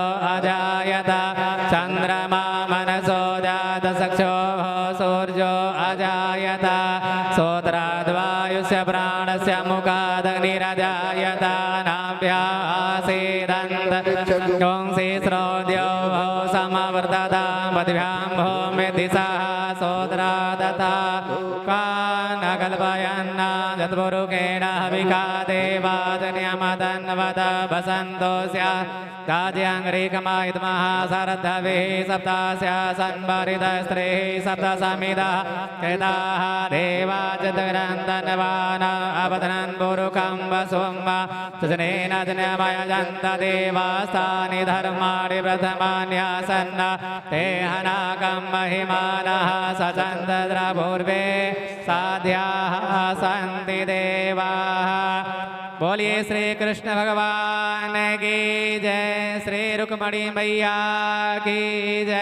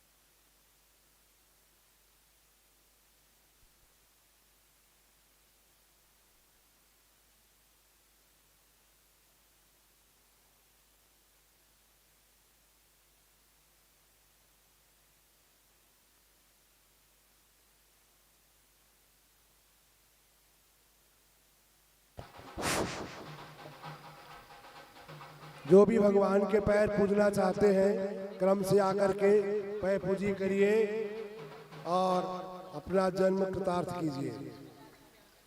आज आशीर्वाद विशेष रूप से मिलेगा, सोनी परिवार को विशेष आशीर्वाद मिलेगा, धैर्य रखिए।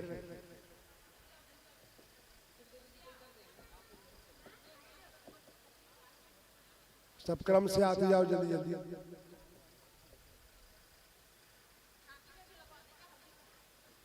हाँ हाँ लगा दो लगा दो।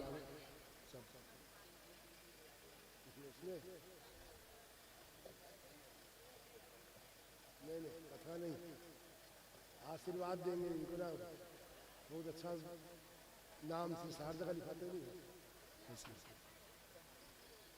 नहीं उसको बंद करा दे, बोला बाजा को थोड़ी देर शुरू करते, उसको बोलना पड़ेगा ना। उसका काम हो गया तो उसको भिजवा दो। अब तो हम इधर से क्या कुछ भी बोलेंगे, अच्छा वो आवाज करता है तो आवाज दोनों बनता नहीं है। आशीर्वाद आप लिख के लाए पर परिवार के लिए नया चीज है, आप सोचो। अब देखा जब देखना उसी की, अब जिसका नाम छूटा होगा ना उसमें बोलना, हम नाम इसलिए मगर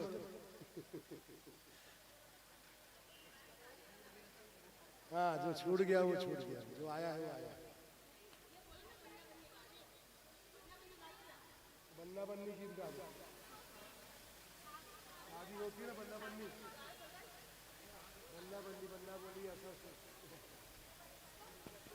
शादी की रिवाज गाड़ी वाड़ी की माटी कोड़ने का है, तुम्हारा गाड़ी देने का है, जो जो है बन हाँ गाँव कुछ भी मांगने गाड़ी का जो वाले को हम बता रहे हैं, कहाँ बुला ली उसको।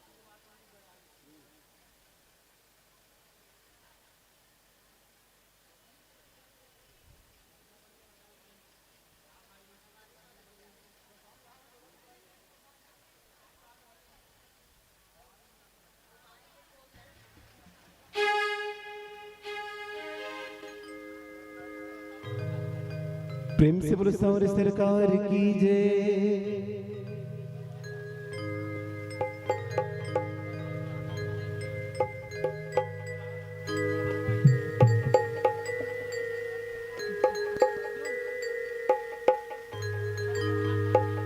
मेरी प्यारी रुक्मणी बनेगी दुल्हनिया, सदके आएंगे कृष्ण कन्हैया। ब्रह्मा शिव जी बजाएंगे बाजा, ब्रह्मा शिव जी बजाएंगे बाजा, ब्रह्मा शिव जी बजाएंगे बाजा, ब्रह्मा शिव जी बजाएंगे बाजा। मेरी प्यारी रुक्मणी बनेगी दुल्हनिया, मेरी प्यारी रुक्मणी बनेगी दुल्हनिया। सच के आएंगे कृष्ण कन्हैया, भोले बाबा बजाएंगे बाजा, भोले बाबा बजाएंगे बाजा, भोले बाबा बजाएंगे बाजा, भोले बाबा बजाएंगे बाजा।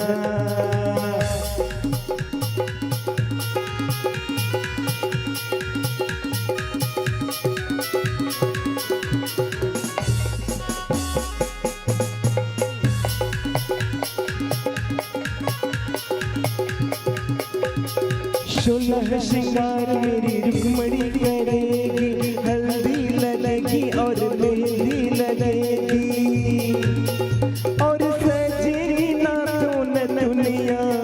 ब्रह्मा शिव जी बजाएंगे बाजा, ब्रह्मा शिव जी बजाएंगे बाजा। मेरी प्यारी रुक्मणी बनेगी दुल्हनिया, मेरी प्यारी रुक्मणी बनेगी दुल्हनिया। सच के आएंगे कृष्ण कन्हैया, ब्रह्मा विष्णु बजाएंगे बाजा, ब्रह्मा विष्णु बजाएंगे बाजा, ब्रह्मा विष्णु बजाएंगे बाजा, ब्रह्मा विष्णु बजाएंगे बाजा।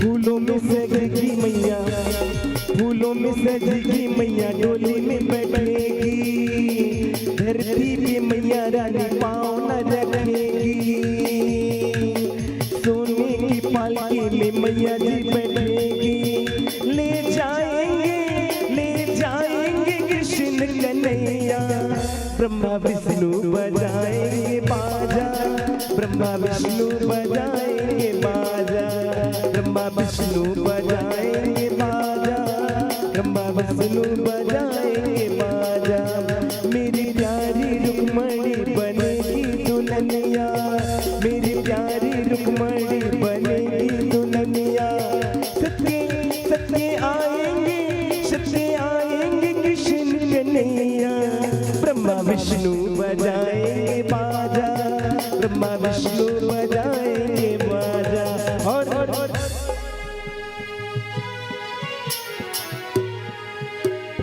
काली कमली वाला मेरा यार है,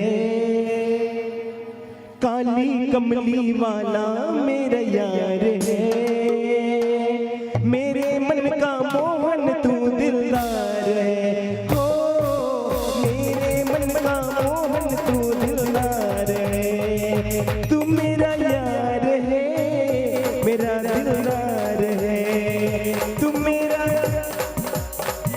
मेरा दिलदार है, ओए ओए ओए काली कमली वाला मेरा यार है, काली कमली वाला मेरा यार है, मेरे मन का मोहन तू दिलदार है, मेरे मन का मोहन तू दिलदार है।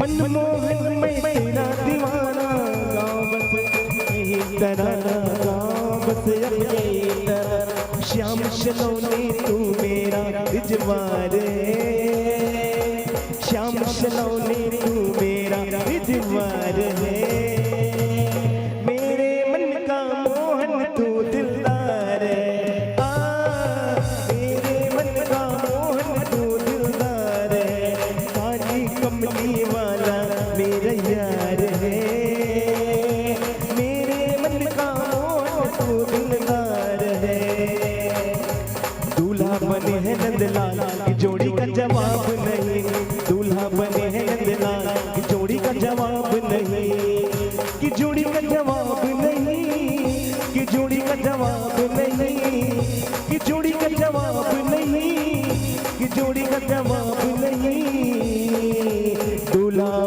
अरे दूल्हा बने हैं नंदलाल की जोड़ी का जवाब नहीं, दूल्हा बने हैं नंदलाल की जोड़ी का जवाब नहीं, रहो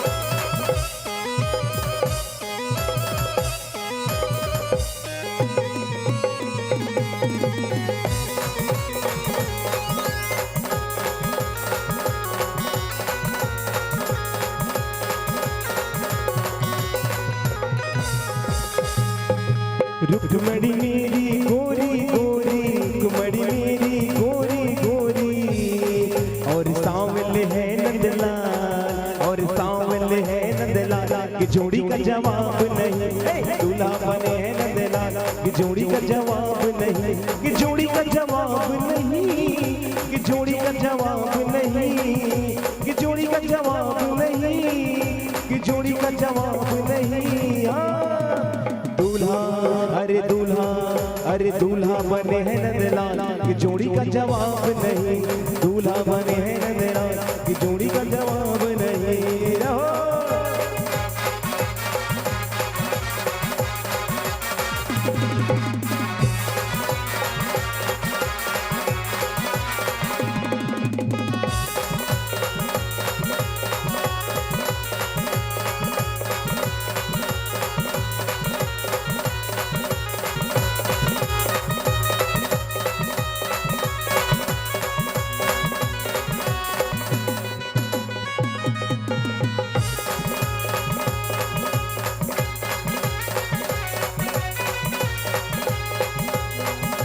रुकमणी मेरी महलों वाली, रुकमणी मेरी महलों वाली। और गौवे चरावे नंदलाल की जोड़ी का जवाब नहीं, दूल्हा बने है नंदलाल की जोड़ी का जवाब नहीं, कि जोड़ी का जवाब नहीं, कि जोड़ी का जवाब नहीं, कि जोड़ी का जवाब नहीं, कि जोड़ी का जवाब नहीं। दूल्हा अरे दूल्हा बने हैं नंदलाल की जोड़ी का जवाब नहीं। अरे रे मेरी जान है राधा, तेरे पे कुर्बान मैं राधा, रह ना सकूंगा तो से दूर में। अरे रे मेरी जान है राधा, तेरे पे कुर्बान मैं राधा, रह ना सकूंगा तो से दूर में। जब भी जब मैं राधा नाम जपूंगा, जब भी जब मैं सीधा नाम जपूंगा, तेरे बिना आधा सुबह शाम जपूंगा, आत्मा से राधा राधा नाम जपूंगा। अरे रे मेरी जान है राधा, तेरे पे कुर्बान मैं राधा, रह ना सकूंगा तो से दूर में।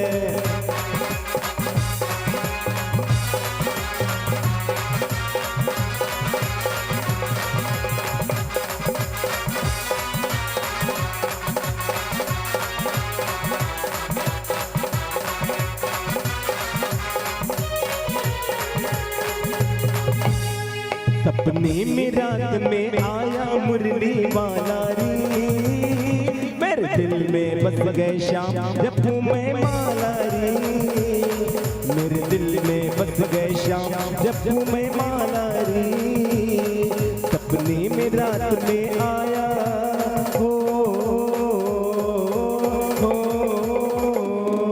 सपने में रात में आया मुरली वाला री, मेरे दिल में बस गए श्याम जब मैं माला री, मेरे दिल में बस गए श्याम जब मैं माला री।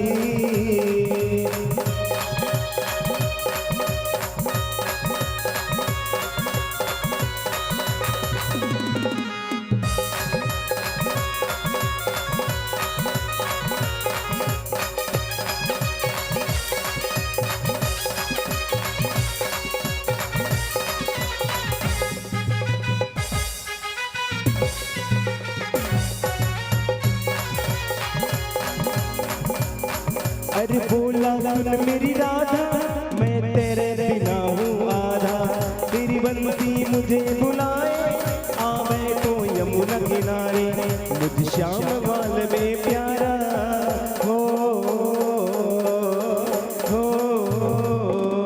मुझे ग्वाल बाल में प्यारा कृष्ण गोपाला री, मेरे दिल में बस गए श्याम जब मैं माला री, मेरे दिल में बस गए श्याम जब मैं माला री। अमीर से होती है, गरीब से होती है, दूर से होती है, करीब से होती है, मगर जहाँ भी होती है, ए भक्तों शादियाँ तो नसीब से होती है। आज मेरे श्याम की शादी है, आज मेरे श्याम की शादी है, आज मेरे श्याम की शादी है, आज मेरे श्याम की शादी है। ऐसा लगता है सारे ब्रह्मांड की शादी है, आज मेरे श्याम की शादी है, आज मेरे श्याम की शादी है, आज मेरे श्याम की शादी है।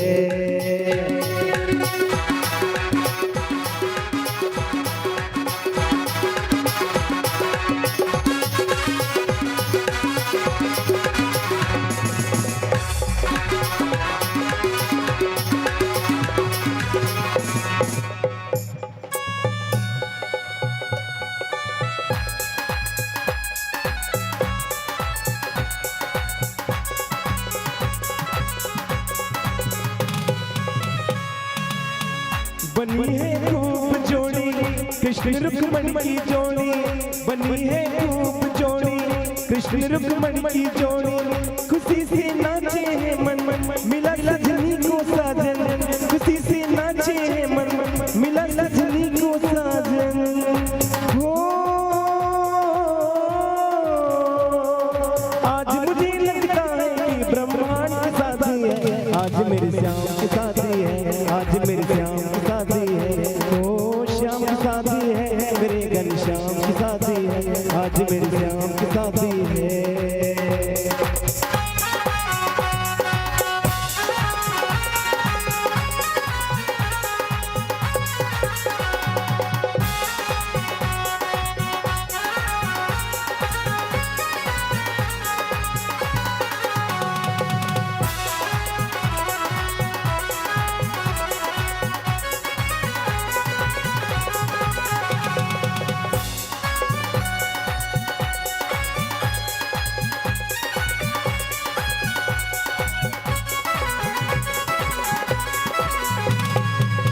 रुक्मणियों मुस्कुरावे मुझे गाना मिल जावे, मेरी थी यही तमन्ना पूरी हुई मेरी तमन्ना। हो आज मुझे लगता है कि ब्रह्मांड की शादी है, आज मेरी श्याम की शादी है, आज मेरी श्याम की शादी है, आज मेरी श्याम की शादी है, आज मेरी श्याम की शादी है, आज मेरी श्याम की शादी है।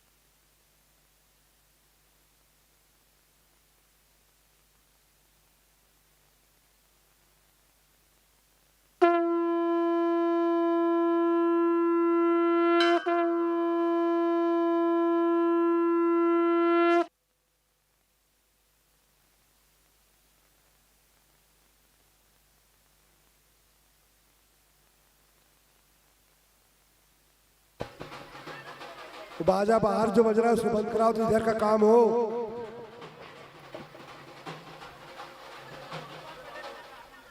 आरती के बाद सर बजवाना बजाना दिया तो अभी इधर चलो आरती तैयार हो गया इधर, अब आरती तैयार कर।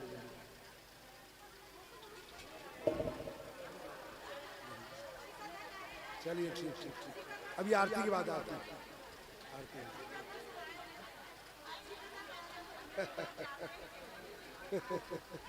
चलिए ठीक है, आपको अच्छा लगा।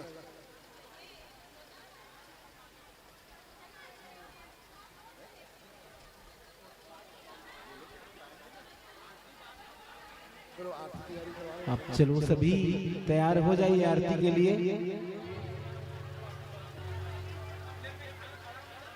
आइए सभी आरती सजा लीजिए सभी मीठी मीठी तालियों के साथ। और कल का सुदामा चरित्र भी होगा। तंडुल की पोटली, चावल की पोटली चढ़ेगी, जो चढ़ाना चाहे लेकर के आएंगे।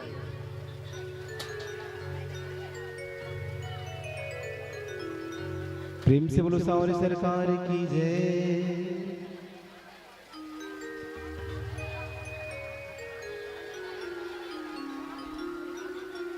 किसी को बोल तो ले आएंगे। आइए सभी आरती सजा लीजिए। आते जाओ, आते जल्दी आते जाओ। सभी खड़े हो जाएंगे अपने अपने स्थान में।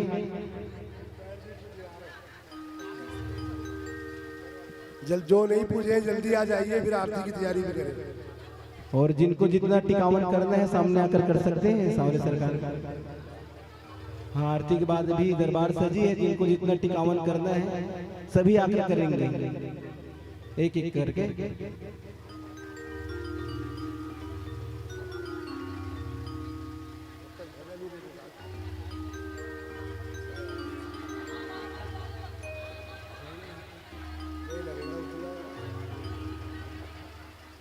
आते जाओ, जल्दी करते जाओ। बोलो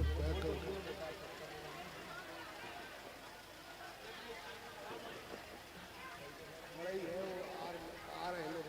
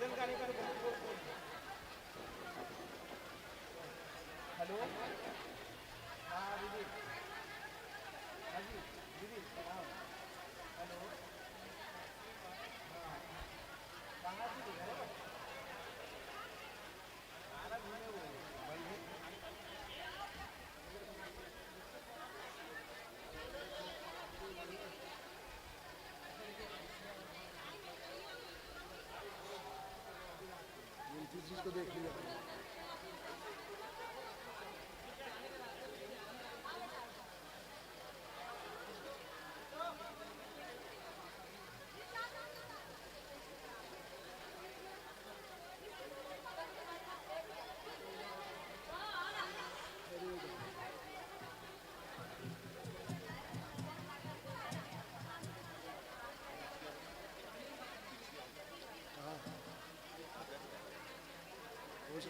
ये चूड़ी जुड़े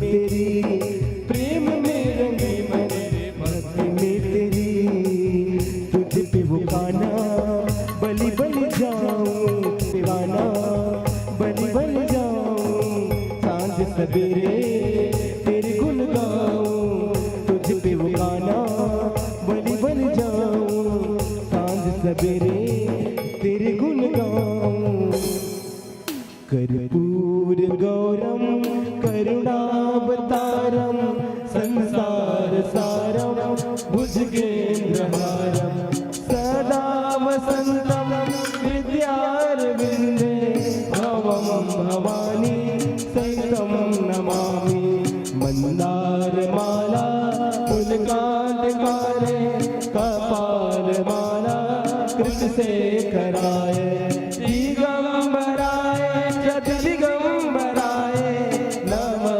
शिवाय नमः शिवाय तमेव माता च पिता तमेव तमेव बन्धु च सखा तमेव तमेव विद्या कर्णं तमेव तमेव सर्वं मम देव देव तमेव सर्वं मम देव देव गुरुर्ब्रह्मा गुरुर्विष्णु गुरुर्देवो महेश्वर गुरुर्साक्षात् परम ब्रह्म तस्मै श्री गुरुवे नमः तस्मै श्री गुरुवे नमः।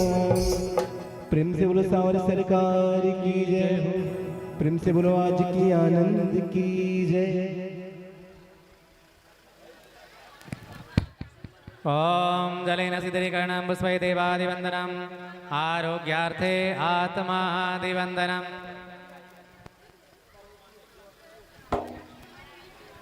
ॐ साज्यं च वर्धिसंयुक्तं वह्निनं योजितं मया पूजां गृहाण देवेश त्रैलोक्यं तिमिरापहम्।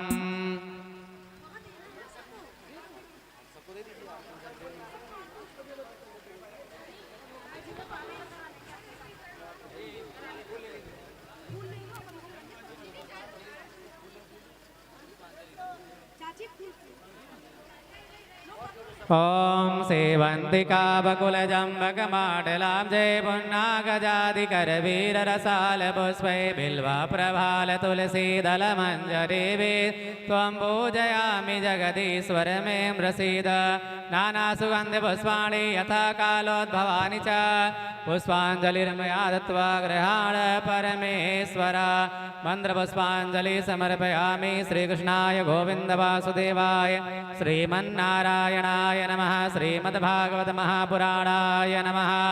बोले गदंत भगवान की जय, गजानन महाराज की जय, पवन सुत हनुमान की, राजा रामचंद्र की जय, कृष्ण कन्हैया लाल की जय, देवादिदेव महादेव की जय, श्री लक्ष्मी नारायण भगवान की जय, श्री स्वामी जगन्नाथ महाराज की, श्री बांके बिहारी लाल की जय, श्री सुखदेव जी महाराज की जय, श्री मद्भागवत महापुराण की जय।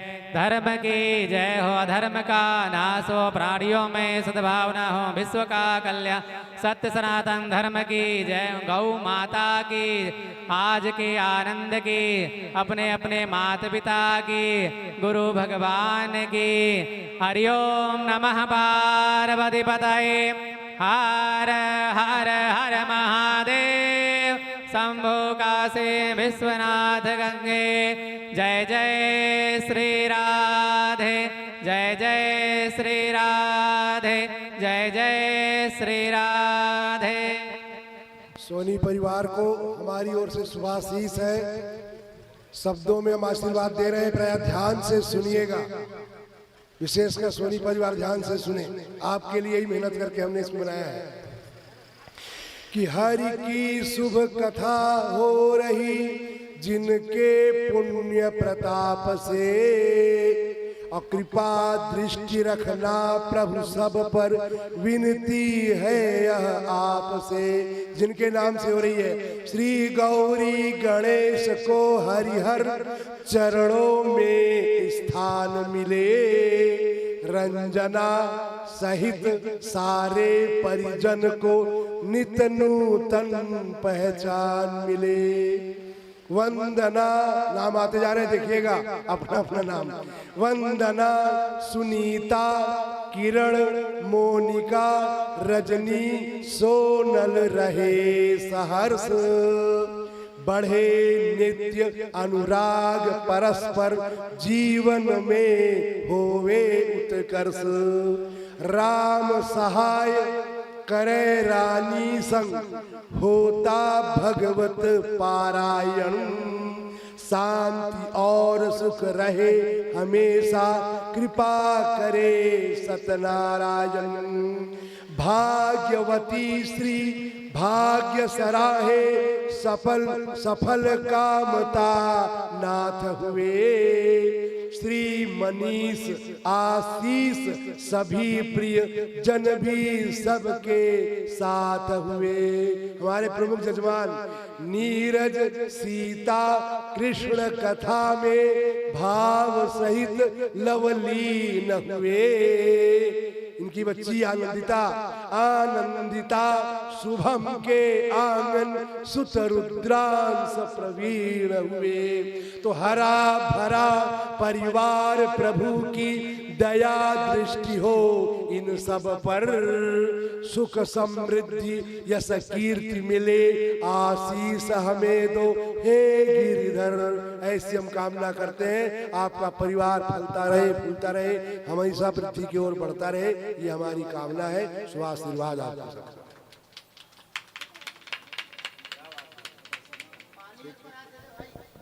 चलो अब प्रसाद वितरण व्यवस्था है, जो इधर हो सब लेते जाए। हाँ चलो।